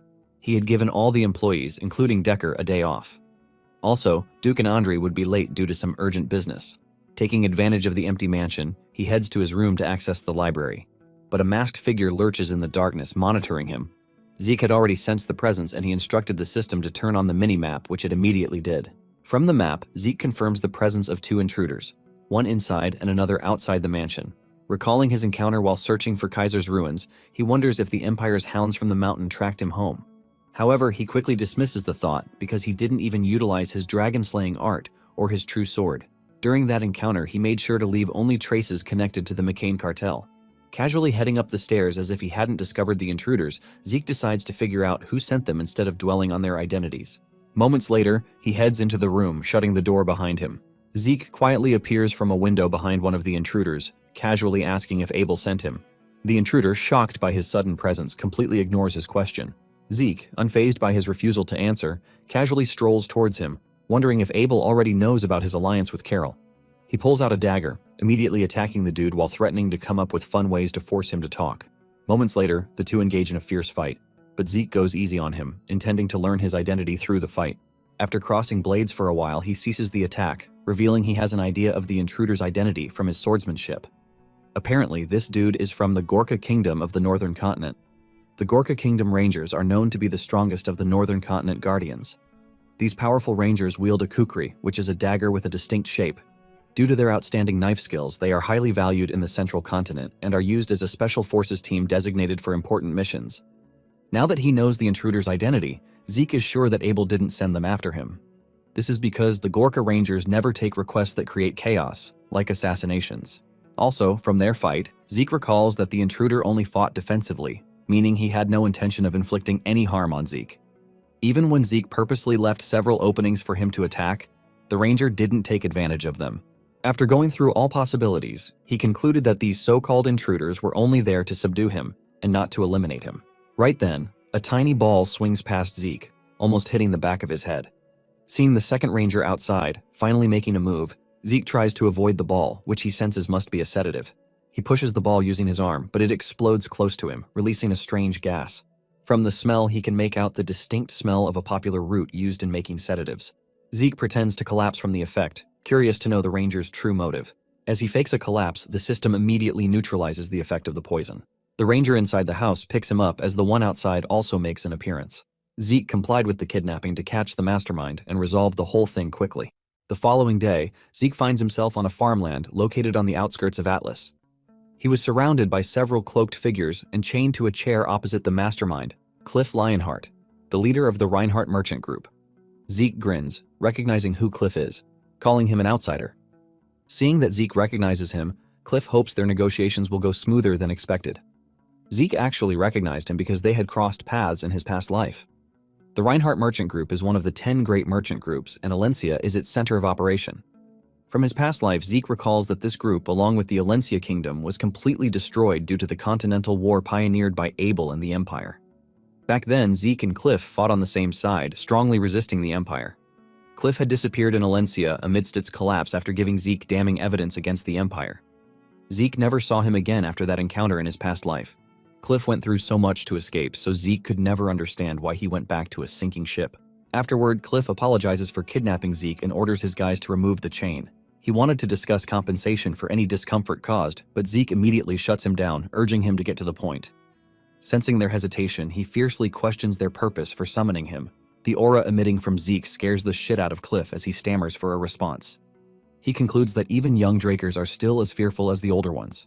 The rest of the guards surrounding Zeke are also ticked off by his fierce aura. Cliff had wanted to intimidate Zeke, but looking at the aura around him, Cliff is impressed that he has turned the tables against them, making it seem as though they were at his mercy. Despite the overwhelming feeling, Cliff decides to act. He hands Zeke a document telling him to check it. The document contains a record of those recently infected by a new pandemic spreading across the southern and the central continents. Zeke is puzzled and wonders why they felt the need to show him the document. Just then, Zeke stumbles upon Liam's mother's profile, finally realizing why they came to him. Zeke recalled she was also suffering from the Rose disease, but he gave Liam an antidote to cure her. After going through the document, he drops it and, feigning ignorance, asks Cliff what the document has to do with him. Cliff tells him about the deadly pandemic and then pulls out Elena, Liam's mother's profile. He reveals that Elena was cured of the disease, but even her attending physicians refused to reveal how she was cured. Eyeing Zeke suspiciously, he asks him if he knew anything about the cure. Zeke knows that Cliff already has an idea of what happened, but he is simply fishing for information to make him reveal it by himself. Zeke finds his intentions suspicious because, as a merchant, Cliff might be trying to make money using the cure. From what happened in his past life, he knows that the cure could be greatly monetized due to the deadliness of the disease. After pondering it, Zeke dismisses the thought as he believes that the Cliff from his past life is an upright merchant. He believes there is no way such a person would kidnap a Draker for the sake of greed. Deciding to trust his instincts, Zeke reveals he provided the cure for Elena's condition. Excited to hear the news, Cliff jumps from his chair, frantically begging Zeke to sell him the cure for any amount. Seeing his excitement, Zeke advises him to act like an actual merchant and calm down. Cliff studies his reaction and concludes that Zeke is not interested in money. Zeke says he has 3 requests in exchange for the cure. Cliff agrees, but on asking him for the 3 requests, Zeke surprisingly reveals he has no idea what to ask for yet. He promises to make the request when he figures out what to ask for. Cliff, hearing this, is clearly uneasy, and sensing that, Zeke assures him that he would never ask for anything unreasonable. Still not wanting to leave the fate of his group in Zeke's hands, Cliff wants to have an idea of what his requests might be. Zeke grins and, ignoring the question, scribbles information on how to make the cure for the disease. He immediately hands it to Cliff, who happily grabs the instructions. Before he can accept it, Zeke pulls back, asking Cliff who he truly plans to give the medicine to. Cliff, clearly hiding something, pretends to be clueless. He responds, saying he plans to mass-produce it and amass wealth. Zeke can smell through his lie because no one in their right senses will kidnap a member of one of the most powerful families just to get a cure to produce for money. Zeke further explains that Cliff's explosive attitude gave him away already, which is not the composure of a powerful merchant. Knowing that his lie has been exposed, Cliff droops his head, sighing heavily. He sits back down and reveals the cure is for a member of the Alencia Kingdom's royal family. Zeke is excited to hear the news, but on questioning which of the royals needs the cure, Cliff refuses to reveal the name, leaving him disappointed. Right then, Zeke realizes something as his mind wanders back to his past life when he last saw Cliff. After receiving the information about the Empire, Zeke had warned Cliff not to return to the collapsing kingdom, even advising him to seek asylum in the north. But Cliff stubbornly ignored his warning. After thanking Zeke for the warning, he simply said he was too tired and wanted to face his end in Alencia. Back in the present, Cliff decisively apologizes, refusing to reveal anything about the recipient of the cure. Zeke realized whoever this is must be someone precious to him because the look in his eyes was different from his dead gaze from their past life. However, recalling his conversation with Carol, Zeke notes that Alencia is taking a stand against the Empire. Apart from that, it is currently embroiled in a dispute regarding various ghetto areas surrounding its border. Due to Alencia's internal power disputes, the kingdom is already in a terrible state. Considering all these, Zeke decides to make connections with the Alencian royalty before the Continental War breaks out. He immediately hands the piece of paper to Cliff without asking any more questions. Hearing that the contract has been established without even signing any agreements, Cliff is surprised and confused. After a brief silence, he bows respectfully to show Zeke his gratitude. While he is still feeling a mix of emotions, Zeke completely shatters his peace, demanding to make his first request. Despite his doubts, Cliff still agrees, urging him to state his request. For his first wish, Zeke excitedly asks Cliff to get him hired into the Reinhardt merchant group. Cliff is surprised to hear Zeke's request and wonders if he plans to start a business, but he soon learns that Zeke only needs a fake identity for temporary use. Zeke explains that he wants to operate in the southern continent, an area known for rampant crime. Cliff accepts the request and tells him to use his cousin's identity. Excited, Zeke also asks for convenient transportation and a large house for storing cargo. After laying out the conditions for his first request, he asks Cliff about their plans to send him back to Valhalla. Cliff informs him that a horse will be provided for the journey back. Surprised by how smoothly the negotiation is going, Zeke concludes that whoever needs the cure must be extremely important to Cliff. After Cliff leaves, the same rangers who once kidnapped Zeke lead him out to receive the horse. Just as they are about to leave after he mounts it, Zeke exposes their true identities, leaving them stunned. They are shocked that the Draker family's influence reaches far enough to uncover their connection to the Gorka kingdom. Zeke then offers to contract them now that their deal with Cliff has ended. He asks them to rescue a target imprisoned by McCain. After hearing the proposal, the Rangers hesitate, making Zeke wonder if the payment is too small. They assure him that the reward is more than sufficient. However, they explain that the king of Gorka refuses to make deals with members of the great families. Zeke is surprised, so he reminds them of his new identity as Cliff's cousin. Besides, any remittance sent to the Gorka kingdom would be under that name, ensuring his true identity remains hidden from everyone except them. After a brief discussion, the Rangers accept the deal, warning Zeke not to let his identity be exposed. With the deal settled, Zeke decides to address their earlier act of kidnapping him. To their shock, he suddenly tosses both of their Kukrai daggers onto the ground in front of them. They did not even realize he had taken the weapons, which are supposed to remain with them at all times. Their expressions turn pale as the daggers symbolize their lives. The fact that Zeke took them so easily means their lives could have ended just as effortlessly. Before leaving, he mocks them in their mother tongue, enraging them further. Shortly after meeting with the Reinhardt merchant group, Zeke begins searching for comrades. He targets individuals who were heroes of the Continental War in his previous life, particularly the 5 Divine Knights. He plans to approach them and win them over as powerful allies. To support this plan, Zeke secures Dean Flaubert's backing, which helps him confirm the rumor that all the Divine Knights from his past life were alumni of Valhalla. Zeke soon faces a problem with his timing because Bishop, the Silent Knight, has already graduated and joined the Knight Order of the Thebia Kingdom. Solma, the Haze Knight, belongs to the current graduating class and is participating in an on-site training. Even Asta, the Illusory Knight, is on leave due to severe insomnia. Although Reyna has yet to enroll in Valhalla, Zeke is unconcerned since she is scheduled to enroll next year. As his blood relative, he believes getting close to her will be easy. This leaves Diego as the only available option, forcing Zeke to do the unthinkable by joining him on his absurd music quest. As he watches himself handling the drum during Diego's performance, Zeke is livid and cannot believe he has been reduced to something so undignified for a Draker. Earlier, he had gone to the club room intending to get close to Diego for his greater plans, only to be immediately dragged into becoming their drummer. With no choice but to comply for the sake of his goals, Zeke accepts the role. Since he is already involved, he decides to enjoy the experience rather than dwell on his pride. After the performance, Zeke returns to his manor completely burned out from getting carried away with Diego's high energy. Without resting, he heads straight to the training room and orders Decker not to disturb him. During his training, he struggles to comprehend Sheltern's True Dragon's swordplay, finally understanding why Tarakan rewrote it into the simple version in the dragon-slaying arts. He realizes that the True Dragon's swordplay demands extreme aura control, making it far more difficult than Tarakan's technique. While Tarakan's dragon-slaying art can be used against humans, Sheltern's technique is meant solely for going up against dragons. Zeke concludes that it might be even deadlier than Kaiser's elemental sword.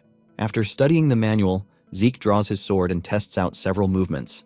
As his understanding deepens, he practices Sheltern's technique by amplifying the dragon-slaying arts, releasing aura dense enough to slice through a great dragon in a single strike. Despite the difficulty, he breaks through with ease and soon practices the form relentlessly, while Decker watches in secret. Thanks to his divine body constitution, Zeke performs at the highest level. He marvels at the speed at which his body adapts and improves at an increased capacity. This is made possible because the system has translated the swordplay into a simplified structure, mapping every movement for Zeke clearly. Repeating each move over and over again, Zeke discovers he is mastering the technique faster. Suddenly, he breaks through to the level of a Black Knight. Zeke is stunned, having only recently surpassed the realm of a Red Knight. Faced with the wall of the Black Knight, Zeke believes he can surpass it because of the heart of Bahamut inside him. He can feel the heart of the great dragon resonating with the True Dragon swordplay and urging him to make a move. Accepting the challenge, Zeke takes a swing at the wall now that his sensations are at their peak. Suddenly, a circle of Bahamut appears, engraving itself on Zeke's chest. It soon disappears within him as if making itself one with Zeke. Almost immediately, the system notifies Zeke that Bahamut's heart has reacted to Sheltern Draker's True Dragon swordplay. Unexpectedly, it triggers a replay of the memories sealed within the heart. Zeke is plunged into a dark abyss, so deep that he cannot see anything. Suddenly, a cloaked figure emerges and asks Bahamut for a favor. The figure is revealed to be Sheltern, who pleads with Bahamut to help safeguard the True Dragon swordplay manual. Hearing the request, Bahamut is enraged and curses Sheltern for his brazen audacity. He questions why a dragon-killing technique should ever be entrusted to a dragon. Sheltern calmly responds that Kronos had also agreed to the request. He attempts to explain further, but Bahamut, already consumed by fury, launches an attack against him without warning. Bahamut rages, complaining that humans have completely brainwashed Kronos, stripping him of reason. Sheltern, faced with such domineering circumstances, remains unfazed, effortlessly dodging the assault. Bahamut continues his relentless attacks, ranting endlessly about his long-standing resentment toward Kronos and humanity. Seeing no end to the madness, Sheltern finally unsheathes his sword, using it to block the incoming spears. However, the spears multiply endlessly, assaulting him by the hundreds with no sign of stopping. Meanwhile, Zeke quietly watches the entire scene unfold before him. He is amazed as he witnesses the peak of dragon magic firsthand. Despite not being physically present, he can feel its overwhelming power, making Sheltern's calm resistance all the more impressive. The whole situation makes Zeke realize the vast gap between his own strength and Sheltern Draker's. He knows that he can barely block 2 spears at most, but Sheltern, however, withstands everything head-on. Still enraged, Bahamut threatens to annihilate the Kronos kingdom if Sheltern continues to provoke him in his lair. Despite his frightening threat, Sheltern remains unmoved, confident that Bahamut would suffer karmic sanctions should he attack the Kronos kingdom. Bahamut laughs mockingly at his claim, declaring that such rules could never apply to him, even if he wiped out the entire human race. Sheltern replies that the situation has unfolded exactly as Kronos predicted. He immediately drops his sword and produces a golden locket belonging to Kronos. Though momentarily stunned, Bahamut boasts that Sheltern cannot harm him even while wielding Kronos' power. He immediately unleashes another violent barrage of attacks. As the spears close in, Sheltern raises the locket, activating a magic circle beneath himself that freezes the attack midair. Zeke is stunned until he notices a matching circle beneath Bahamut, restraining his power entirely. Inside the locket is a clock, which Zeke assumes contains unimaginable power. Recalling Bahamut's earlier boasts, he concludes the locket must be an artifact infused with Kronos' power. Suddenly, Bahamut struggles violently, causing Zeke to wonder if the restraint has broken.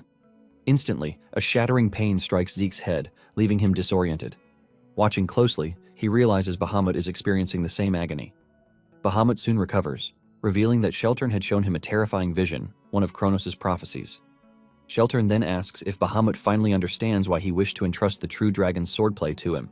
After a long hesitation, Bahamut confirms his never-ending disgust, stating that dragons and humans should never have formed contracts.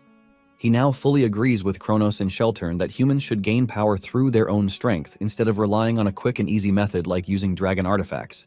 Afterward, he agrees to Sheltern's request to safekeep the manual, even though it is supposed to contain a way to harm him. Immediately, he receives the book. Bahamut quickly scans through it at lightning speed, commending Sheltern for doing a good job. Sheltern lets him know he did it to protect the world, a reason that Bahamut finds absurd. He believes that Sheltern only came up with this technique to protect the human race. With no further explanation or claims from Sheltern, Bahamut promises to protect the true dragon's swordplay manual. However, he also warns that the book will never see the light of day if Kronos' prophecy is wrong. Sheltern ignores him, and as he turns to leave, he assures Bahamut that even without the book, humans will eventually learn to use aura. Hearing this, Bahamut vows to exterminate the human race if they ever start using aura. He disdains humans, and believes they're too insignificant and undeserving of such an immense power. Sheltern simply grins at his absurd claims. Even though he created the true dragon's swordplay because of his fear of dragons, he finds it unbelievable that he ended up entrusting the same dragons to help him safeguard the technique. Before leaving, he assures Bahamut that just like Kronos predicted, he would someday open his heart to a human, ultimately falling into the very contractual relationship he loathes, making Bahamut huff in disbelief. After Sheltern departs, Bahamut continues to reflect on his words. He still finds it unbelievable that he would one day open up his heart to a human contractor.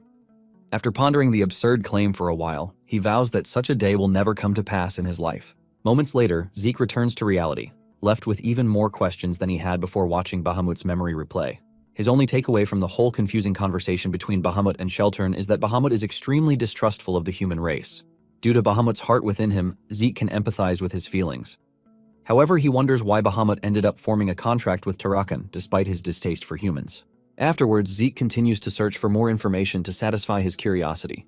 Unfortunately, he comes up empty every single time because all history regarding Tarakan had been manipulated by the Draker family. Currently, every single thing he could find points to Bahamut being an evil dragon defeated by Tarakan.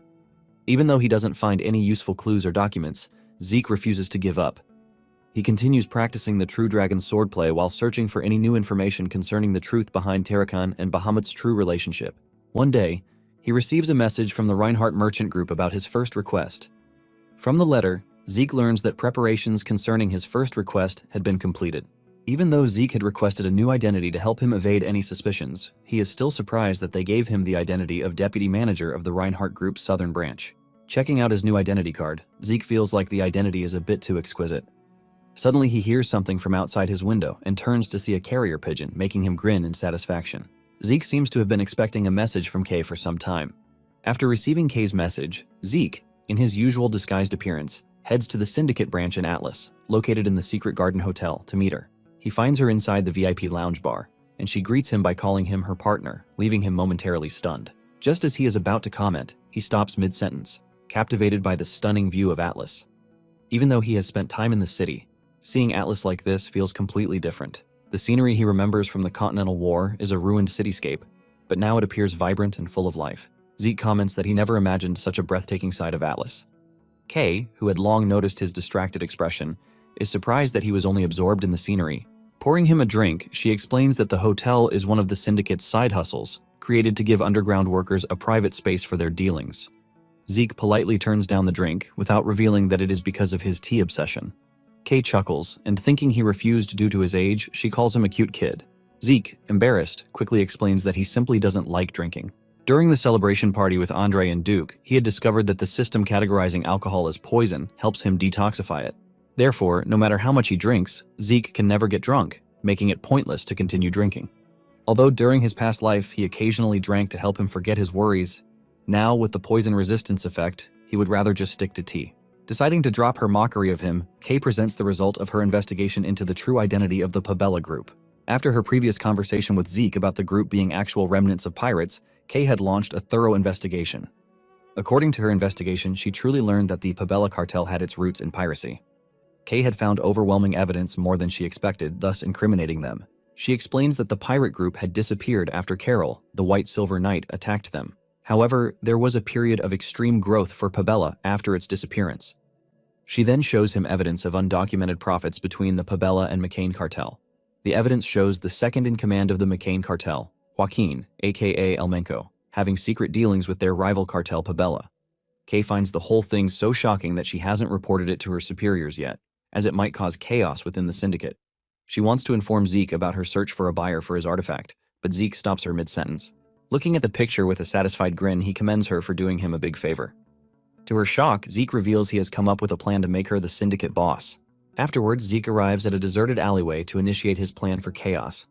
From the system, he had learned how to open a teleportation portal, a key element to ensure no one suspects him. He prepares to leave, satisfied that all the pieces are falling into place. Just behind him lies a pool of blood marked with a red sigil. Zeke's excitement grows as he imagines the reactions once his plan unfolds.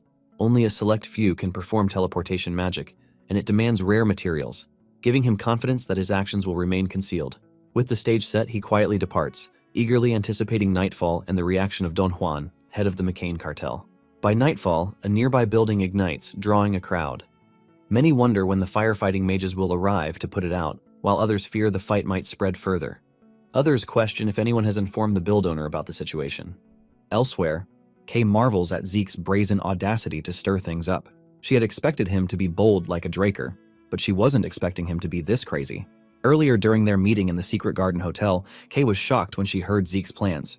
He planned to set fire to all Soma warehouses within the central continent belonging to the McCain cartel. After revealing his plan, he asked Kay to give him all the warehouse locations.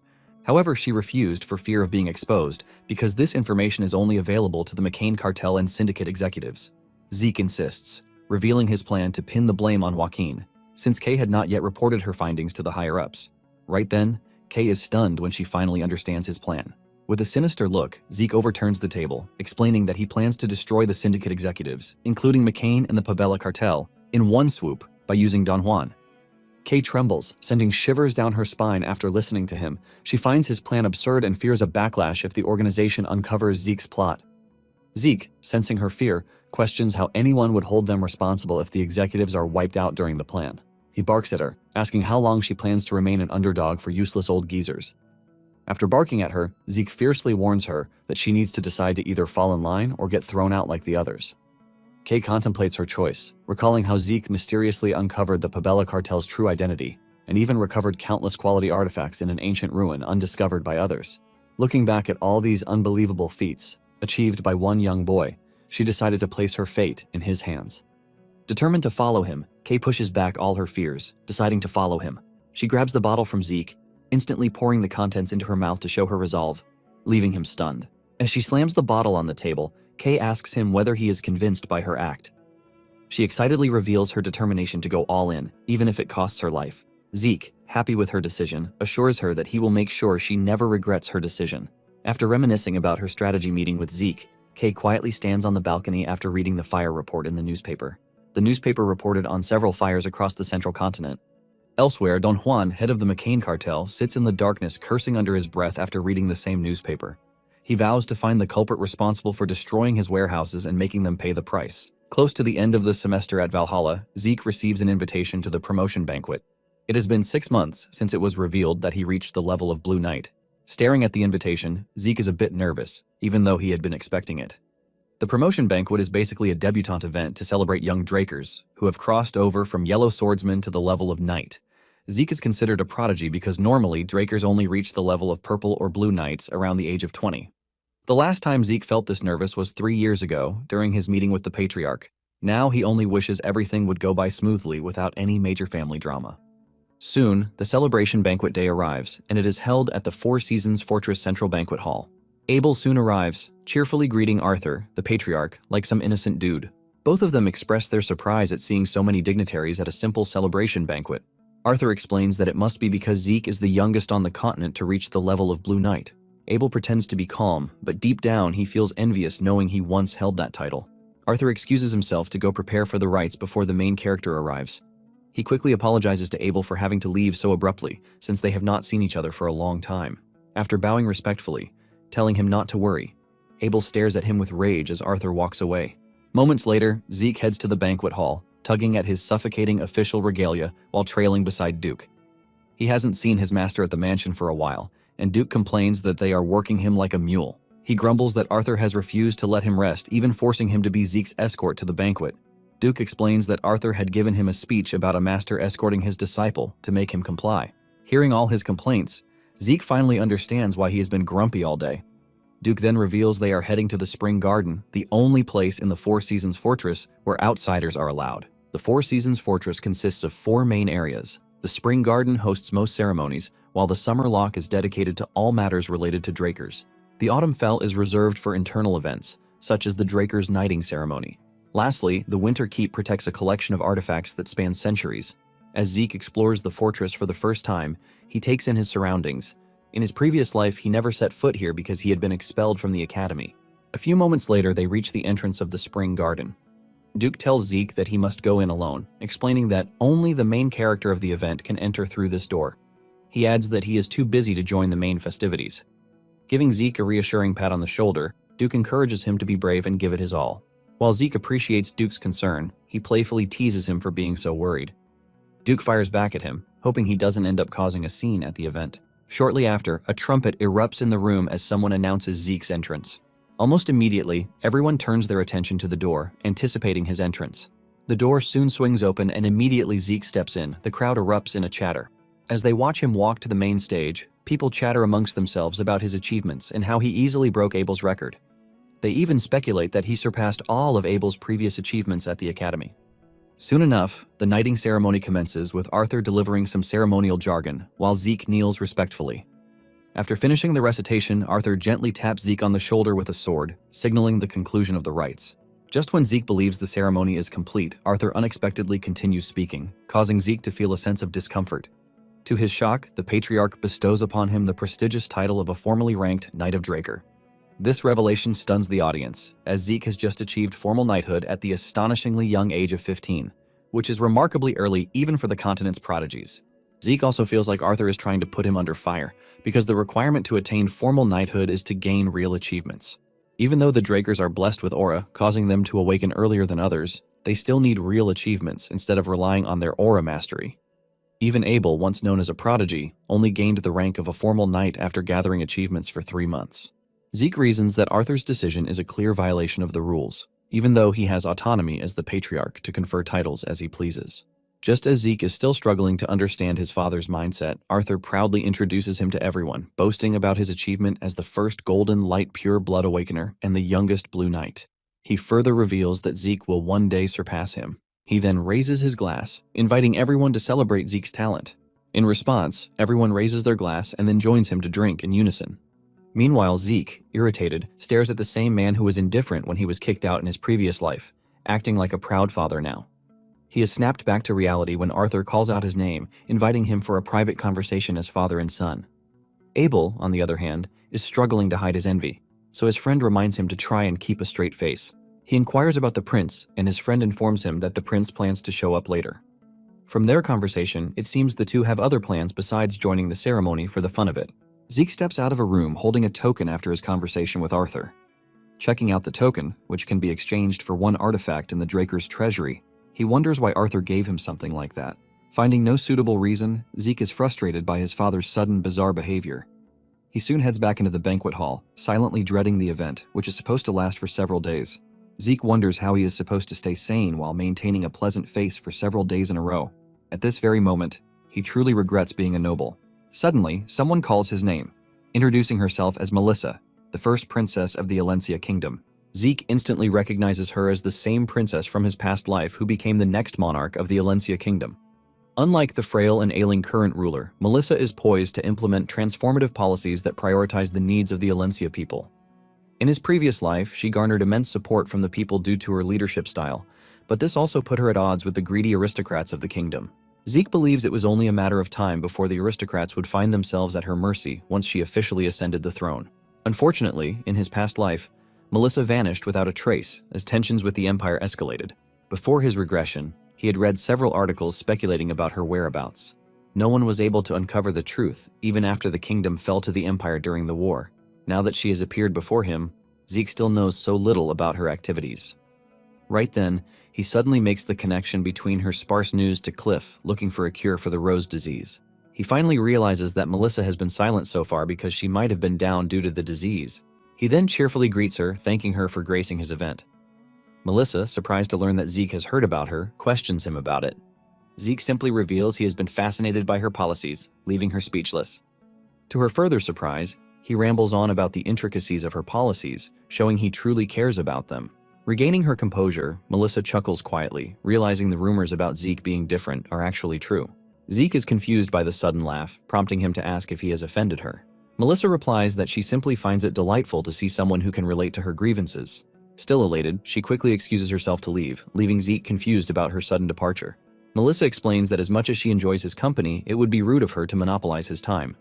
Although he doesn't mind chatting with her, he worries that she would certainly feel burdened by all the glares from the guests waiting to speak to him as well. Before leaving, Melissa assures him that they'll find a good opportunity to chat next time. Afterward, Zeke beams with happiness after entertaining the last guest. He tries his best to keep a straight face while miserably wishing he could just return to his training room. A loud clank of armor soon draws his attention and he quickly scans the room, looking for the source. He wonders who in their right mind would wear full armor to a banquet. Before he can locate them, a blonde boy clad in full armor with armored soldiers surrounding him appears before Zeke. This dude is the 4th imperial prince of the Roman Empire, named Callus Nerva.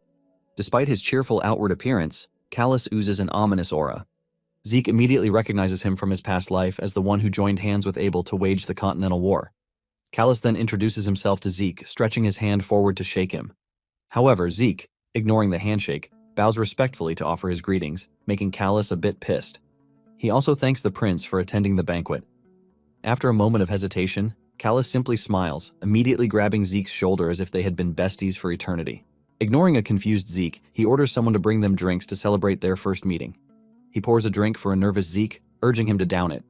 Amidst disdainful stares from the guests, Zeke quickly chugs down the drink. The crowd quietly murmurs, calling him a kid for taking the prince's words seriously. Even Callus is surprised when Zeke downs the glass of wine. Whispers soon circulate about the prince pulling such a disrespectful stunt at a Draker event. Energized by the moment, Callus further encourages Zeke to join him in a drinking spree. Just then, Abel arrives and he invites him to join them, but Abel turns down the offer, inviting him for a private discussion. Callus presses him for further details, but Abel explains that the matter is sensitive. Hearing this piques Zeke's interest as he looks at them suspiciously. Callus then apologizes to Zeke for his sudden departure, and before leaving, he promises to share a drink with him. The crowd watches with disdain as the prince departs, flanked by his armored guards. They ridicule him for being a terrible leader and express their frustration with the Empire for allowing such a prince to exist. Meanwhile, they commend Abel for stepping in and escorting the prince away before he embarrasses himself further. Zeke listens quietly to their conversation, realizing that people are drawn to someone like Abel who stirs up trouble.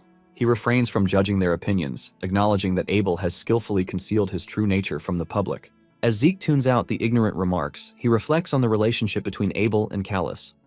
Observing their closeness, he suspects they have been allies for longer than he anticipated from his past life. Remembering their recent interaction, Zeke senses their bond may be even stronger than that of blood brothers.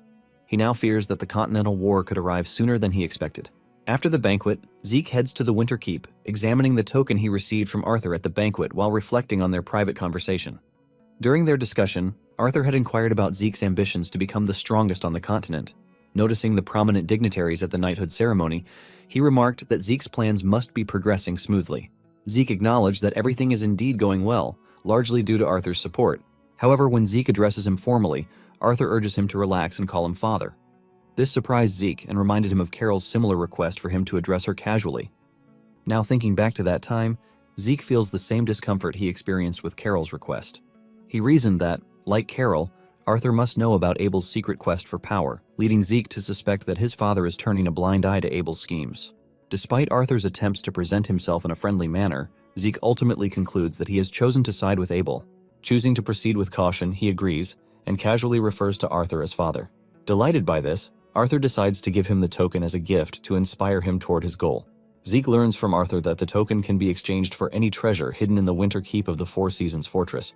Eager to explore the renowned Draker's treasury, which is said to hold the continent's rarest artifacts, he accepted the token. Arthur cautioned him to stay vigilant, as the treasury not only contains valuable items but also worthless junk disguised as treasure. Shortly after, Zeke arrives at the winter keep, still pondering why Arthur had given him the token. Despite his uncertainty, he resolves to make the most of this opportunity. Outside the treasury, a staff member is ready to guide Zeke inside. Before they enter, she takes a moment to explain the storage facility. She shares that the treasury currently holds around 17,000 rare artifacts.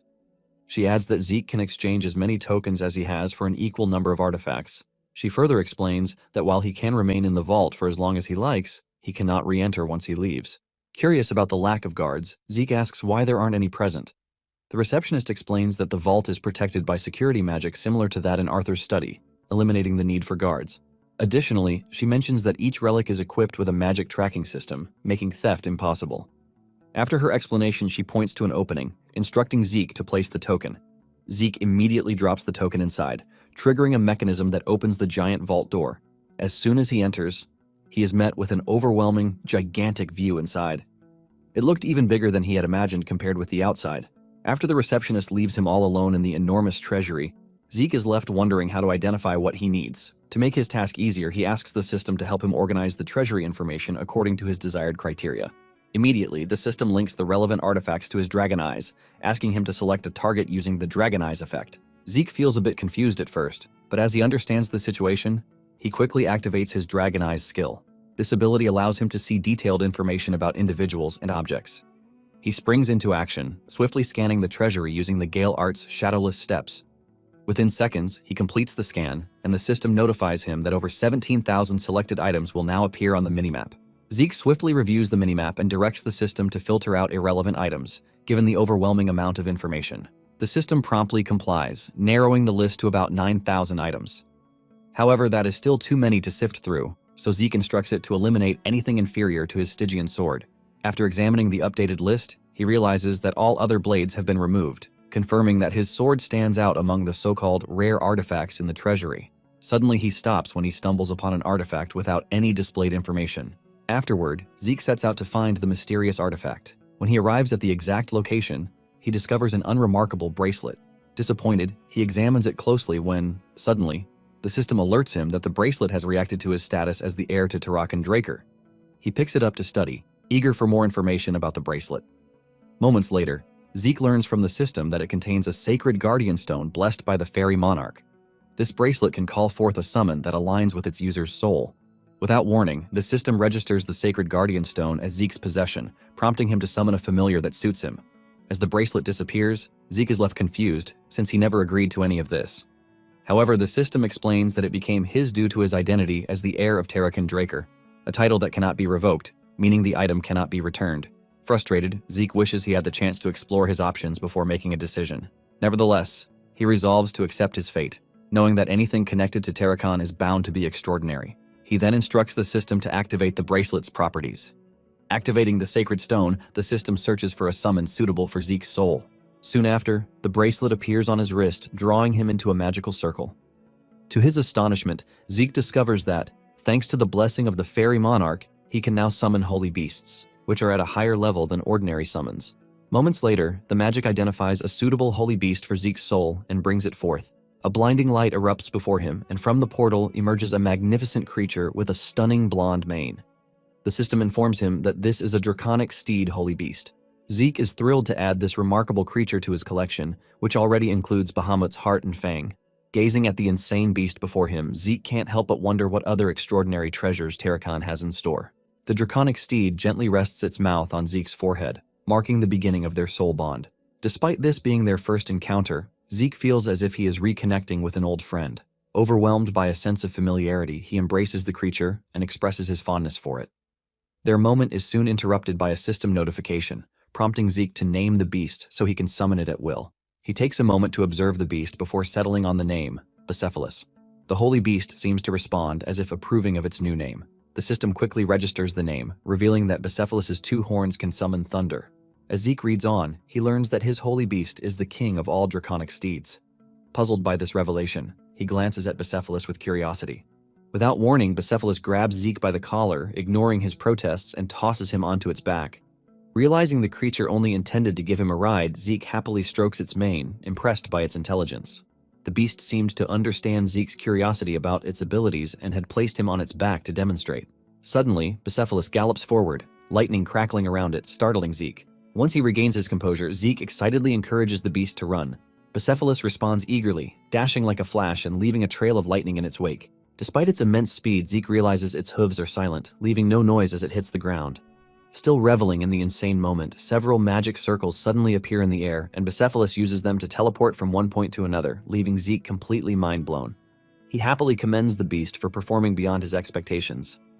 Afterward, Zeke returns to his mansion, reflecting on his brief interaction with the receptionist as he left. She looked puzzled when he showed her the item he had chosen. Remembering Arthur's warning about treasures that might actually be worthless, Zeke understands her confusion. Before the bracelet responded to his title, even the system couldn't provide any information about it.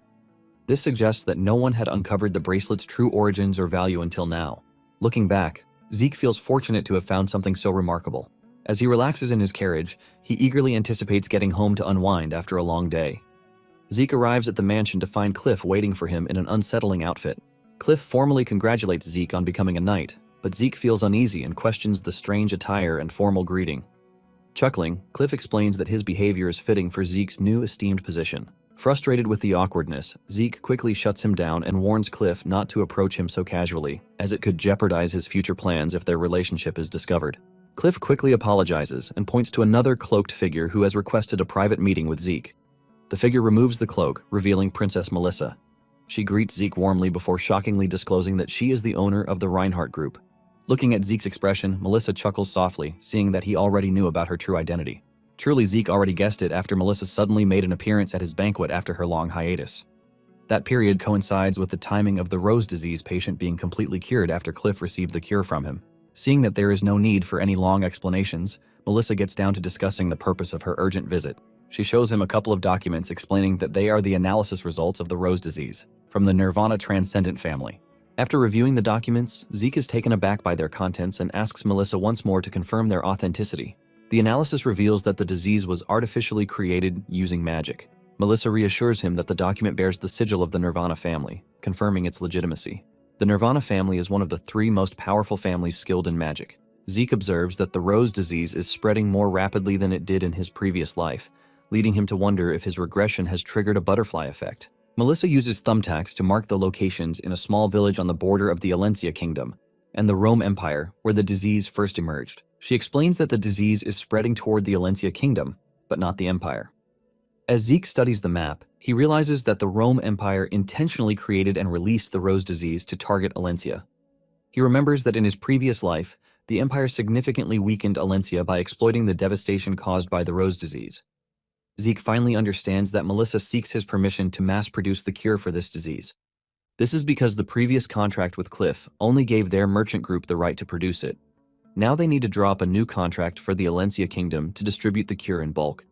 Melissa and Zeke discuss the terms of the contract while Cliff quietly listens from the side. From how well she discusses business, Zeke is quite impressed, noting that she truly deserves the title of Reinhardt Merchant Group's main leader. Explaining her terms further, she tells Zeke not to worry about the production and distribution. After producing the cure, she plans to distribute it to her people as part of her usual relief supplies. She gives him the new contract, promising to compensate him properly.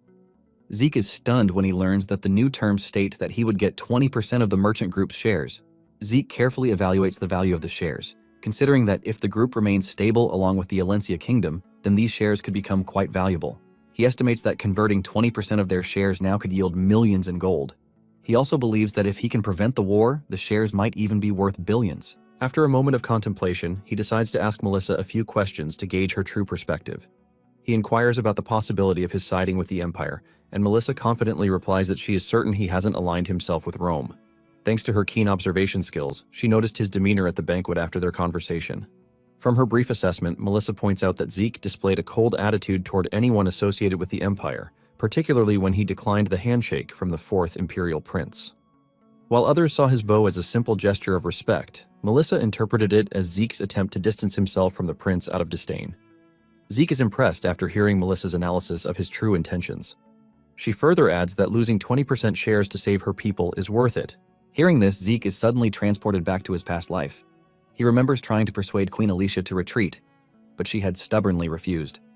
To him, defeating the Empire held no value if it meant losing her life. Alicia insisted she understood the need to regroup, yet Zeke couldn't understand why she remained so stubborn. She told him, much like Melissa did now, that she would gladly sacrifice her own life to buy time for her people to escape. These painful memories weigh heavily on Zeke, filling him with sadness. He wished to forget them, but Melissa's words had brought them rushing back. In that moment, Zeke declares his intention to work with Melissa, making her extremely happy. As they finalize their agreement, he cautions her to keep his identity a secret. 2 weeks later, Zeke is back to his old routine, enjoying his favorite time in the training hall of his estate. From his insane moves, Zeke seems to have improved greatly in the True Dragon's swordplay. After an intense practice session, the system informs him that he has successfully learned the True Dragon's swordplay at an S-rank beginner level. Zeke is excited to hear this news, impressed that it only took him about a month to complete. With the conditions for the quest to become Sheltern's heir completed, the system rewards him with a bunch of good stuff, including 2 random boxes, 500 karma points, and the Kronos Kingdom treasury map. After checking out the rewards, Zeke is excited to replenish the points he spent burning down McCain's Soma warehouses. Zeke then pulls out one of the rewards, the Kronos Kingdom report radar, to check out the contents. However, to his shock, the system fails to read the coordinates in the capsule.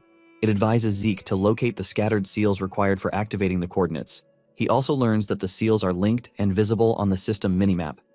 Zeke immediately checks the minimap to discover 2 seals in the middle and 1 each in the south and north. Zeke is now concerned that this new quest might take a while because of the distance between the seals. Almost immediately, the system turns into an actual quest, but Zeke is not surprised, as he has been expecting the notification to pop up. His new quest is to find the scattered seals and restore them to their original state. The quest has no time limits, and as a reward, Zeke will be granted the title of Kronos Kingdom's successor. Zeke finds the quest reward disappointing. It makes him wonder if the treasures he will obtain after restoring the seals have already been included, leaving nothing extra to gain. He also wonders if this reward title will trigger some reaction, like the bracelet from the Draker's vault. Frustrated by these questions, Zeke decides to put the quest on hold since it has no time limit. He decides to attend to other pressing matters. Having previously received a message from Kay, he sets out for the south.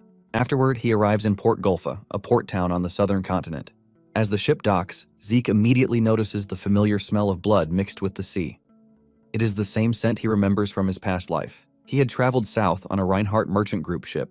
Just as he tries to slip away quietly, the crew shouts their farewells at the top of their lungs, making him embarrassed. He wore his usual disguise to stay unnoticed, but their loud voices drew far too much attention to him. Once off the ship, Zeke strolls through the town, which still looks similar to before his regression. Not long after, the Northern Rangers who once kidnapped him arrive. They compliment how well he pulls off merchant clothes, and Zeke thanks them. He quickly gets to the point and asks if they memorized the plan he sent them. One of the Rangers answers confidently, saying they are ready. He explains how they plan to use chaos to rescue the prisoner from McCain's hands on the day of the operation. After ensuring they understand the plan, Zeke tells them to keep their guard up, as it involves more than just rescuing the target. The Scarred Ranger is curious to know what type of chaos to expect on the day of the operation. Zeke did not tell them about it to prevent any leaks in his plan, so the Ranger wonders if there are going to be any chaotic festivities. Zeke simply grins and assures them that what he has planned is going to be more chaotic than any festival. He grins wickedly, telling them that he plans to make McCain disappear that day. Seeing the look on Zeke's face when he says this makes the Ranger a bit uneasy. Just then, a guide from the Reinhardt Merchant Group suddenly interrupts them, looking for Zeke. Seeing that they are still busy, the guide tries to leave to give them more time, but Zeke stops him. Zeke immediately leaves with the guide to the carriage prepared by the Merchant Group. Watching him leave, one of the Rangers asks Zeke if he wants to wage war against McCain. Zeke replies to him saying he was only joking with them. But both Rangers know better than to take his words lightly. Moments later, Zeke is in a carriage discussing his plans with Kay. They discuss the warehouse provided by the Merchant Group, which looks ordinary on the outside, but has a luxury interior. Kay wants to go over the plan again to make sure she understands everything. According to Zeke's plan, they are to take advantage of Don Juan's birthday. Today is his birthday, but also the day when all executives will gather for business. Taking advantage of that, Kay and Zeke will be there under the disguise of attending the business meeting. After repeating the plan, Kay asks Zeke to confirm she hasn't left anything out. However, Zeke seems uninterested because they have already gone over the plan quite a few times. He scolds Kay for being a blockhead since it was already her 5th time asking him about the details. Kay snaps at him, saying she is very nervous, which is why she doesn't want to make any mistakes. Zeke had already realized why she was acting a bit off, and now he understands it is because of her nerves. He looks on amusingly as Kay trembles all over, panicking about the consequences of their plan failing. She fears what McCain will do to them if he discovers their involvement in the Soma warehouse case. Zeke, on the other hand, seems to be enjoying Kay's predicament. He even wants to tease her for shivering like a wet puppy. He then cheerfully explains to her a strange belief in the South about mages. Basically, in the South, it is believed that the corpse of a mage can block curses. Zeke further adds that instead of feeding her to swamp dragons, McCain will probably chop her up like sausages and sell each part for a good price since she is a mage. This revelation completely shocks Kay, sending shivers down her spine. It is at this moment that she realizes that the necklaces on McCain's subordinates are actual fingers. Kay wonders how much her fingers will fetch in the market. She frantically pleads with Zeke to help her recover her body if McCain uncovers their plot. Kay wonders how he knows so much about McCain's inside operations. This question reminds Zeke of his past life and how he helped McCain raise the cartel to prosperity. After he was kicked out of the academy, Zeke was captured by traffickers who sold him to a Soma plantation owned by McCain. After spending a little time harvesting Soma, he was soon sent to the battlefield as a human shield. Luckily, Zeke became the sole survivor over and over again. Looking back at that time, Zeke realizes he must have survived by subconsciously activating the healing skill. After surviving the horrifying incident 6 times, Don Juan decided to train Zeke as a hitman. Before long, Zeke became the best in his field and could effortlessly take down a purple knight. Back then, he made his targets let their guard down before using poison to defeat them. However, this tactic never worked on the blue knights. He had tried to sneak up on them several times, but they would always detect his presence. Despite striking a few with a poisoned blade, the blue knights always found a way to expel the poison by manipulating their aura. Eventually, Zeke was able to take down the blue knights by taking advantage of small openings. It was only after eliminating a dozen blue knights that he was able to secure his position as a hitman in the McCain cartel. Zeke's position after that grew rapidly due to his achievement in bringing down the Pabella cartel. In the end, he became Don Juan's foster son and even secured the position of heir. However, on the day the top executives gathered to announce him as the successor, Zeke annihilated every single one of them, including Don Juan. After getting his long-awaited revenge, he left the McCain cartel. Zeke was still reminiscing about all these past events when Kay snapped him back to reality. She has been trying to get his attention for a while now, making her suspect he is avoiding the topic. She then asks him bluntly if he is a spy for the McCain cartel.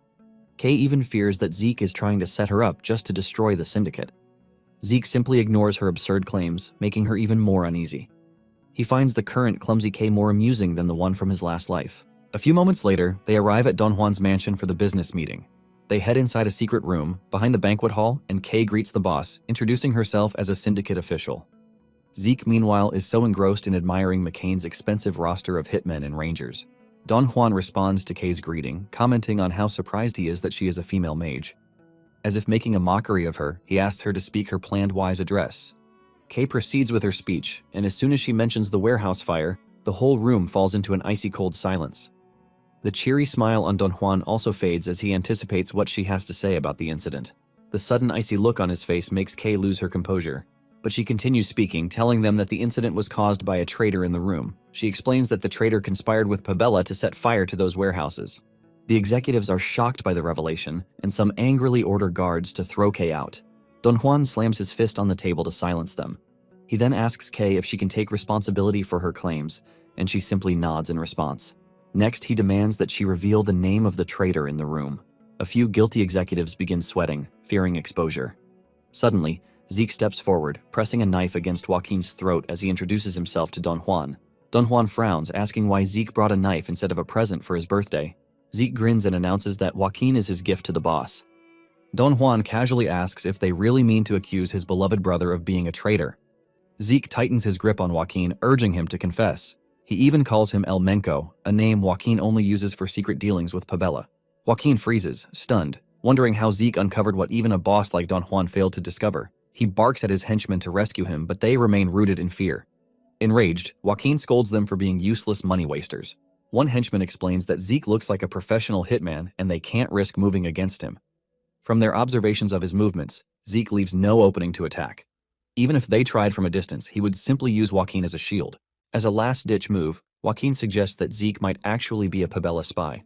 Zeke sees through the attempt and calls him gutsy for accusing him despite being a spy himself. Like a dog clinging to a bone, Joaquin keeps pressing, trying to make others doubt Zeke. His composure finally cracks when Zeke announces he has evidence to prove his claim. Zeke signals Kay, and she casts a spell to reveal the evidence before Don Juan. Don Juan picks up the document, scanning it silently. His eyes narrow as he praises Zeke for providing such a detailed and compelling report. He reads a summary aloud, exposing Joaquin's collusion with the syndicate to sabotage the McCain cartel. Disgust flashes across Don Juan's face when he reaches the section proving that the Pabella cartel is actually a pirate group. The executives snarl at Joaquin upon hearing this. Zeke smirks, clearly enjoying the tense shift the revelation has caused. Apart from the fact that no one likes pirates, Southerners in particular hold a grudge against them.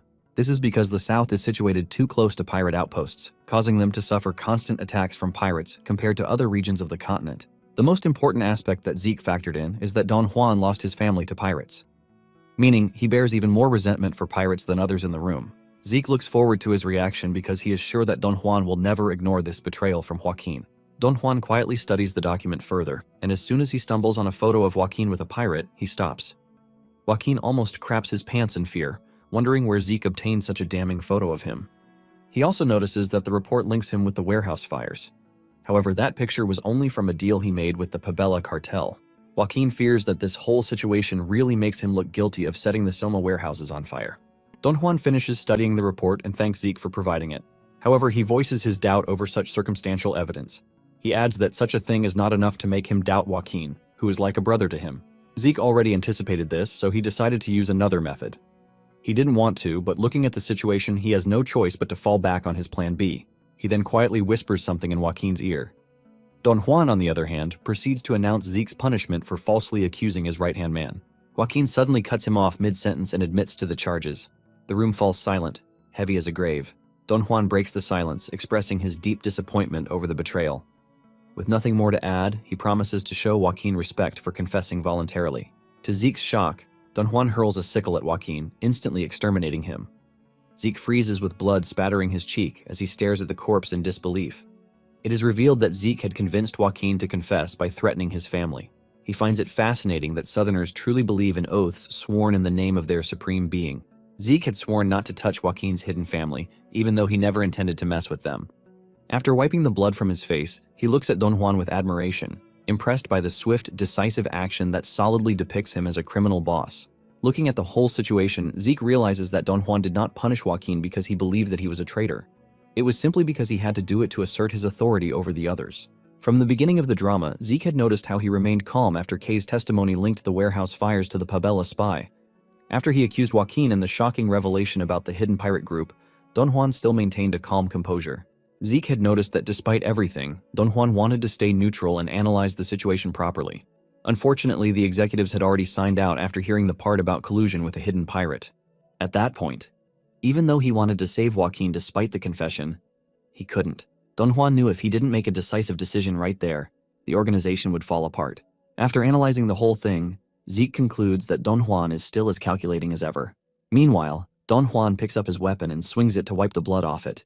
He then turns to face the syndicate executives with a threatening expression. He says that since Kay's testimony is correct, it must mean there are other traitors among them. He slams his weapon on the document, explaining that in the report, the burning of the warehouse was the syndicate's first plan in betraying the McCain cartel. He then threatens them to confess, promising to give the traitors a painless end. By now, the syndicate executives are terrified. One of them denies all the allegations, claiming Kay is setting them up and urges Don Juan to interrogate her. Without warning, Zeke suddenly eliminates the loudmouth right in front of Kay, leaving her frozen in shock. Looking at the body beneath her feet, she trembles uncontrollably. Don Juan narrows his eyes at Zeke, questioning why he would act so brazenly in his presence. Zeke calmly explains that he was simply helping the boss deal with the traitor. He adds that, since Joaquin worked with the syndicate and already confessed to colluding with Pabella, there is no doubt the others are also traitors. Don Juan stares at Zeke, suspicion flashing across his face, finally realizing he had been used as a pawn. He now understands that Zeke planned to manipulate him to eliminate the syndicate executives.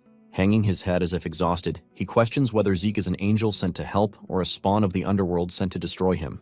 Zeke only smiles, replying that he is simply a businessman, here to propose a new partnership. Don Juan, taken aback by his sudden offer, looks at him with a curious expression. Zeke explains that they share the same goal of eliminating Syndicate and strengthening the McCain cartel. Zeke reveals that Don Juan didn't want to punish Syndicate executives for fear of retaliation since they are his only distribution channel for Soma. He had guessed this because Pabella and Ishtar cartels already control the ocean routes, leaving Syndicate as the only distribution channel for the McCain cartel's Soma business. From his tone, Don Juan is surprised because Zeke sounds like he knows him well. To reassure him that there will be no retaliation, Zeke then informs Don Juan that Kay handles all the Syndicate's Soma distribution. He finally adds that he will join Kay in handling all of McCain's Soma distribution. After considering the offer for a moment, Don Juan replies that he can't fully trust Zeke, even though it is an enticing proposition. He explains that since this is their first meeting, there is no foundation of trust between them. Zeke steps up to the table, tossing Don Juan's weapon aside. He hurls a few documents into the air and drives his blade straight into a document bearing the Pabella cartel's sigil. As a gesture of goodwill and to earn Don Juan's trust, Zeke promises to destroy the lands under Paulo's command. Paulo Santos of the Pabella cartel is not widely known due to his cautious nature. His caution earned him the nickname Cowardly Paulo for always taking the safest path. Don Juan is impressed that Zeke not only knows of his existence, but even recalls his nickname. Satisfied, he accepts Zeke's deal, stating that accomplishing it will be enough to earn his trust. Don Juan offers to assign an assassination troupe to assist Zeke, claiming the task is too dangerous to handle alone. But Zeke senses it is merely a ploy to monitor him. Don Juan also insists that Kay remain with the cartel until Zeke returns. Zeke, however, knows it is just a subtler way of keeping her as leverage. Despite understanding all of this, he agrees to every one of Don Juan's terms. Later that night, Zeke leads the group of assassins toward the Pabella Soma production factory, deep in Paulo's territory. They move silently under the cover of darkness, following Zeke's precise orders. Even the squad commander Manuel finds himself completely under Zeke's control, unable to explain why. Watching Zeke's covert skills, Manuel feels no regret for tagging along like a dummy. He notices Zeke's stamina far surpasses that of a normal assassin. He also discovers that Zeke's movements are swift, precise, and seemingly calculated, as if he had already memorized the entire southern lands. During a sudden werewolf attack, Manuel witnesses Zeke in action and concludes that he is nothing short of a monster.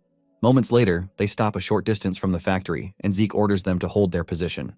Manuel starts to object, but Zeke reminds him that their role is only to observe.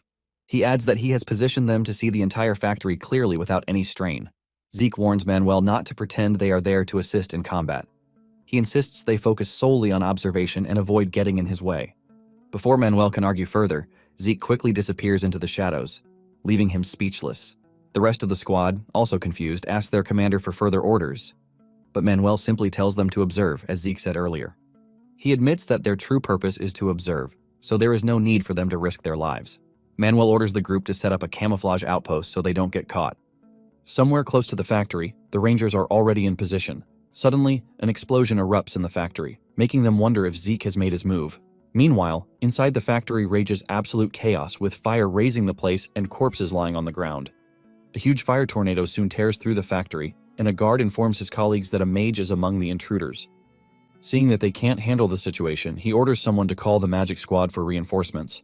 Unknown to them, there is only Zeke, hidden somewhere using the elemental sword technique. Moments later, one of the guards spots Zeke and calls for backup.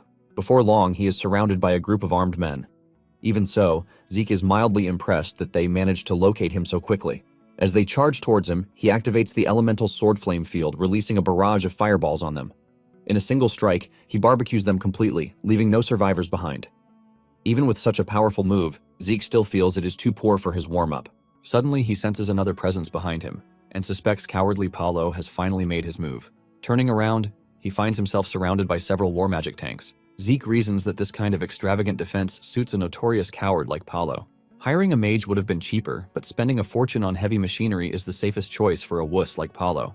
Less than a minute later, the magic tanks crackle to life and fire multiple rounds at him. Zeke calmly deflects the massive projectiles with his blade, swatting them aside as if they were mosquitoes. Each shell explodes upon landing in different directions around him. Even then, Zeke finds himself impressed by Paulo's criminal instincts, noting that the Pabella cartel must have seen value in him to entrust him with their operations. Zeke then activates the elemental sword wind field, summoning a massive tornado. The raging wind lifts every magic tank into the air, smashing them apart like falling dominoes. Clearly enjoying the destruction unfolding, he reflects that in his past life he would have cowered and fled at the mere sight of such weapons. But now the situation is different. He releases one final wind strike, wiping out the remaining magic tanks. After dealing with the surface defenses, Zeke heads underground in search of his main target. Along the way, he takes out a dozen henchmen, wondering why the main dish has yet to appear. Hoping to draw him out, he moves deeper inside. Suddenly, an arrow shoots straight towards Zeke's head. He effortlessly stops it midair, but it detonates in his hand, releasing poison. The system immediately activates to neutralize it, but Zeke halts the process halfway and orders his healing factor to pause as well. At last, cowardly Paulo steps forward, complaining about the useless henchman above ground who failed to stop a single intruder. He goes on to proudly educate Zeke about the poison that just exploded in his face. He boasts that it is potent enough to bring down even the strongest aura users. Offering an antidote, Paulo demands information about Zeke's companions in exchange. He urges Zeke to accept, claiming the group above ground must have already been captured. From the unnatural silence on the surface, Paulo concludes his men have dealt with the other intruders. Zeke, knowing there is no antidote for black mamba poison, secretly mocks Paulo for trying to deceive him. An ordinary person would have died within minutes. Even a blue knight, after forcibly expelling it, would suffer lasting after effects. Since Zeke knows he is an exception, he shatters the vial in Paulo's hand, startling him. Paulo calls Zeke a mad dog, asking if he intends to hasten his own death. Zeke calmly replies that he is immune to all poisons. Paulo grows even more terrified when Zeke reveals the surface is quiet because all his henchmen have been wiped out. He finds it hard to believe, given that his forces include Pabella's elites and insane magic weapons. Sensing his disbelief, Zeke tells him to confirm it himself if he can leave unscathed. Now furious, Paulo demands to know Zeke's true identity and the mastermind behind the attack. Zeke simply tells him to take a wild guess.